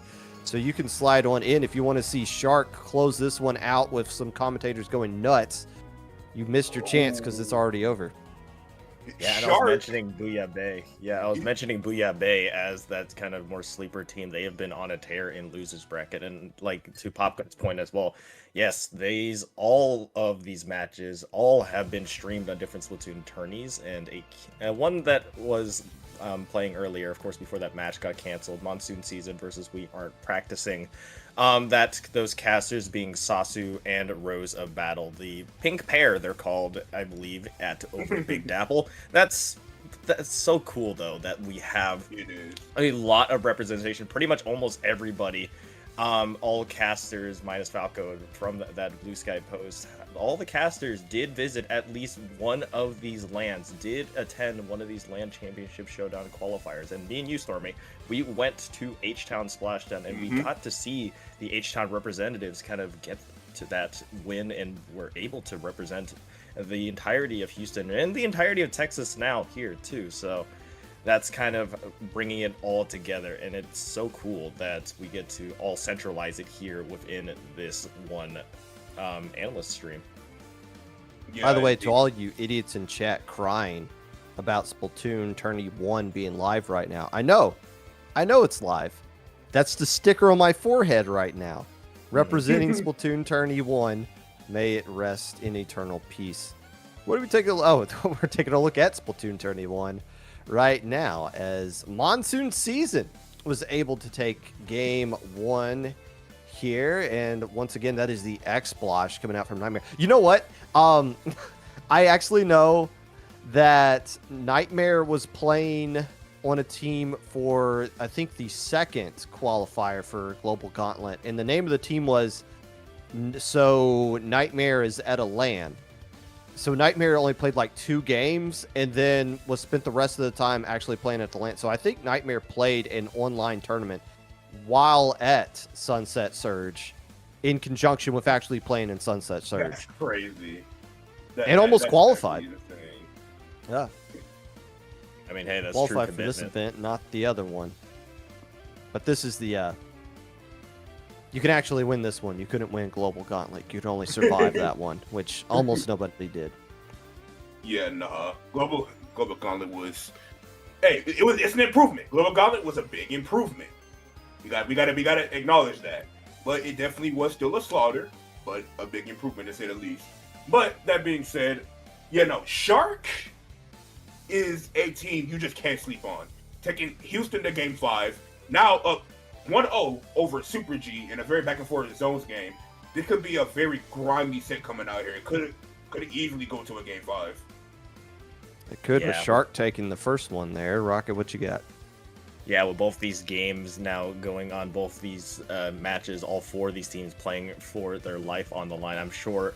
I think the Gravity and Barbecue Pork Jambalaya game that the Big Dapple versus H-Town team still not quite yet underway, but I do find it. I don't know if it's like a pattern that I'm just noticing as well, but typically the bigger LANs seem to have the more heavy hitters, and maybe that's just like a population type of thing of just like. You have more people going to those LANs, you will probably have the highest quality of players coming out of there. I believe Big Dapple and H-Town both being the biggest, the ones with the biggest showing, at least for these editions that were qualifiers for the LAN Championship Showdown. But it is a interesting note to kind of bring that out as well, especially with H-Town now bringing up cracking that 100 attendees list as well in terms of competitors, 25 teams in total. It is a pattern that has been noticed and is going to continue growing as well as more and more LANs begin popping up. I mentioned it in passing a little bit as well. We have 12 teams here. Maybe 16 could be that magical number you see in the next edition of the LAN Championship Showdown here in the future, as you don't really have any LANs down near that middle area. You know, I don't need to explain this to both of you representing the H-Town Splash Town, but the state of Texas as a whole does not get represented by Houston, because if you guys remember that Proving Grounds Region Rumble we did a couple of years ago, that was state versus state. Texas was, I'm not going to dox who lives in what state, but Texas by itself was hilariously overpowered. Like, they could have done damage in Global Gauntlet yesterday if that team was an actual thing. And that's not, and all of those players I'm thinking of, none of them are being represented by the Houston squad here today. So it's like, yeah, this is a solid roster Houston has, but the region of Texas as a whole could be even more hilariously broken, to your point, just population being a bit of a factor there for sure. I was actually going to say that. I was like, I think it's so funny how this Houston team we have being so strong, making it to winners finals, is probably not even the best version of Texas. Like, it's just not. Because there's so many incredibly strong players from our region. Because it's a lot. It's definitely a lot. But regardless of such, it just really lets you know. And to what you were saying earlier, Rock, and how you were saying like, oh, you know, the higher population states to then bring the most powerful teams. You are right. So why do you think I was so upset last LCS when we lost? When we lost, that made me so angry. I'm like, we're the biggest state, and we got all this talent, and we lost. I was like, that. It was embarrassing, bro. It was embarrassing, bro. It was embarrassing. Yeah, but to kind of tap into that new talent as well, and to also kind of fill in those maybe 4 teams that are showing up. I mean, just like in other sports with like states like Texas that are big enough, like in the NBA, there are 3 Texas teams. In the NFL, there are 2 Texas teams. There is new lands popping up in Texas with the announcement, of course, you were there as well, Stormy, the announcement of a Dallas land that could potentially be seeing growing roots as well, that can maybe fill in that gap. As you see on our screen now, shifting over to the game, it doesn't look like we are practicing. We'll be able to get in that clutch with that missed ball at the very end. So Sunset Surge will be striving up. With a little bit of salt added to the wound there. Hold on. No. Is that Ellie? Is that Ellie during SplatoonTourney? I'm looking in. Yep. That's Ellie. I recognize that zoom in. Necessary. I was so famous for that. That wasn't necessary, bro. Like, that was a good attempt. Yes, it was. That was a good attempt. It was Ellie. a good attempt. They were fighting a 1v3, 1v4. That was a good attempt. Like, she always finds a way to humiliate. Insert a little personality from the streamer side of things. My favorite is when somebody like accidentally falls off the stage and Ellie just zooms in on their corpse. It's just like, just let them know, let them see it. As the dub. Oh my god. Yo, Shark is insane. Up 26-77 with 10 seconds left in the game, and they're looking poised to take it, but they're going to try to make a push, but I don't know. It doesn't look very good at all. Well, you just got to survive the vacuum here. Mission accomplished. Now you got to get a wipeout. And you got to get a ton of clams on top of this too. You can't really get all We're that. also pushing into a tent. Never mind, that tent's gone. The bubble's there. They're gonna pop it. Oh, 2 players are down. Here come the clams. they need more kills though. Okay, Sab. Okay, you can trace it out. They got a Kraken blocking the way. You gotta win have that to get fight. the splat on 50 You have right to there, get which that you fight. do. Oh, but it's Yeah, not going to tense be. back. Nah, it's not enough. Tense It's not back. enough. God, So that's going to be a Man. dub for Shark representing Booyah Bay as Seventh they seed, go by up the way. 2-0 over Super 10 seed. Are they really? Seventh seed. 7 seed. Oh, that's Yeah. that's right, 7 seed. So once again, I would like to remind you that I played a extremely minusculely small role in the seeding for this one. And Falco signs off on everything that gets put into this event. I'm sure Saf does as well. So, but still, Super G's not out of it just yet. They, in fact, they're the biggest winners of this whole event because they've already won $100. Which nobody else has. So like they literally won this tournament. I don't care what anyone else says. So maybe they're just saying there's nothing else for us here. Let's just dip out. We'll take a 3-0 more sweep bragging and go rights. enjoy our day. I feel like that's more bragging rights though. Just saying like, hey, I had Pop Gun pay me. And they lost the set too, by the way. Like they didn't win anything else afterwards. All they had to do was just win that one Rainmaker set. It's like, all right, They like, KO'd them. They KO'd them Yeah. in like 1 minute and 30 seconds. Mhm. That was well,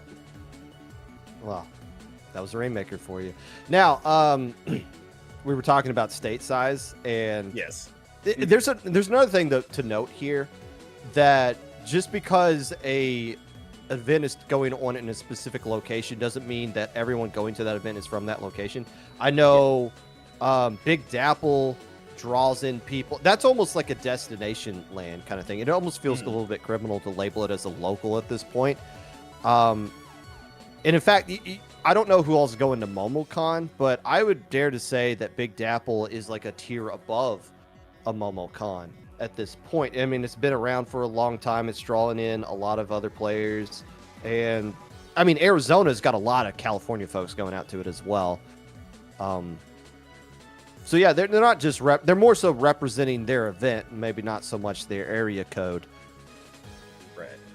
And I feel like there needs to be like some type of classification for these type of events that fall in the middle of like a local and things like Riptide, where it's like some of these lands are starting to like you can't. Yeah, no. Can you start calling a LAN a local when more than 100 people start going to it? It's like you already see like it's just keep growing and growing and growing as more people are just like, hey, this is an established LAN, let's go to it, and it's only gonna keep rising. Like that last H-Town, 25 teams, right? I mean, Dio said it himself when we talked to him at H-Town. He says, "I'm treating this like a major." Because it is. It's not a local anymore. It's a major. Like, I mean, truthfully, I treat any local as a major. Like, I made a tweet about this like a while ago. I was like, your local is not a local. That's your local major. That is your major, and y'all should treat your locals as majors. Y'all should. Y'all should feel honored playing there, honored to win it. But in all seriousness, if we're going based off like sign-ups, numbers, and things like that, H-Town, and especially New York specifically, like those are majors. Like those tournaments get more sign-ups than some online events. Like it's crazy. It is. The first low tide city, which still 22 exists.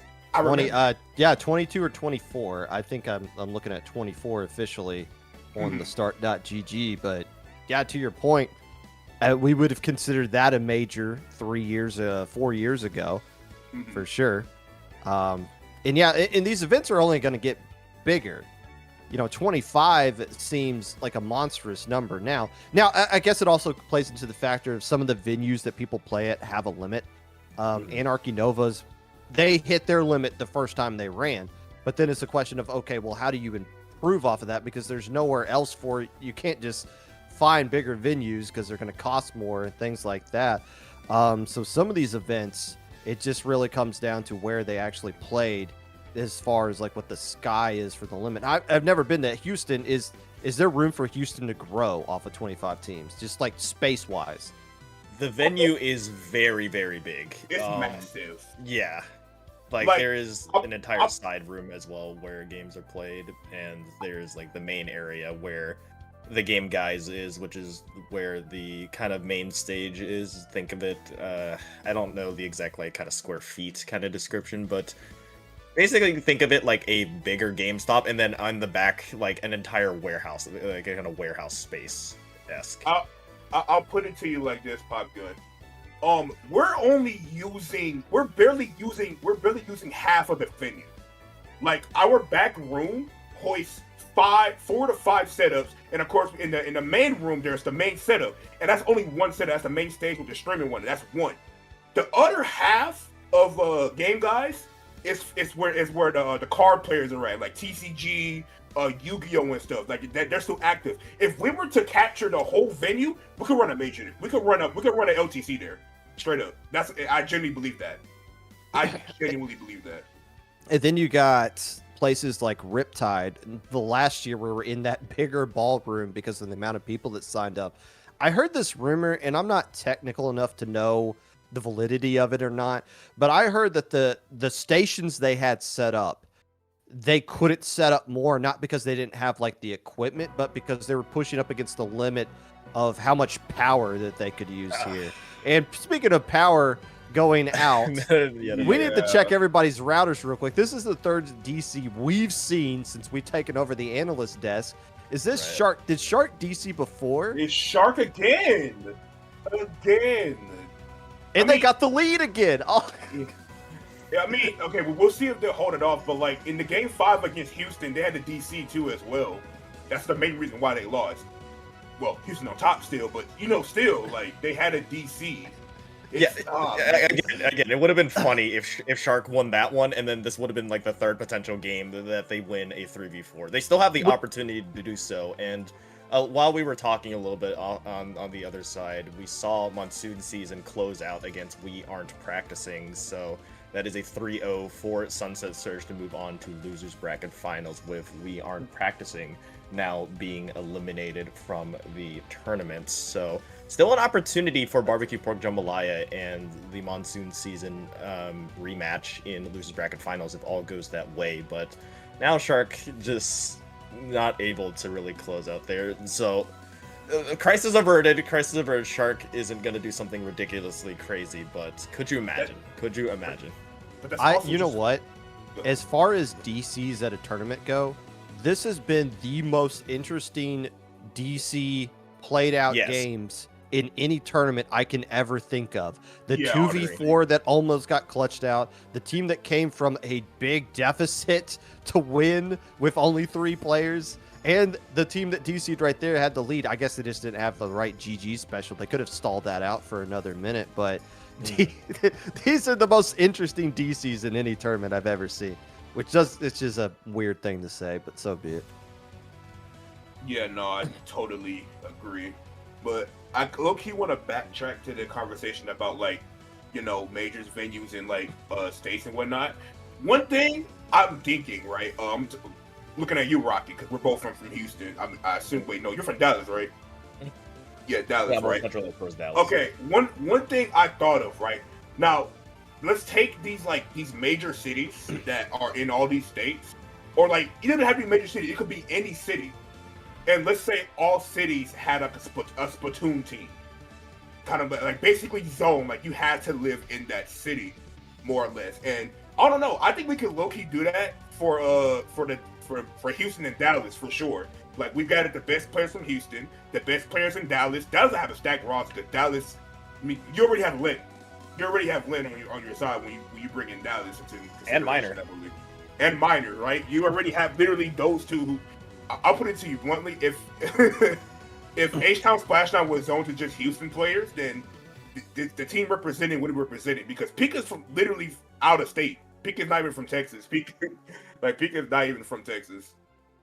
Yeah. Well, there's already something like that. I mean, that's basically what the CCA is on a college scale. But you have people that are literally on the same campus as each other, representing themselves across all these other things. So, but I mean, yeah, if you break it down like city-wise, there's first off, one of the main reasons of Proving Grounds was just to get the people to recognize like not dox everybody, but just give you a sense of like who lives close to you, so that eventually you could connect and maybe start creating a local. A player on my team, Tofu, found out that a player from Cherry Limeade lives in their state in Louisiana. Tofu literally didn't know there was anybody else in Louisiana that owned the game Splatoon 2. And the more I poked around Indianapolis, it's like, okay, there's 3 other Div 3 caliber players that live in not the same area code, but the same city limits as me. And that's something I wouldn't have found out just without being in the competitive scene. So the more the word gets out, the more people find each other, the sooner you could see something like an all Dallas versus the Denver Splatoon Raiders or something like that. You know, where it's with these locals popping up and growing, that's kind of the scene that we're going to. Yeah. By the way, Shark apparently decided, what if we rolled in with all of our players here and see what happens with that, and we'll see how long they hang in there. So she's still up 1-0. Gravity and Pork, H-Town Splatoon, that is winners finals. I'm checking in on that. I don't think they've started yet, but they should be kicking off soon with that one. Yeah, and these, I believe, are going to be the final 2 sets that are going to be going on before we have Falco and Saf kind of conclude us through that. But kind of like to your point as well, what if there was like a combination of kind of what Ludi does with its seasons? Screw it, what if we just do it exactly like how a sports season does it, where we just have like, we'll have a sports league kind of like the NFL, where it's just like, yeah, you can, what if you just draft people to your local cities, teams, rosters, and have them kind of invest in that aspect, as Super G tries to see if they can go against Shark here with just continuing to try to move forward. But I don't know, what are your guys' thoughts on that, where it's just like, you just kind of copy and paste it, kind of copy and paste it from like sports leagues? But it's interesting because you're not always going to get the top tier talent that you want to see. Like, everybody wants to see an FT win versus a Moonlight versus a PXG. You're not going to get that kind of thing.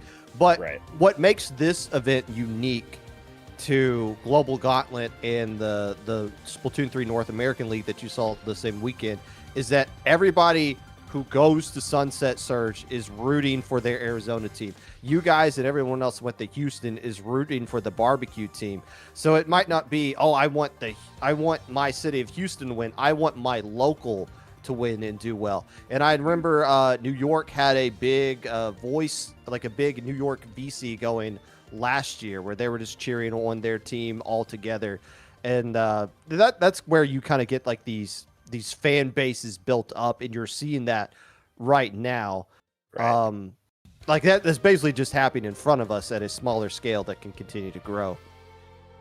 Yeah, because like within the online thing, within the online thing to kind of carry over, you have teams, they have like giant teams, like they're cheering for like FT Win, Moonlights, kind of in that aspect. And like you mentioned, on the smaller scale now, cheering for their own locals. What if we kind of make that, but even bigger within the cities?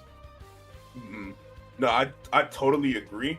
I'm a little bit biased towards like that whole idea, because if it was the case, I could represent Houston. Like, I genuinely believe I'm one of the best players here in Houston, and I stand by that, and I will stand on that, and I will go toe to toe for my city against any other city, any other. I will.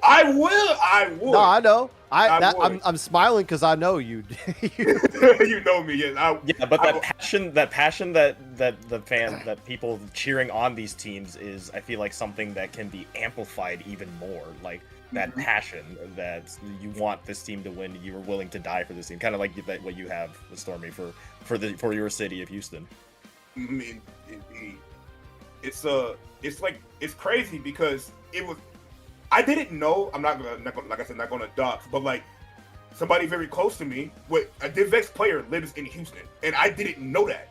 I literally didn't know that, and it's crazy because I look cool with him, and then he was like, "Bro, you know I live in Houston, right?" And I'm like, "What?"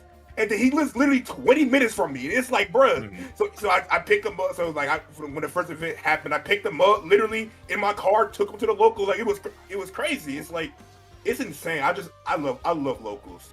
Honestly, I'll be straight up honest and say locals is like the only reason I'm still touching this game.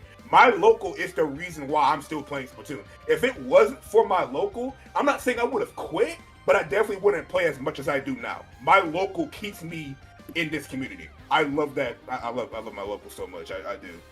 You go to a LAN and you get a whole new rejuvenation of love for the community.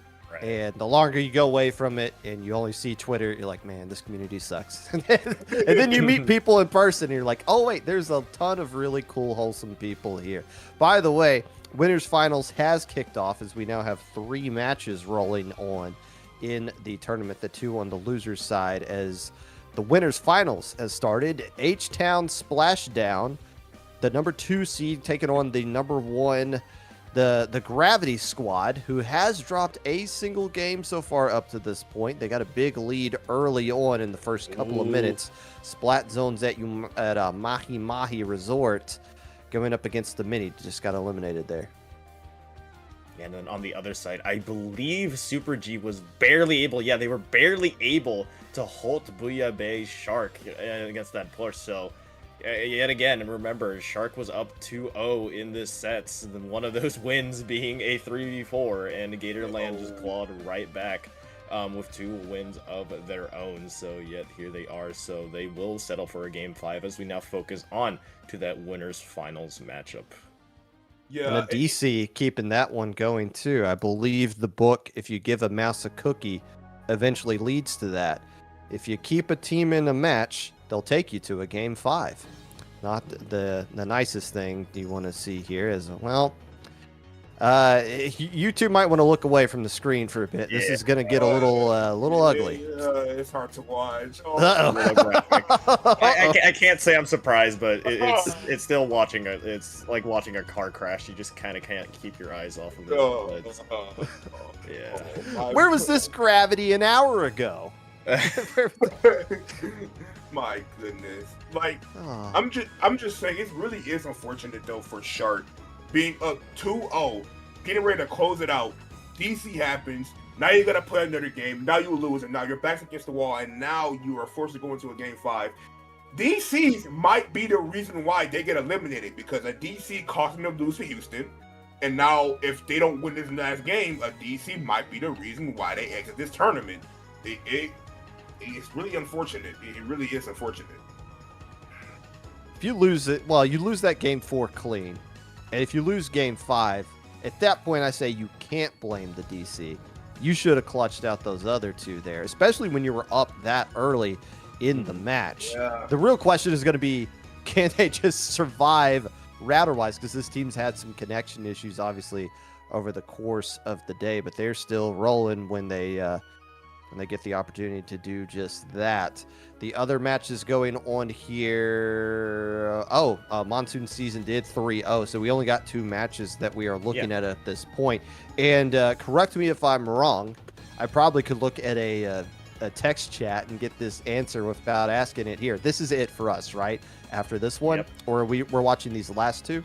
After losers semis, we will be signing off here and eventually turning it over to Falco and Saf to give you commentary over everything closing out this event. So Super G and Shark, a decisive game 5, and they've already kicked off. Oh, they're already a minute into it.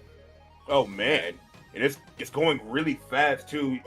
Super G able to recap the zone, control with the favor of Shark first, but they're going to take over the zone, looking at a lockout, and this could be it. Like, this is tournament left for here. So everyone's hearts are pounding. They would like represent their local well. Getting a pick onto the Red Blast is going to be huge. And, oh, man, it looks like Shark's wheels are just falling off now. That DC just, look at it, took all the momentum away. That tension's going to get destroyed. The X is going to push them out. Oh, God. Yeah. Well, they got a lot of ink. Oh, my goodness.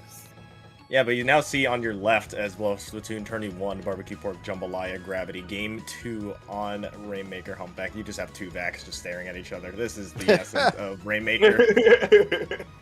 Indeed it is, and as the games continue to go on, they're gonna try to. Oh God, a double! No, it's over. Oh no, it's over. And Super G is gonna able to get the reverse sweep onto Shark, and that's gonna be it for Shark in this event. Booyah Bay surely has to be upset with that losing to DC's hat. It's very unfortunate, but That is how the game of Splatoon just played. And with that being said, another car crash happening. Ace Houston, no!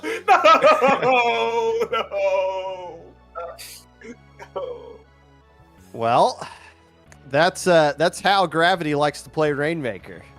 That's what they're known for, is playing Rainmaker extremely well in all scenarios like that. Yeah, and surprise, surprise, now with there only being 4 LANs, 4 teams left, it is your top 4 seeds. Gravity, Barbecue Pork Jambalaya up there in winners, Monsoon Season, and Super G, now those teams in losers bracket semis. So, something else can be said about seeding.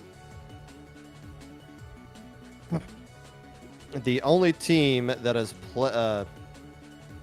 I didn't hear a word of that. What am I even trying to do? The top 4 seeds are still playing alive. That's what we like to see. Yeah, and H-Town is the only one that has outplayed their seeds so far. I think. H-Town outplayed their seed from last year. From last year. Okay. Yeah, because H-Town got eliminated immediately. I don't think they won a set. Wait, stopped last year. So this is infinitely better. I feel like again, I feel like this comes from some personal hate from some players on that team. Yes, it does. I don't like Tormy. I don't like Stara. I don't like Guapa. I don't like none of them. We sucked last year, and it was y'all fault. Let me stop.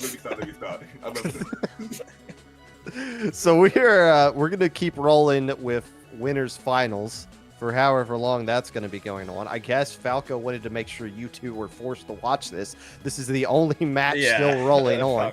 And correct me if I'm wrong, I believe everybody's going to be rated into this channel eventually anyways, because we're just going to be streaming the last matches one at a time from here on out. As you can see, Gravity and Barbecue Pork Jambalaya, Clam Blitz. And if you want to listen to the commentary and not the couch style that we're doing, you can hop on over to SplatoonTourney 1. Keep in mind, you're probably going to be sent right back here in about 5 minutes. Yeah, but again, you get to hear the wonderful Big Dapple pair, the pink pair of Sasu and Rosa battle over there if you do choose so. But yeah, I feel like Falco did this on purpose to put me and Stormy here just to kind of watch. A little bit of a torture session. Yeah, we're in a salt trap. We're like chained down, blood coming out and everything, eyes peeled open, watching our team get absolutely decimated. It's not even close. It's not close. Look, it's not over yet. I mean, it's not like Gravity's got complete control of mid, and they don't have a power clan built up. All they got is ink strikes to work with. This is fine. This is anyone's game at this point. You're right. I gotta be more positive. I gotta be more receptive. And surely my boys, they can turn around. They got this. H-Town all day, all that good stuff. It's all right. We're gonna be. I'm coping so hard right now. I'm coping so hard. Can we get a game, though, is the question. With still only one game dropped so far from Gravity, they have, to be expected, kind of been cruising through this. The only team to have gotten one was Super G. Reminder, Popgun's already his bounty there, but yeah, as you see on your screen, yeah. No, it was Rainmaker.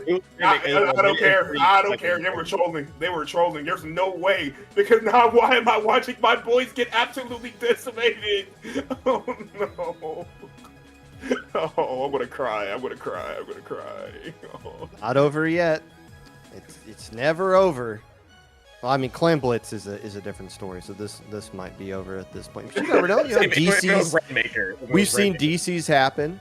You're right. We've seen people, at LANs bang their tables and accidentally disconnect themselves. Something equivalent could happen here in celebration for Gravity. Yeah, you never know how they play the game for a reason. And that reason is for Gravity to find a way to get a dub with Ice moving around the right side right there, getting a double. Oh God! Look. Man. Oh God! There goes Parachute. Oh man, it's not looking good. Oh, the copium. I'm healing it, bro. They're gonna get more. Leg goes down. Oh, the mini's down. Pink is dead. No, it's over. Oh my God. Look, look, I'll put it this way: if Barbecue Pork Jambalaya, they'll move down to losers bracket if this does continue, unless they do pull out a miracle. But could potentially see that rematch round 2, or I should say round 3 of Sunset Surge versus H-Town if things continue. But you don't understand, Rocky. You don't understand, Rocky. You don't understand. We lost just now, right? So now they might have to face Arizona again. I talked so much shit. I said so much. I talked so much trash. They don't. If they get the run back, that Pepe's gonna be in my team. What we talking about, Stormy? What were you saying, Stormy? Okay, but that's only assuming if they win. Think about the other way. You're right. We're gonna win. Now we have the set series record. We would have 2 wins despite and 1 loss. Right. We would have avenged that. You're right. You're right. You just gotta believe. That is assuming, of course, Super G doesn't take care of business themselves, as they have been the only team to have taken a game off of Gravity. So not overlooking Gatorland here. Don't get it wrong. Hika of the Barbecue Pork Jambalaya squad and of Content Cat is now 0-9 per games against Q, Ice, and Bran in the past 2 days in winners finals and grand finals, both of this event and of the Splatoon 3 North American League. I'm not pointing it out to be mean. I'm pointing out to say that this player keeps finding ways to get into winners final scenarios and probably will get back another shot against those players again in grand finals here, because their tournament run isn't over. Houston isn't eliminated. There is such a thing as a silver medal that can be handed out at some point. And if they were to pull off a victory against Gravity, they'll have to beat them in 6 games, which they're more than capable of doing. It just depends on how Gravity feels when it gets to that. Now, I believe that is going to wrap it up for us. It is not going to wrap it up for us. It's because Losers Semis is still going on. Is that what I hear? They've already started. Monsoon season and so okay, so we're going to be keeping an eye on that. And if you were hoping to hear Falco and Saf, well, screw you. You're going to be stuck with SplatoonTourney number 2, which is streaming this one. And so this is Monsoon taking on Arizona Super G in Florida. Now we're getting to the point to where, okay, these 2 teams haven't played against each other. So this is the first matchup in this scenario here. Again, Super G was down 0-2 to Shark, and then was given a little bit of mercy in a game 3, and they took advantage of that, pulling off the reverse sweep. Monsoon season, after getting sent down to losers bracket 3-0'd, we aren't practicing. Monsoon season said, we don't care. We're going to get the dub against you here. So we're going to watch a little bit of this action before we turn it over to Falco and Saf, who will give us losers finals. I'm looking forward to this. So I'm personally rooting for Super G to win, just so we don't have to fight Arizona again, and all the trash talking just stay there, you know, and it can stay there. So that way they don't get a chance to get retribution. We don't want that. So I would like Super G to go ahead and lock in and win this set, so that way the trash talking just stay there, and then nobody can say anything else to me. That's but I feel like that's the easy way out, though. It is. Assert dominance here. You want to be. You want to send a message. True. You want to send a message here. That is true. Of course, though, both these teams, like I had previously mentioned, Gatorland, Super G were the only team to beat Gravity. So it is all going to come down to, can they kind of continue that success as well. But again, this is all in pure fun. The Arizona H-Town, Sunset Surge H-Town has always been a friendly rivalry. We'd love to see it always, even when they invaded us. Yes, they did technically win that H-Town 5, whatever, but yeah, it was so fun to see them, though. And everybody here from specifically with Shiny and Pepe, getting to see them in person as well, they are just a blast. They are such awesome people as well. You guys say pure fun. There's nothing that brings out more pure fun than winning. Right. I found that winning is the most incredibly funniest thing you can probably do on this planet. So I would rather just win and be nice afterwards rather than losing and be like, oh, we were just having a nice time. Right. Yeah, we were We're I mean, just it's all, we're all humans at the end of the day. We all share this planet together. No, I want to win. I want the dub. Super G off to the early lead here. It's you don't know who the players are for Super G because they're all using some silly names. Whenever you see a blob this late into the tournament, there's only one person that could possibly be. Yep. Of course, it's Nico Chico. Of course, nobody else. Nobody else can pilot that bathtub like Nico Chico can pilot that bathtub. It really is just the same. Piloting it well to help them get his advantage, get more points on the board, break into the penalty points. Like I hate blob. I really do. I actually hate blob. Like if Paintbrush didn't exist, blob would have remained my most hated weapon ever. I could go on for days about how much I hate that weapon. And you get to see Sunset Surge basically feel some of that wrath, because even though they decapped that zone, it clearly doesn't matter. Think of what if next time that is what Sigu got kicked out is running? What if they run a Paintbrush and a blob? Well, you got a blob one trick essentially. Mm-hmm. And Tacos is Ooh. And then you got Pepe, who's an Ink Zuko. Oh my god! that is pretty much what Pepe does to you. And as a fellow member of the Splattershot Syndicate or the Sanctuary, yes, that does exist, by the way. Yeah, that is what Pepe be doing. Pepe's the TO of the Splash or Sunset Surge, correct? Yes. Okay, now that doesn't seem legal that you can just play with the team that win. You can't win your own event and then come in here and start zucketing players on the LAN Championship Showdown. That doesn't seem fair at all. Well, when you're one of the best players in Arizona, I think you can do whatever you want. You know what I'm saying? Run your own event and win it because you're the best. You're the best TO, and then you're the best player. Think about it like that. Like, you're the best of both worlds. It's crazy. When you think about it, it's a crazy flex. No, it really is a crazy flex. Like, imagine being like, I run one of the best locals, and I'm also one of the best players in my state. So yeah, it's a crazy accomplishment flex. It really is. And correct me if I'm wrong, I think Pepe's the only one that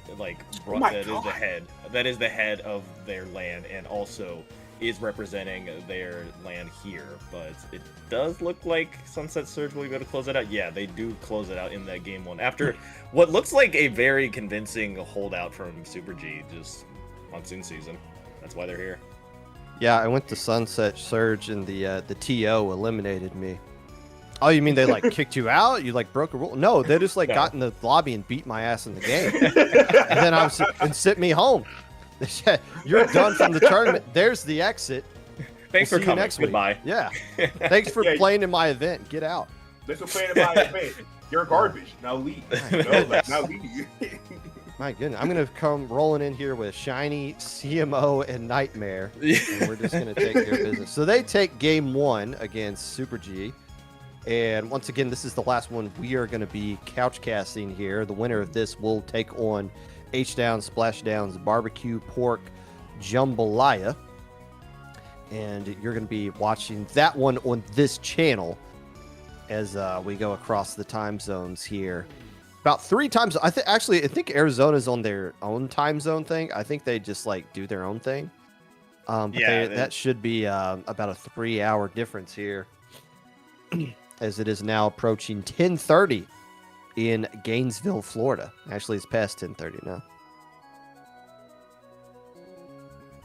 Yeah, you have that distance being across the South now. The final 4 teams, with the exception of Big Dapple, all in that South area.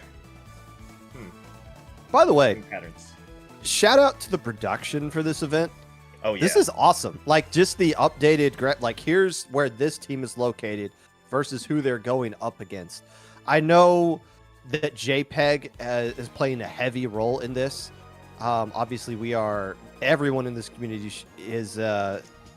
If you have been a part of this community in the past 6, 7, 8 years, you have probably done something that has been where JPEG has had a hand in it, and whether it be the low ink days from like 3 to 5 years ago to Riptides, low tide cities, and obviously this event that you're looking at right here. A bunch of IPL things have a huge huge role with that JPEG had a hand in or inspired future IPL events since then. So, and I'm sure several other people are behind this as well. Obviously, the streamers for all of this. Shout outs to our streamer, Joe Ryan, who's been juggling. I mean, how you put all this together is beyond my comprehension. Not just one person stream, but juggling all these different matches at the same time. This is just an awesome event to see. And I've gone on record saying that this was the inspiration, not specifically for the Splat World Series, but for, hey, this event kicks so much butt. How could we find ways to match the energy that they're putting out here? And that ultimately led to something called the Splat World Series. So it's good to see this continuing on and to be the high, awesome event that it is. And I guess I could sing the praises forever as I keep stalling here because it's Rainmaker who wants to watch this. Yeah, Rainmaker with the blob. That sounds like so much fun to really do. But I mean, I believe with the previous LAN Championship Showdown, like the peak viewership was in like what, the 400s as well, like something around that nature. Towards the end of it, yeah. Yeah. And you know, it's I mean, this is an extremely busy weekend with all the stuff going on here, and oh gosh, are we really doing splatter color string? We really doing that? What weapon? I don't even know. You know, it's a tri-launcher. It's oh, you're right. The tri-slosher's got it. They're using that one. You know, it's such a good special, and a lot of people early on were saying that like was a good counter to Snipe Rider, but you can't practice it because it's obviously got the things that affect people physically, which they don't fix for whatever reason. Like it just lets you hurt people IRL. But when you're in those rare scenarios where everybody's cool with it, it has a lot of really good uses, and it's really frustrating to go up against.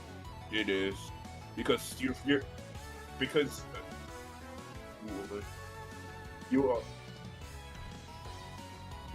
forced to like go through the screen and take 40 damage off of, and then it's like you try to fight, but you're blind, and it's like it really is irritating. One thing of note that I believe this is the Grands of last year, this semifinal set, because this was Grands of last year, I believe. Yeah, it was, because Gatorland made it to Grands last year. I think Hendo. Yeah, it was Hypernova. Yeah, it was essentially Hypernova, basically. I wonder why they didn't play this year. Honestly, I was wondering that when I saw it. You might just have, not availability at that time, or maybe they said, you know what, we've already won this event. Let's grind for something else. Or it could just be they're nice and they want to let somebody else get the. You know what? Let's let Q and Brand. Sure. This is the one trophy they don't have. I'm gonna be nice and let them get the dub for there. That's what the angle I'm gonna go with on that. Yeah, but kind of like what you mentioned there, Stormy, with that fact, we will be seeing, at the very least, a new Grand Finals, so potentially a new champion here, barring some kind of just like, maybe Super G can claw right back there and we can have back-to-back Florida wins, but still. It's still pretty dead even in this Rainmaker kind of map, but kind of back to that point of splatter color screen, I feel like it is just, in essence, a giant splat wall, and on maps like this where there is just a single choke point, it completely denies and stalls everything. But as soon as I say that, we just have that Rainmaker run all the way down to that 29 point. You know, I hate conversations about what's a good stage and what's a bad stage. Right. But are we just doing this because it was good in Splatoon 2 and there's like no good Rainmaker stages, so it's like, yeah, let's just do Humpback? Because like this is even worse. You could go left in Splatoon 2. You can technically go left here, but there's no point. Like nobody goes to that checkpoint. And it used to be a thing to where you could go one side and flank the other. Now it's just everything's on this spot. This little elbow is 100% of the action every single time. And that's not good. But we keep doing it because there's no other good options. You can't just do undertow every single game. I mean, yeah, and also this is the only. I feel like this is the only, like, you have zones maybe as well, but I feel like this is what you see the most on a humpback pump track, with kind of zones on Urchin kind of doing that same thing. Almost a run there from Monsoon Season, not quite there, but it does look like that is Curtains. A last-ditch effort, just not quite enough, as there you just had the bucket raining down ink from above. I mean, if the Slosher missed that last Slosh, they would have got that lead back. Oh, yeah. They would have got that lead back. So, I mean, pitching away from missing that lead. But, no, I agree with you. If you didn't notice, you might be living under a rock, but the maps in Splatoon 3 are complete trash. The way, like, they suck. There's no if, ands, or buts about it. These are the worst maps in the series. There's no questions about it. There's no argument to be made. No discussion to be had about it. It's the truth. Right? And, we gotta suffice with Rainmaker Humpback if we're going to play all modes. That's just what it is. So that is Florida getting the dub there, tying up the match at 1 apiece. And as we're going to be going into Clam Blitz at Barnacle and Dime, it's going to be Game 3, a new stage to Splatoon 3. I've isolated the problem, by the way. The problem is with these stages, and I've played Halo Infinite a lot just casually, and I've recognized that they have stages that only do a certain mode. So they'll build one stage around their version of Rainmaker, and that's all that stage does. Here, you're making one stage and you're trying to make 5 different modes fit in it. And it's just lucky that, Rainmaker Undertow works. Nothing else really works for that stage. Mako Mart, Splat Zones, and Tower Control works. Rainmaker, nobody really feels super cool about that there, even though it's kind of all right. And that's why none of these stages really work. And I'd rather than just say, screw it, you can't do Splat Zones on Art Academy. We're just going to design this entire stage exclusively for how we would want it to work for that. And they've already done that. Remember Prana Pit? Prana Pit Rainmaker was not even close to what that stage was at all. They just made a whole new stage for that. Why couldn't they just do that for everything else? And it was still bad. It was still bad. But that's what I'm saying, though. It's either you keep it to that one mode, or you literally change the entire layout of a stage to fit. You make a whole different stage. Just make a whole different stage with the same elements of what was already made for a stage. That's oh man. But we expect too much from Nintendo. We never expect them. Maybe in the next game they'll do better, but you know what? I want to hold out too much hope. But what we will hold out hope for is this Game 3 coming up. Both these teams looking to get up in the upper hand here and punch their ticket to the finals against Houston. Yeah, it's basically a best of 3 now, but is there a map that my memory might be failing me? Is there a map that 3 of the 4 Anarchy modes work on?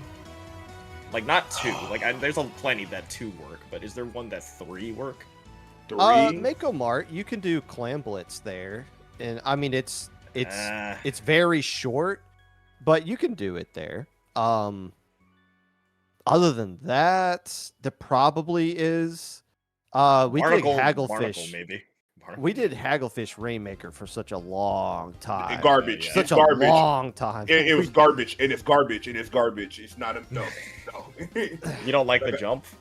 No, no, it's I mean, one of my greatest pop-offs happened on that stage. Crazy enough, but it sucks. Hagglefish only has 2 modes, and that's zones and tower, and that's it.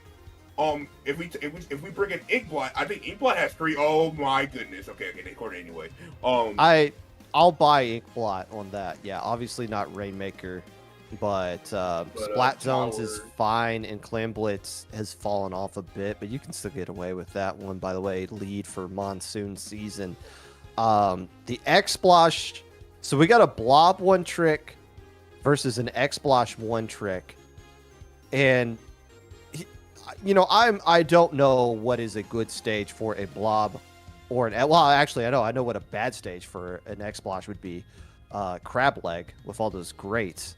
It just doesn't work out there. But when you got players that just do one weapon the entire time, it's frustrating because they know how to overcome all those other weaknesses that the weapon presents. Like if I'm going to do a charger in Splatoon 2 and I'm going up against missile spam, I've probably gotten really good at dealing with that because I'm going to see nothing but that. And this X-Splosh here, probably extremely frustrating to go up against as well because they know like all these little tricks. Oh, I can hide behind this wall and do these shots at this perfect angle and then lure you into a splashdown and hit both of you at the same time and eliminate you. And literally get massive chip damage. Make him stuck in the ink. Look, he's stuck. Like, oh my god, Expo is so annoying. He just does that. He get a double, and then he literally gets a chip. Was that a squid back or was that intentional? No, that probably wasn't intentional. Anyways, like, Didn't you just talk about how wholesome Arizona was? They would do that. No, they're not wholesome. No, who said they were wholesome? We hate Arizona. Look, the gloves are off when they're in game, but I'm now realizing with the comp that Sunset Surge is running, they kind of rely on just trapping somebody and that ball does not make it in. Just kind of trapping somebody in ink and then just pelting them because you have the Zuka to do that. You have the Splashes Crab and you have the Expo. So it's the comp of let me catch you in my ink and then just rain explosions from on top of you so you can't get out. It's just a very much annoyance. Did that clam throw get win by Yambud by that pillow? Yeah, Yes. Both of them did.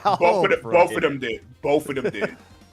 It's like really unfortunate positioning there. Like it's like they took a safe route, but then they died right by the pillar, so they just got blocked by when they landed on. They tried to throw it, just got blocked. Both of the power clams did. It was really unfortunate though. Mid and left in that game, so Super G has a lot of work to do. It's going to be hard to make it past them running down ink on top of them. Look, they're going to Expo shot, double Expo shots coming out right now, and they literally have to disengage. Look at this, like they just have to disengage. Yeah, you just have so much range there. It's basically like a second crab that you have just continuously exploshing down, but you do have an opportunity for Super G to get in here. Ooh. Oh, there it is. And they got the clam back home, I think. This is going to be lead. You have strikes as well. Yeah, Wait, no, they have the they kills. It's just random picks that just happened and it just like literally shut them down. And now it's going to be a tall task of action to push into Expo and pencil flash shot paint. It's a lot of paint on the side of the Arizona side, so it's going to be hard for them to push back in, especially out of vac. Yeah, like what is you're basically just kind of hoping on these triple Zukas to make something happen here. The strikes are pushing back a little bit. What is the Blob's got rain? I forget that's even in the game. Yeah, Blob has rain. And yeah, you just got Soda to work, so you kind of just got to bully your way in with the main weapons, which they're kind of doing. I mean, do they have a power clam? Yeah, they have the pity. They have the pity to work. Yeah, oh, they still got pity. Yeah. Okay, now they grab it. Now his time is running out though, and you already have lost your shot. Oh, but oh, you do no. There they go. Go. Now you go. Go. Now. You got two down. They gotta make sure. They gotta make sure. Yeah. Okay. Now they're two dead again. Well, yeah. Now we're going. For them to go. Now we're going. This could be lead. There are plenty of clams around. That's it. Yeah, that's up top. That's it. That's Yeah, it. they don't have a way to stop the up top there. Hey, I don't know. I like it when people. I would always tell my team, and maybe this is why we're mid level, but it was like, okay, we got the 2v4, just go. And because like the longer you wait, the more the other team just comes back, spawns back in, they get specials, and then look at the matching uniforms right there. Except the last one on the right. No, I agree with you to an extent. I think what's it called, Barnacle. I think if this was like 3 minutes into the game, like with 3 minutes left on the clock, I say yeah for sure, because I think Barnacle is one of those maps where Barnacle Clans is one of those maps where you have to force something. You're not going to score unless you force something. You're not going to score by being patient and methodical. You got to get someone run in there and just make a play and do something. Ink Block Clans is also one of those game modes where it's like somebody has to commit. If you don't commit, you're never going to score. That's just what it is. But it being at the end like that and the amount of points it had to come by, I think being patient there was the play. It definitely was the play, especially when the other team was panicking. But that being said, Sunset Surge is down 1-2. So one more loss for them, and then they will be eliminated, which makes me happy. But at the same time, I'm starting to feel what Rocket was saying. I'm not satisfied. We got to assert dominance. Because then what? Yeah, then what? Oh, Sunset Surge lost. They're out. but not by the hands of Houston. I don't. It has Yeah, to you be gotta- by you gotta our re- hand.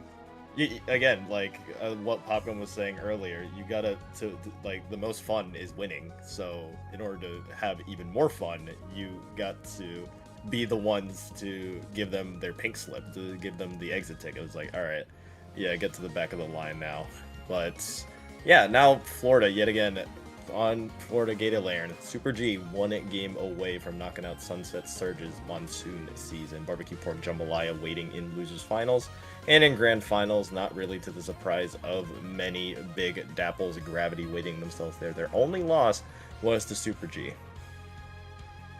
By the way, the stage that you can do the most actual anarchy modes in is Museum. Museum Clams, Like, you could- Rainmaker, Zones.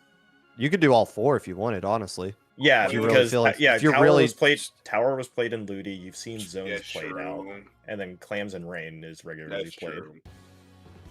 Yeah, but okay, but it's so bad to play because you just go the ramp. That's the only way to go, and then you occasionally jump the block. But it feels so. Tower is garbage on Museum. Yeah, Everybody it's says. bad to push on. You can maybe jump the spinner as well, but like, it is Oh, that this fun. thing. Pepe Oh my lives goodness. that. Yeah, Pepe's Okay. insane, getting a crazy double, but I don't think it really matters though, because nobody else really grabbed the tower or really forcing any space with that, especially when other teams running them down. I always have an issue with the. I have a like grievance with this map of why the first checkpoint is literally within the first 5 points of the tower. Oh my god, There's Rapid is so broken! Jesus! There's a lot of, well, not a lot, like eel tails like that too. And yeah, in the beginning I was like, oh, that's kind of a good thing, I guess, because it just prevents the tower from being run away in the first 30 seconds. But yeah, it gets cleared rather easily, and then everybody gets set up. There's that screen yet again, slowing things down. But both teams cleared that checkpoint, so we're good. We don't have to worry about it anymore, Rocket. Don't worry. Well, not quite actually. They haven't cleared it yet. Oh, they didn't clear it, did they? Yeah, they got all. They No, they haven't seen it. Still They here. haven't cleared it yet. It's watching a Rapid poke on this stage looks so suffocating. As someone who played against Rapid on this stage, it is suffocating. I mean, like it really is. It's like just get any and everything. They kill any and everything. They poke any and everything. It's faster. It's an amazing weapon to have on this stage. You can see Super G just taking dividends of having that Rapid on their team. And Tower's so frustrating with it too, because you can't dodge it. Yeah. Like, Yeah, you're just this, literally. you're just a sitting duck for AoE across the board. Are they gonna? No, they're not gonna clear this shiny setup. The blob's gonna dodge all of that. And they get the Barely, second checkpoint off of that too. barely. Oh, Pepe look at the geometry on that blob. Just going to bounce the wall and get all the shots right there. Ooh, I hate that weapon so much. But they're all going to look to hopefully stop this push. We're going to get right back on the tower. The X was going down again. Nightmare not living anything. Strikes. Oh, God. It's not looking good at all. Arizona going to get eliminated. Yeah, it's looking like that as well, and you see it rarely happen where a team isn't able to clear that first checkpoint on this map. But there is an Oh no, it's not. opportunity to It's not gonna be over here. Maybe. Oh, my God. Yes, I it mean, is. no. okay. Because look, Well, they all wait, jump into wait, one spot. wait. That X-Splash. Okay, Oh, my God. But Yeah, they yeah. three? They let them get to 3? that was way too It- close for It's comfort. not even half the game left anymore. Oh, man. I You mean, just gotta get the KO. That's not that difficult. you're right. It is Undertow Tower. You Like, got you got it's you got possible. screen. You could annoy him with that. That Yeah, is an interesting spot. Can I be honest with you? That actually might be the problem. Look at this screen. It's going into What is the. it? Yeah, Yeah, yeah. it's screen. That's not. What is it covering? It's covering nothing actually. Like, okay, but they expo. The only way they win it if Nightmare just decides to actually go ballistic. Like right now, getting all these picks, Nightmare has to do a lot of heavy lifting, but it doesn't matter. The rest of the team just keeps going down. Like it just doesn't. Nightmare's just doing solo queue. Just like, to hell with this. I'm gonna push up with the X-Splash Oh, and see what there you happens. go. Okay, there we go. Okay. There we go. We get the first checkpoint. Yes, we can. Indeed, but the rap is nowhere near cooler, and they're actually have quite a bit until any of them get special, so they can find a way to get some picks. But Pepe's gonna go down to that's them. not Man, good. Rapid is so broken, bro. Rapid is so broken. Look at that. Look at this weapon. Look at this. Look at this. Oh was my a- god. Such a slippery weapon, and it's like the Expo tried their best, despite having a big hitbox. Doesn't matter because the Rapid has a bigger hitbox too, and it just can win 3 shots the same way you can, especially when it's faster. Oh, getting stuck in the seesaw. I'm moving left while you moving right, and we're aiming where each other just was. The blaster getting the better end of that one. All right. One more, maybe 2 more stabs at this one for Monsoon if they want to stay alive in this. The problem is you got the ink strikes, and you got to sit like a sitting duck at 2 checkpoints. So, Oh my god! like, how are you going to overcome that? Oh, look at that! Look at that blob, man! It's so annoying. Just arc the shots and getting the picks. And They're all they have funneled, 3 too. special: cooler, storm, strikes. Yeah, you're not winning. You're not winning. Just go ahead and pack that up, bro. Oh god, you just go ahead and pack that up. Yeah, this might. I be think we're Kern's- packing up here. Yeah. You're Slosher's packing it up? Slosher's on that bottom left side, still trying to take a fight, but it might not even matter as all of Monsoon season's on that right side. They gotta touch the tower in 1 second. Can they do it? They can actually. So how do you win this game? They have strikes. Kill the radius slosh. Kill the in the slosh. rapid. You gotta find a way to kill this slosh, but the rapid's dead. But it They're doesn't running matter. Narnia. They have something. They're supposed to get exposed because they're forced to make an aggressive play. Like There they Zuka go. has to find. Zuka has to find something. He's not gonna find it. That's it. That's it. Oh, wait. no, Zuka Zuka found- Zuka Whoa! found. Oh. Oh, there was a good opportunity there, though, but Oh. Super G moving on. Florida's hopes of repeating are still alive, and that is the end of Sunset Surge with that I was- 4th place finish. I was gonna say AZ who, but it doesn't hit the same when we're not the ones that beat them. You already beat them, though. They're the reason yeah. they're down here. Yeah, but Yeah. in the terms of LAN Championship Showdown, it's still 1-1. It's still 1-1. It's still 1-1. Yeah. Yeah. Oh, boy. All That's- right. So that's the. I think we've reached the end here for us. And I believe we've reached the end of everything being across all the different channels. Everything's going to now be condensed right here as Falco and Saf are about to take over to close out this tournament.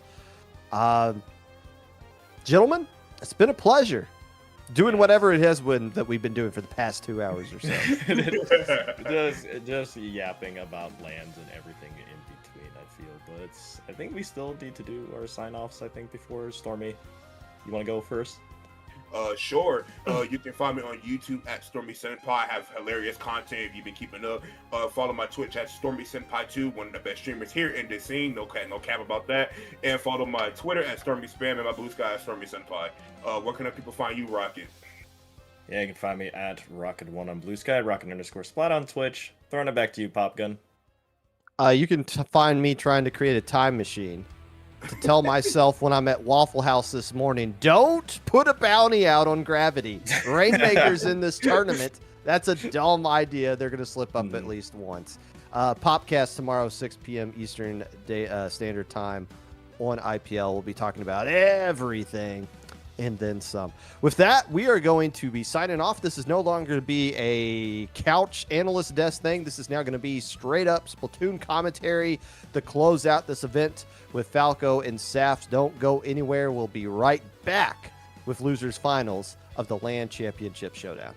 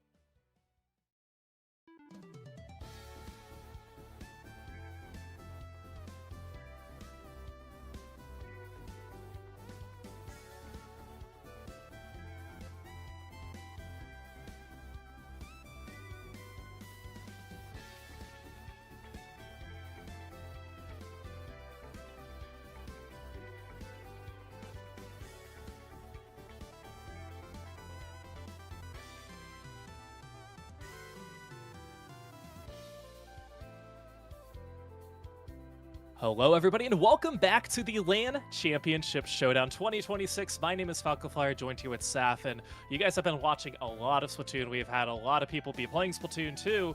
We're down to 3 teams remaining. Super G versus Barbecue Pork Jambalaya.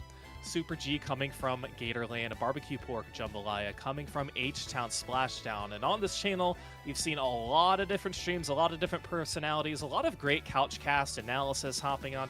Saf, we had you on earlier for our broadcast to kick us off, and we just finished with Pop Gun, Rocket, and Stormy. It's been a lot of fun, but hey, we're back to a traditional telecast here for our losers finals. Again, Barbecue Pork Jambalaya in Super G. These two teams have not faced off yet here in this tournament. Barbecue Pork Jambalaya at the number 2, Super G at the number 4. Gonna be quite a banger, Saf. Quite a banger, dude. I'm glad that we're seeing a battle of the South. I'm so sad that my goats of Sea Battle got knocked out when they did, but you know what? They met their match against Sunset Surge, who ultimately met their match against Super G. Super G being Taco, Nitro, Tacos, Nico Chico, and Zach. Zach is going to be the one that was subbing in for the folks that were missing. Dat Kid was originally going to play for Super G, but as a substitute, but ultimately had to ask Zach to step in. So Super G has had a little bit of a rotating roster. Falco, now that we are in the losers final side of things, we are entering the counter pick situation, but as always, opening up on splat zones here. Looking to see who we can crown as our next Grand Finals bracket champion here. Yeah, let's hop into it. We're going to be starting Game 1 Splat Zones for this and Grand Finals happening later on.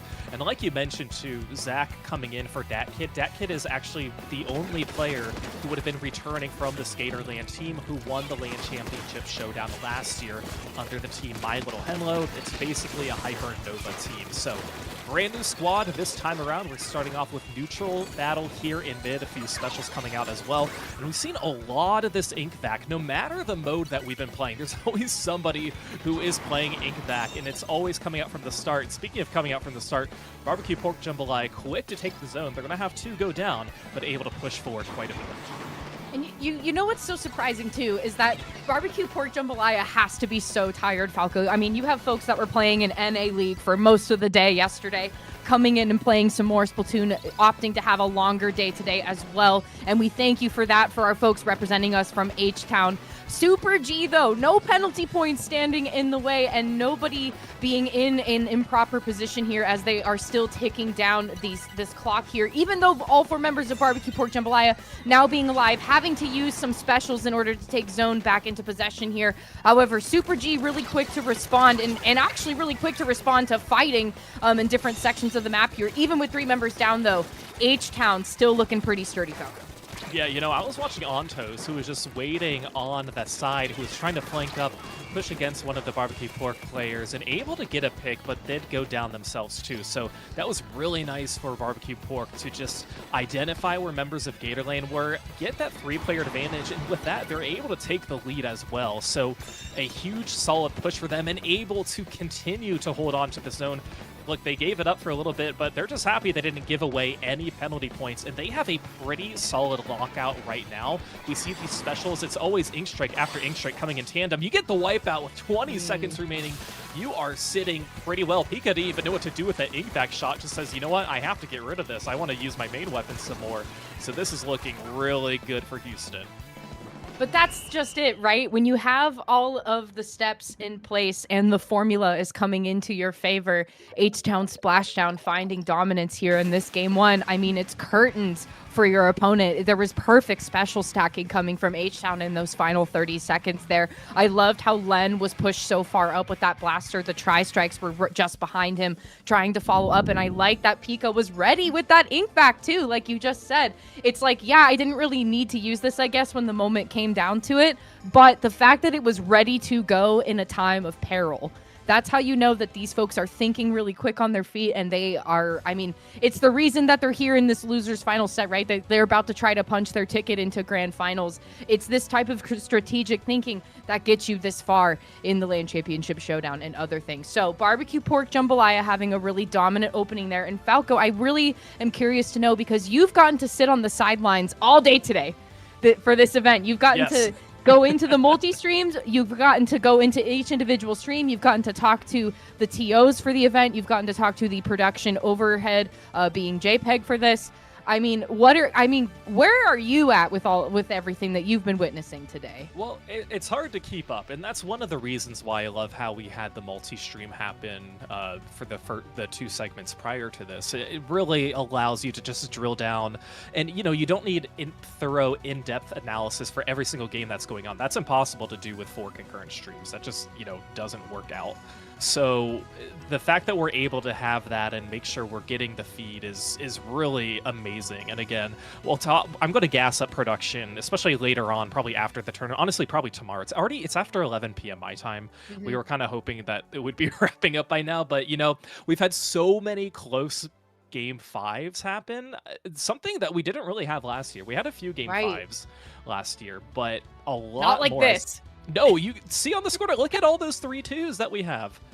I mean, it's insane. And especially in round 1, winners round 1, 3 of our 4 sets went to game 5. That's unheard of.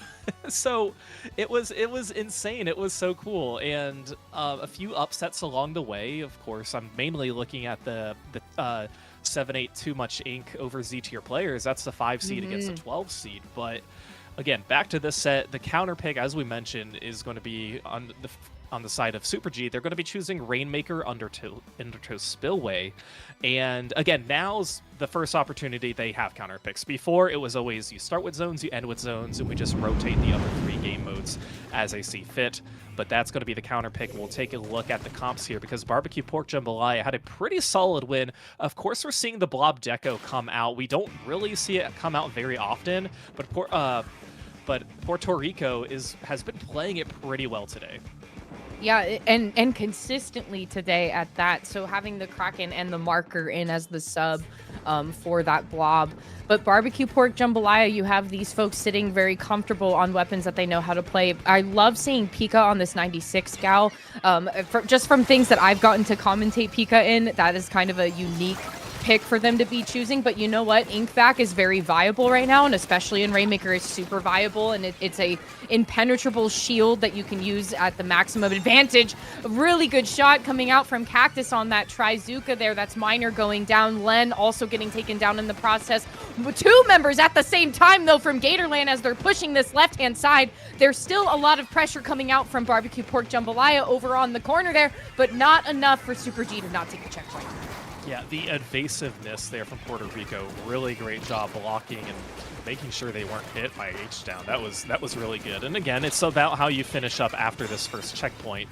And Barbecue Pork Jambalaya says, nope, we're going to pick it up. It's going to be Parachu. And Parachu, a player in particular, he mentioned some of these players who go to these LANs.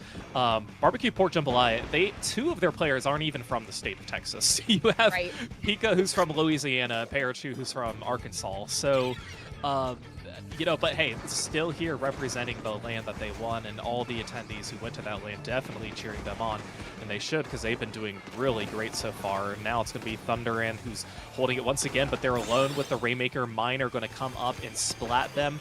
And really wise, just, you know what, I'm going to splat you. We want to take a little bit control of mid. There is a lot of orange ink here. We want to clean it up before we pick it up, and this will be Barbecue Pork Jambalaya's first opportunity to strike forward.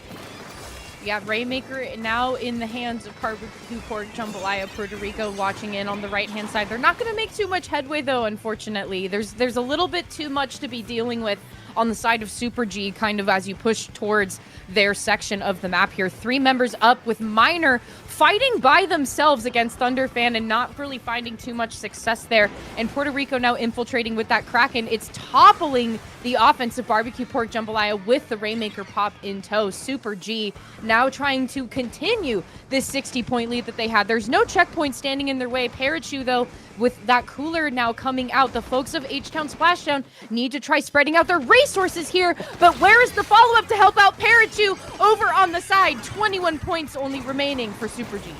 Yeah, great use of that pillow. Just says, you know what, I'm going to sneak up here, hide behind this wall. I was a little skeptical about how long it took for them to grab the Rainmaker from mid. There were 3 members down on Barbecue Pork Jambalaya, so I was thinking, oh, why don't they get it? And they waited for their Kraken player to run out of their Kraken to push forward. But hey, a push to 8, that pretty much puts you in knockout territory for H-Town if they want to get the win. Of course, you know, there's ways that it's not going to happen, but you get to that pedestal, you're almost in the clear. So I know that's going to be a Barbecue Pork Jambalay's focus, but of course they still have the first checkpoint, and Pika's all alone now here. Parachute was in the back with the Snipe Rider, but still able to take them out. So now Gatorland here with a pretty decent control of mid, a minute 30 left. If they just play defensively for the next minute and a half, they're going to be solid. The thing is Super G is proving to us right now why this was their counter pick in the first place. And with a single digit standing in between them and the victory here. But with multiple specials online coming out from Pork Jambalaya, perhaps this is where the tides could change. That's Parachu following up on Pika's Ink back to try to take in this next checkpoint. But there's still so many specials standing in the way of that. Both members going down. A huge lockout coming out from Gatorland here. And even with that bubble, it's not going to be enough for to defend against the Kraken. And especially if you're going to jump to it. I mean, my goodness, at that point, just try something else because the Kraken is already there and waiting for you. And it seems to me Falco Gatorland is just a couple steps ahead here as we enter the last few seconds of the game. Right, and they've been a couple steps ahead for a lot of the games they've played. They have the finesse and they have the focus, and they're facing a very tough Barbecue Pork team who, again, a lot of the players, we've seen them all over the scene and what they've accomplished. So obviously no easy feat, but with 15 seconds now, this might be their last push. Again, the tricky part is with how much time left, getting past that checkpoint and re-popping the Rainmaker, and Parachu being the only one alive. That's going to be really hard. I don't think they're going to get there in time. Yeah, and Miner's going to have to jump in, kind of a last-minute jump. So with all of that happening, we are tied here 1-1. That counter pick from Super G paying off. And I knew we were going to have a good set going into this losers finals, and it really has not disappointed with these first 2 games. It certainly has not, because I have a feeling this is going to be the theme of the rest of this set here, is going to be a tit for tat going between Super G and the folks of Barbecue Pork Jambalaya. So, okay, listen. One thing I want to note about this is that the tools on H-Town Splashdown is a recipe for disaster, Falco. You have somebody who has won a major LAN at Genesis X with a coolerless comp on Mickey Mart. You have somebody like Para who is able to fill the gaps where needed on whatever team they're playing on. It seems like right now Pencil has been the sweet spot for them. You have somebody that is the master strategist like Pika. And then to tie it all together, you're bringing Miner into it. Miner having their first LAN ever be H-Town 5. And they're here in the LAN Championship Showdown. I mean, my goodness gracious. Like, you have a powerhouse of people on Barbecue Pork Jambalaya. But that isn't to say that Super G isn't really quick in tow right behind them. I mean, especially because you have folks that have played with, like, Dat Kid. And you have somebody like Zach who is coming in to help out as well. And you have folks here that play a really aggressive composition, and they tend to play it very well against a bunch of the tools that Barbecue Pork Jambalaya has. I just have a feeling that this is going to just be a back and forth set, and I really think it's going to be narrated by the counter picks here. And look at me being really close. I'm literally, I need you guys to understand how wonderful this event has been for us, because you don't get better Splatoon when it doesn't go to a game 5 like this, or like how we've seen earlier, right? Like, you don't get anything better than this, and this is where you have really great content and really great storylines to refer back to. So here on the counter pick for tower control on ship-shaped cargo, this is in fact This is Barbecue Pork's counter This pick. is Barbecue Pork's counter pick. Right. This is Barbecue Pork's counter pick, where previously we got to see Super G counter pick Undertow, and they proved through and through why that was their counter pick. So, is Barbecue Pork Jambalaya maybe going to tell us the same thing? Is this why they picked this counter? You know, this counter pick, to me, it's let Len cook. You know, with the blaster. A lot of players really thrive when they use blaster. Well, speaking of which, it's going to be Super G, the one who's thriving here, as they're now going to get on that check on the tower, approaching that first checkpoint with that wipeout. So really, really crucial for them. And Cactus here just, you know, being patient, uses Suzuka, is going to go down to Len. And now Len's going to try and find a spot that they can survive, hanging out under these grates and refilling a little bit of their ink, but they're going to go down as well, too. And I do, again, we mentioned the counter pick being a good choice, I think, for Barbecue Pork, but you have to remember who you're facing on the other team. And I'm looking at Thunderman, who is using the blaster as well. And again, if you let them get comfortable, it's going to be very tricky. But what's going to be tricky now is for Super G to come back, because we just saw Wipeout on one side, now it's going to go to the other side. But with all that, Tower did go to 34, so they... Gatorland really pushed it super well, and now it's going to be about how Barbecue Pork can respond, and they're already pushed up pretty far. They're already pushed up far, but I'm wondering if the positioning maybe is going to be to their detriment, because I feel like when Gatorland was able to get this really solid lead, they overtook that corner where the first checkpoint was immediately from underneath Barbecue Pork Jambalayaa's feet. And it doesn't seem to me that Barbecue Pork is as attentive on that. They're still kind of looking at the mid zone here, watching who's coming up mid, and also popping that bubble there too a little bit early. But look at all this pink on the stage. There's still a lot more ground to be taken before, I think, putting something defensive out like that. But you know what? Like, when times are tough, you kind of have to launch special when it makes sense to do so. But look at this. Parachu is the last one standing and being pushed back into the far right side. Pika's there to follow up with a lot of damage, though, so they have to be super careful and kind of wait for Len to come here and damage control. But still, there's not a lot of reach for Barbecue Pork Jambalaya here.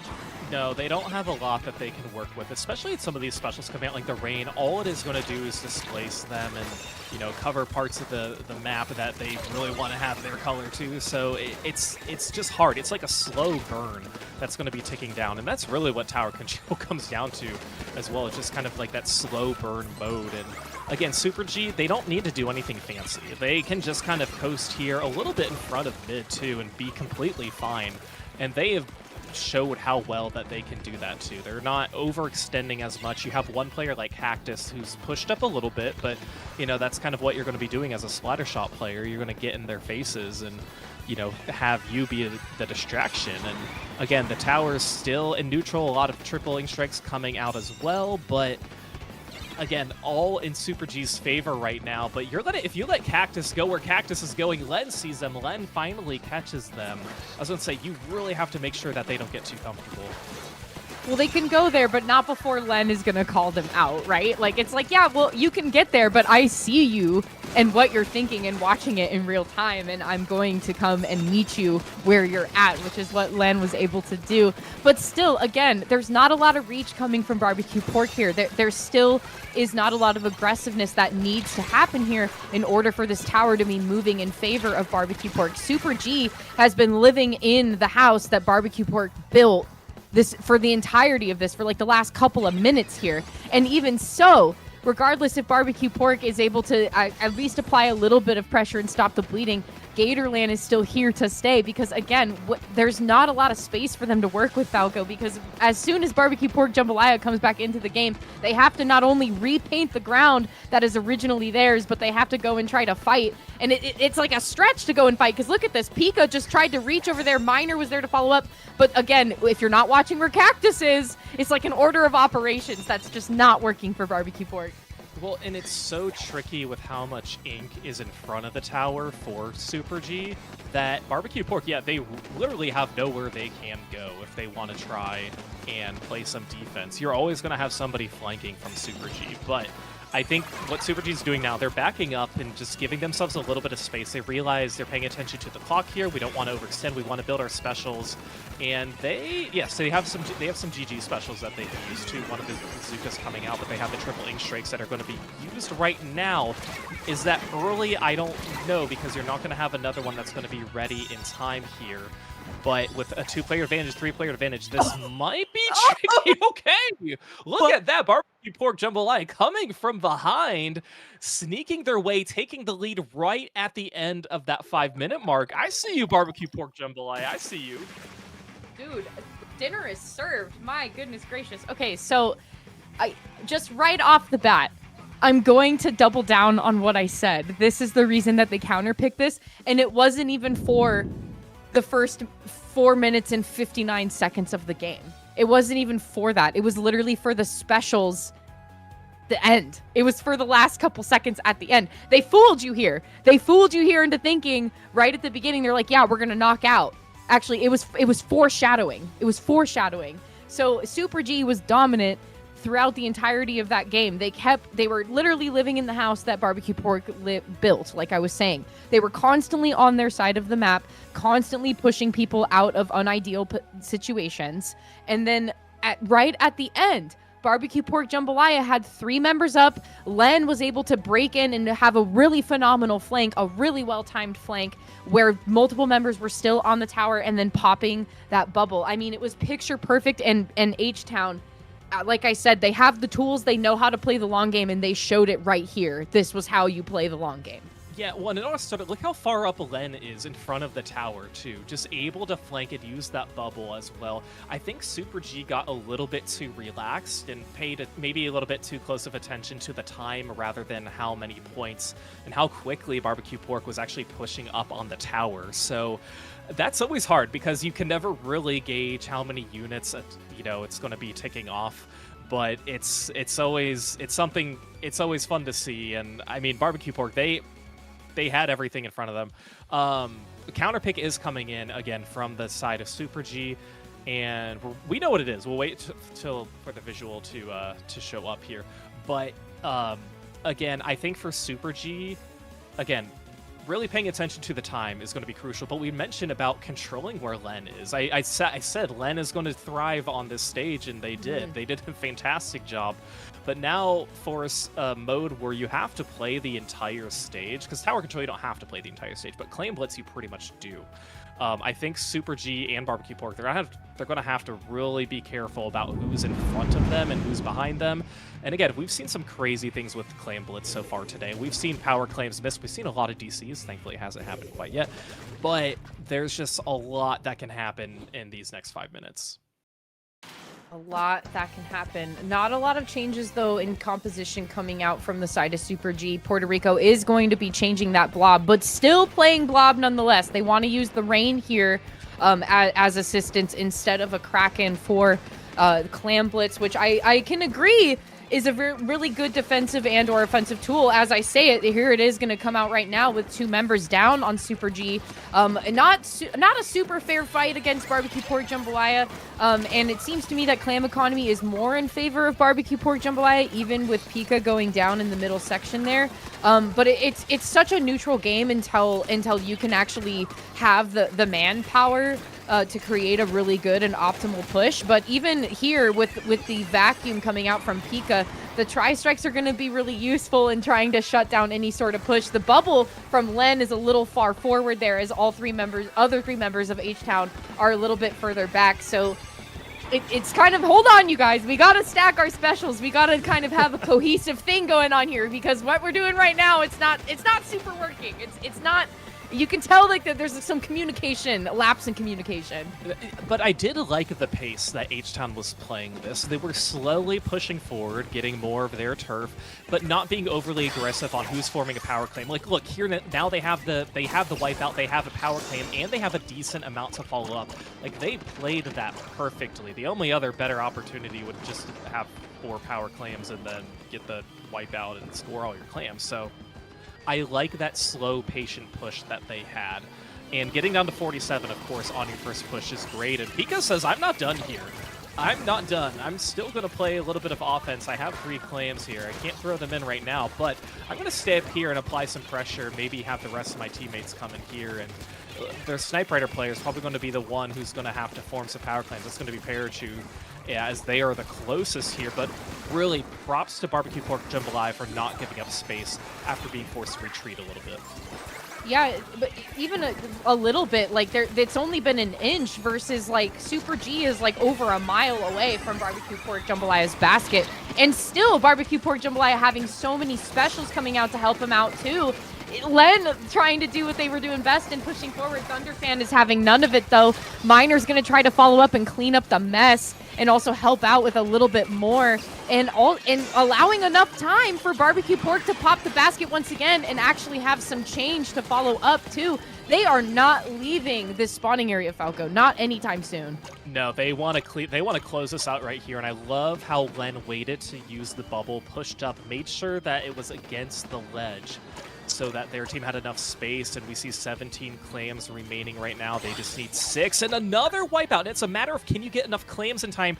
Pika's going to be the closest one, grabbing 3 just to keep that basket open slowly enough. Oh. Len has the 3 claims that will do it.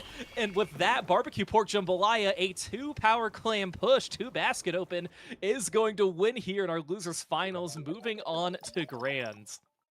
See, I can tell that you are smiling ear to ear saying that because you are so tired and ready for bed.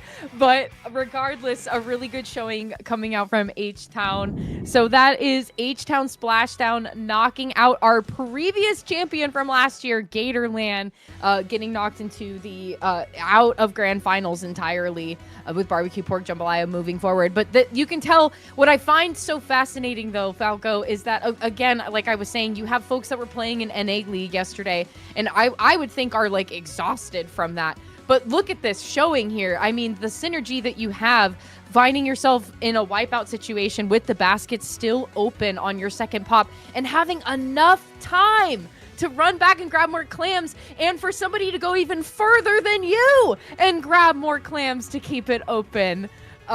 Really good timing for Barbecue Pork Jambalaya through and through. Yeah, it was incredible. I knew they wanted this win so bad. Should we talk about the players on these teams?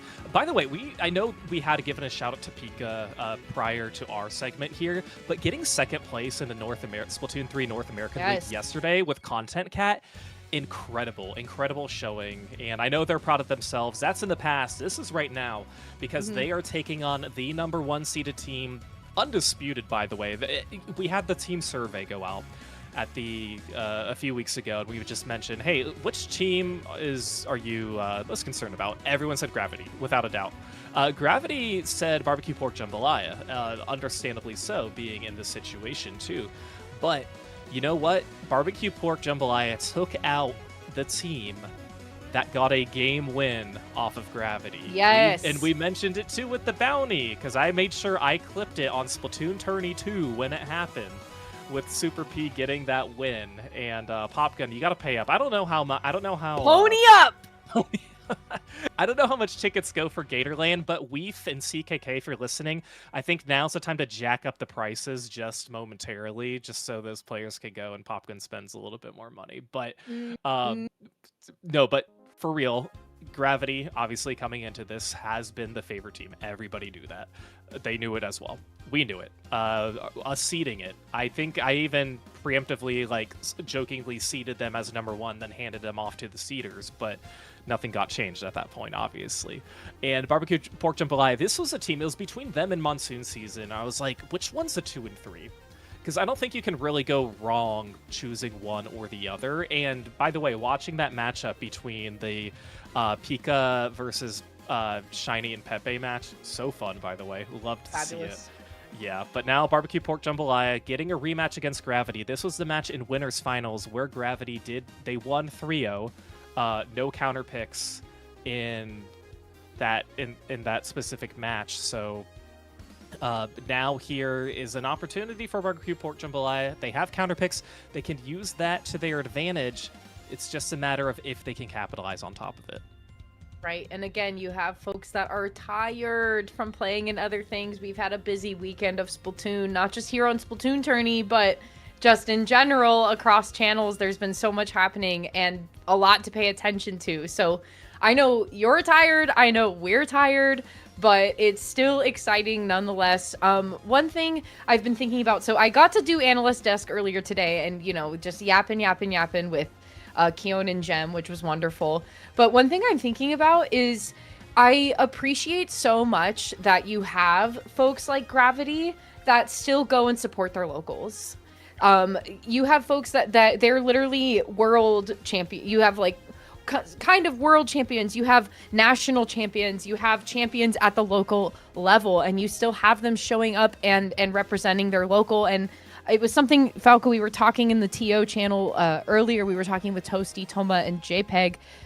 One thing that I find so fun to just like a good tidbit of knowledge to know is that while on Beep and hosting Beep, I got to talk to Zero about this, and Zero was like, yeah, I'm trying really hard to get Q and Bran to come to a Big Dapple and play with me. And guess lo and what? behold, it's 3 parts Milky Way plus Zero that wins Big Dapple for this qualifier. And I was like, and in my mind, I'm like, oh my God, he actually did it. He actually got them to come out and play, which is like so fun. But it's interesting to know that like months prior to the event, and then seeing it actually happen live, and you're like, oh my God, no, it's real. They did it. Yeah, and just the fact that you can get those people to, you know, those locations, because for a lot of these locals, it's centered around people who live in the state, but of course there are people who fly to these events. Like H-Town Splashdown, for instance, the highest showing out of all of our LCS teams, I think they had 25 teams who played. That's higher than one of the low tide cities that we've had too. And this is a local, but let's hop into grand finals again. Barbecue Pork Jambalaya versus Gravity, H-Town Splashdown versus New England here, heading into game 1. Splatzone's Macamart again. Other than Zero playing dualies, this is, I mean, he did play it a little bit earlier, but doesn't play it typically as much. A very standard composition we see coming out from Gravity, and we've seen H-Town a lot to know that this is typical of them as well. And I like that in true Gravity and Big Dapple fashion, they have NYC in their team tag, Ice, Q, Bran, and Zero representing Big Dapple. You have H-Town Splashdown, that is Houston, Texas on the pink side of things, representing the loser side of things, coming in to try to fight Gravity. And already, though, Gravity has a really solid standing right at the opening here. I know that Zero's been playing dualies a lot today. I kind of appreciate that. That's very reminiscent of Jared, if Jared was playing here with this crew. So it kind of a very familiar weapon set to know how to work with it. However, it also depends upon who is the better aggressor between Zero and Jared, because Zero is somebody that likes to be in your face all the time if he can help it.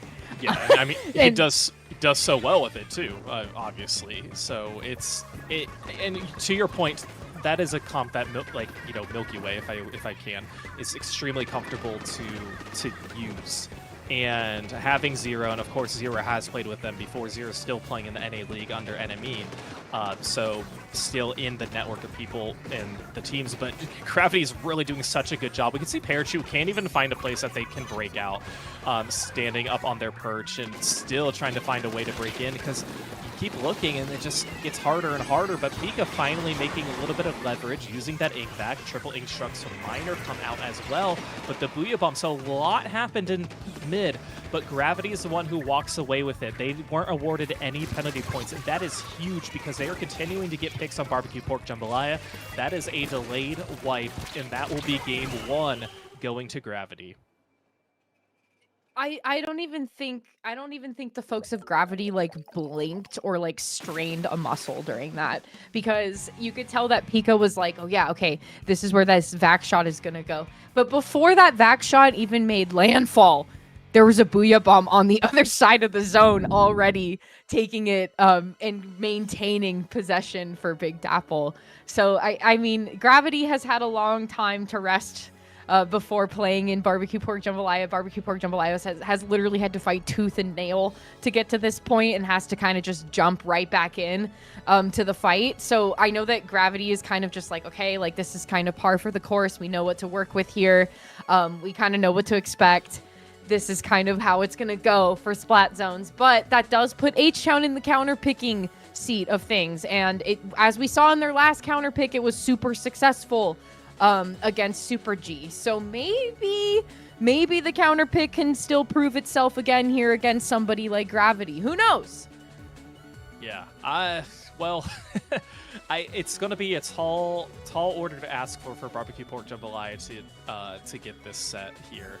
So, you know, it all starts with one game, and they're going to be choosing zones Hagglefish. Now, they can choose this because they did not win in Splat Zones. I gave them a rule set prior to this for counter picks, and I kind of just threw that out the window because I didn't realize the capabilities of Sendo.inc. I'm not a TO. A lot of people think I'm a TO, and I did technically put this event on, but we have Toasty and Toma who are TOs and know how to navigate Sendo. I don't, so I'm just kind of here and I talk and I blab and I make rules. But we are, they're going to be going back to zones. They want to have a run back here. They're going to choose Hagglefish. And again, it's going to be, I don't know, because the thing is, I have no idea how you beat a team like Gravity. I have no idea how you do it. I just think you have a stage that you were more comfortable with at this point, because you can't even use the logic of like, let's try and find something that they're probably not going to be as comfortable with. That doesn't really work here against a team like Gravity. So trying to use this to their advantage, they're going to be pulling out very similar weapons as well. I don't think we're seeing any changes, as a matter of fact. Pika's still using that Ink Vac and Len on the Vanilla Blaster. So, and Parachu, you know, obviously using Sniper with Cooler. So they're going to be running with the same comp they had before. And then Gravity is going to opt to have Ice on that heavy Splatling there. So Wave Breaker for the folks of Big Dapple. Q was flanking as a Snipe Rider, by the way, over on the left-hand side, and actually took a pick with them before they were able to jump out. That kind of just like poking at Barbecue Pork and being like, hey, y'all need to lock in. Because if you don't, you're going to have us in your base like this, and you're going to have Q providing really, really good jumping points for us to just continue the cascade effect of trying to defeat you here. Here comes Zero with that Crab Tank too. You can see that the specials all coming out for H-Town, the vacuum. You have the Tri-Strikes trying to suspend, but it's still not enough to provide coverage. Falco, the counter pick is not proving itself for Barbecue Pork here. Again, I don't think there's a perfect answer of a map and mode combination you can choose. You just have to rely on getting one, maybe two picks, and able to sneak in and break through the zone. And they're getting so close. Like, Barbecue Pork, they were so close. We could see the strikes. They weren't on the zone. They were a little bit in front. Both just Parachu, who's alive with the bubble, is going to be forced to back out a little bit. Gravity is going to be taking game 2. 100-0 sweep. H-Town didn't even... They couldn't cap the zone at all. So, bread and butter mode here. Map and mode for Gravity. But again, that's not unexpected for a team like them. Well, see, then now I ask, because Super G was able to beat them in Rainmaker. Do we counterpick to Rainmaker? Is that what it takes? Here's the thing, and you know, it's not a secret. Barbecue Pork, the only map and mode that Gravity lost on is Rainmaker Manta Maria. So, you know, and that one actually went very, very quick. I think that was a GG go next. We want to just, you know, not remember that one at all for Gravity, but I'm going to be interested to see if they do choose it. Also, you remember. But you remember. Well, yeah, because I had to get the clip and post it and quote Pop Gun's post about the bounty, so I remember it. You had to take care of business. I have business. the clip still saved on my computer. But, no, that was, again, who knows? If they don't want to go there, they don't want to go there. And that's, you know, again, there's no best solution against a team like Gravity. You know, we have our pool. Do you stick with zones? That's question number 1. My instinct is no. That was a pretty quick match. But again, I definitely wouldn't choose tower control. Whenever we've seen Milky Way play in the NA League, they have done so well on tower control. They're one of the best tower control teams. Right. And that really just leaves you, obviously, with the Rainmaker Clan Blitz. And, you know, you can count on the chaos of how you want to play the game. They're going to go to Clan Blitz, Scorch, Gorge. Okay. So I can see this working, too, especially with Len under the ledges, too. But, again, a situation, you go 3 members down, your Barbecue Pork Jambalaya, it's going to be so hard to break back in. Yeah, and I think too, especially because we've seen Pika kind of flexing on that other mini with the Mist and Bubble. I think Double Bubble has maybe worked for Barbecue Pork in the past, just mechanically wise. But I think against a team like Gravity, the more aggressive, the better. In my eyes, against a team like this, because you don't want to become too passive, because they'll rely on your passiveness to take as much space as possible. So I think you have to kind of fight fire with fire, and meet them where they're at in terms of aggression. So I'm hoping that Pika opts to maybe still use that vacuum, perhaps yeah, staying on the 92 gal, I don't think a double bubble would be useful here. I do think that LAN, though, using the blaster on the ledges is going to be really major here. And especially because I do think Gravity is going to be so quick to try to infiltrate and really maintain their presence in the spawning area. They've already kind of done that in the past 2 games as it stands.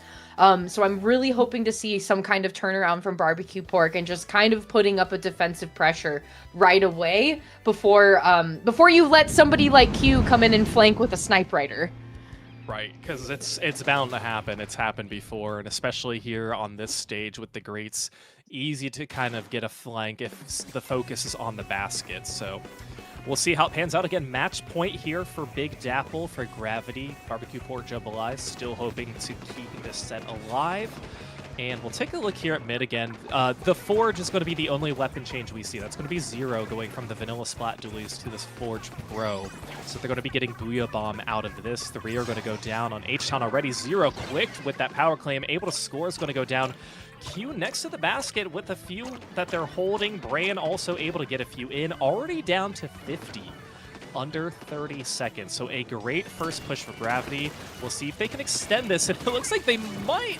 Oh, they're not going to be able to. Q is the one holding clams, but was deterred from that auto bomb that was going to go down. But again, you talk about control in mid and has control after the basket closes. It is all Gravity. Well, you can just kind of put whatever weapon you want in somebody like Ice's hands, and they'll just play it to perfection, because pushing all the way forward with a Forge Pro, I mean, my goodness, yeah. what are you even trying to do here and accomplish? So a solo basket pop, once again, coming from Gravity, there wasn't much headway made with it, so 15-point penalty is going to be applied onto that. But still, like, a dominant presence from Gravity. They haven't left the spawning area of Barbecue Pork Jambalaya. They haven't let them rest one bit. And there's still a lot of clams, too, to be had on the side of Gravity, because Bran is sitting there pretty with 7. Kind of, yeah, was just waiting for that last one to come in. The third pop coming in from Gravity, no one to be found from Barbecue Pork near the basket. Did you see how far Ice and Zero were pushed up, too? Yes! As if they were, like, playing Rainmaker or something, too. Ice did it before the basket opened. Zero, I think Zero scored or Zero helped support a little bit later, but Ice was like, yeah, I'm just going to do this right now. I don't want to call it spawn camping, but we'll call spade a spade in that situation. And, do what you need to do to get the win, obviously. But now Gravity, the hard part is, like, one power claim's not going to break the basket, but they've not struggled at all scoring more than one clam anytime they've opened the basket. So I don't know how Barbecue Pork responds. Again, just making sure that you don't have any player disadvantage, but the hardest thing to do is have that happen against a team like Gravity. Okay, well, now that Zero and Ice are out of the way, that leaves Bran wide open, and it leaves Q wide open, but still a really valuable trade, though, to take Pika out in that process. Finally, we're seeing Barbecue Pork Jambalaya actually have some stance in the middle section here, but still so much damage to be done from Big Dapple, because as soon as 2 players even approach that ramp area, they're immediately taken out and met by Bran. And you can see that Gravity is already making headway on spreading out their resources to reclaim mid. Ice has already infiltrated. Zero has already infiltrated. Q is making it that much easier for them, and Miner's going to try to help. But still, you have 2 very powerful folks from LAN and Parachute getting taken out, and Clams getting thrown. It's a recipe for disaster from Gravity. Yeah, look at that. Wisely jumping out from the triple ink strikes. They're just going to score and dip and see if they can have any follow-up. I don't think they are going to have follow-up this time around again. And you're just applying so much pressure on Barbecue Pork Jambalaya. And again, they haven't had a time to regroup in mid. It's a matter of now, do we even bother trying to pick up our pity claim once our basket's scored? Because we don't want to be a sitting duck. We don't want to be a target. But we need all of our utilities with us too. So approaching that is so difficult, and with Barbecue Pork now getting a little bit more footing. Pika was very close there against the suction bomb, and they have the ink back ready. They haven't been able to use this on an offensive side. We'll see if they can do that. Again, with Zero going down, LAN is going to be, or sorry, not Zero, Ice going to go down. We will see here now if this can be a push, but Ice throwing this Booyah. Okay, we'll go through the grate here, and they do stay alive now going down the Pika. So again, a very slow push here for H-Town, but nothing that is impossible for them. It's not impossible, but it's increasingly harder because you can tell that they're trying to go in as a team fight, but you have folks from Gravity that are just so skilled in trying to topple that offense. You can see Q and Bran in the backfield trying to paint up as much as they can, and also just get Special ready to go. Len has infiltrated, though, and taken down Bran. That is leaving Q wide open, and Ice has no idea that Len is right there. Okay, now probably getting called out. Len is going to have to jump out. It just seems like Barbecue Pork has smaller plays that have been really important, but the bigger play at hand, Big Dapple has been able to capitalize on tenfold. And you can see here, they're trying to push the basket one more time. There's no pity clam here. Oh, there we go. To keep Barbecue Pork on and keeping us into overtime. But this is such an important mountain to climb here, Falco. There is, yeah. And I mean, you had members who were pushed back pretty far. That wipeout's going to seal the deal. The bubble gave some jumps. Len had to jump out, but that is going to be it. Gravity in 3-0 fashion in our grand finals are going to win the LAN Championship Showdown 2026, sweeping the competition, only dropping one game. Congratulations to them. Congratulations to Metro Inc. and Big Dapple. You guys got the win in great fashion. Big Dapple is the 2026 LAN Championship Showdown champions, taking the title from our previous champions from 2025, Gatorland, the team of My Little Henlo. But now here, your champions for New York City. That's Bran, Q, Ice, and Zero making up the roster for that. So Big Dapple, yeah, only losing one game to Super G, which was our team from Gainesville, Florida, from Gatorland. Gatorland finding themselves in third place here on the podium tonight. But yeah, dominant fashion through and through from Gravity. No surprises there in their dominance, but a really fun surprise that they got a game taken from them. So again, not all top level players are perfect. Sometimes you slip up just a little bit and you can still make mistakes in this game, just as many others do in lower level. It happens all the time. Falco, another successful LAN Championship Showdown under the belt. I'm sure you're feeling pretty good, but also pretty tired. You've said closing I've been tired thoughts. 3 or 4 times. You are probably tired. I know I'm tired. Okay, so I woke up at 5:30 this morning, 5:30 Eastern time, mind you. Because my son woke up, and before then I was up probably till like 12:30 because I had to do a few last minute things here, coordinating with the TOs and JPEG and a lot of stuff. And so overall I will have like a more thorough closing thoughts later on, because I do want to do like a semi-quick sign off here. We will have credits that we want to show you guys too, but I do want to mention, so first of all, thank you guys for watching. If you guys are still here, it's pretty late. We're ending before midnight Eastern time, which is great. That was on my bucket list. But again, this event could not be done without all the players who attended these lanes and all of our fantastic TOs who were a part of our qualifiers and all the support. You know, if you live close to one of your locals, please, please, please see what you can do to participate and attend one of these lanes, because they are absolutely incredible. And there's been a lot of effort put into this production between our streamers, our commentators, our back-end productions, our TOs. Again, I'll give a more thorough post about that later, but we are so happy that you guys could tune in and watch this wonderful broadcast with 5 concurrent streams happening too. Where else does that happen in Splatoon? Nowhere besides here in SplatoonTourney. So thank you guys so much. It's been a lot of fun. Do we have our credits scene ready? Because we'll go to that if we do. But no sign off from me. Just throw it to credits. Well, we'll get to us. So we'll take a look at our credits here, because we do want to give some shout outs to some specific people too. But again, we mentioned a lot of commentators who were involved, a lot of our TOs we mentioned as well. It's a credits roll. Okay, so it's going to play at the end. Thank you for informing me, production. But it's been so much fun. It's been a lot of fun, and 5+ months in the works, because we always start talking about it the year before. Late 2025, we get the ball rolling a little bit, and we meet with our TOs and see what's what. So it's been another successful year. It's been a lot of fun. So we will sign off. We will sign off. We'll show our credits. Saf, where can we find you? Don't even find me. Where are you? Not even going to nudge. You can find me, Falco Flyer. here on Splatoon Tourney. We have a few more Ludi Div finals coming up. By the way, we did this during the Ludi season, believe it or not. We even debated on streaming We're a still Ludi match streaming during. finals, by the way. Yeah. We streamed Div 2 finals earlier today. We have more finals coming up later. So coming next week for some Ludi Div finals action, but you can find me on Blue Sky Falco Flyer. I don't stream anymore, so you'll pretty much find me here. Very quick shout out to our streamer here, Jarian, who has done a fantastic job giving you all of these different views, and JPEG and the Level 1 crew. I do definitely want to shout you guys out before we roll our credits, because all this production could not be put on without you both. So I greatly appreciate you both. So that's going to be it for us here on our LAN Championship Showdown 2026. It's been a lot of fun, and we hope to see you next time. Take care.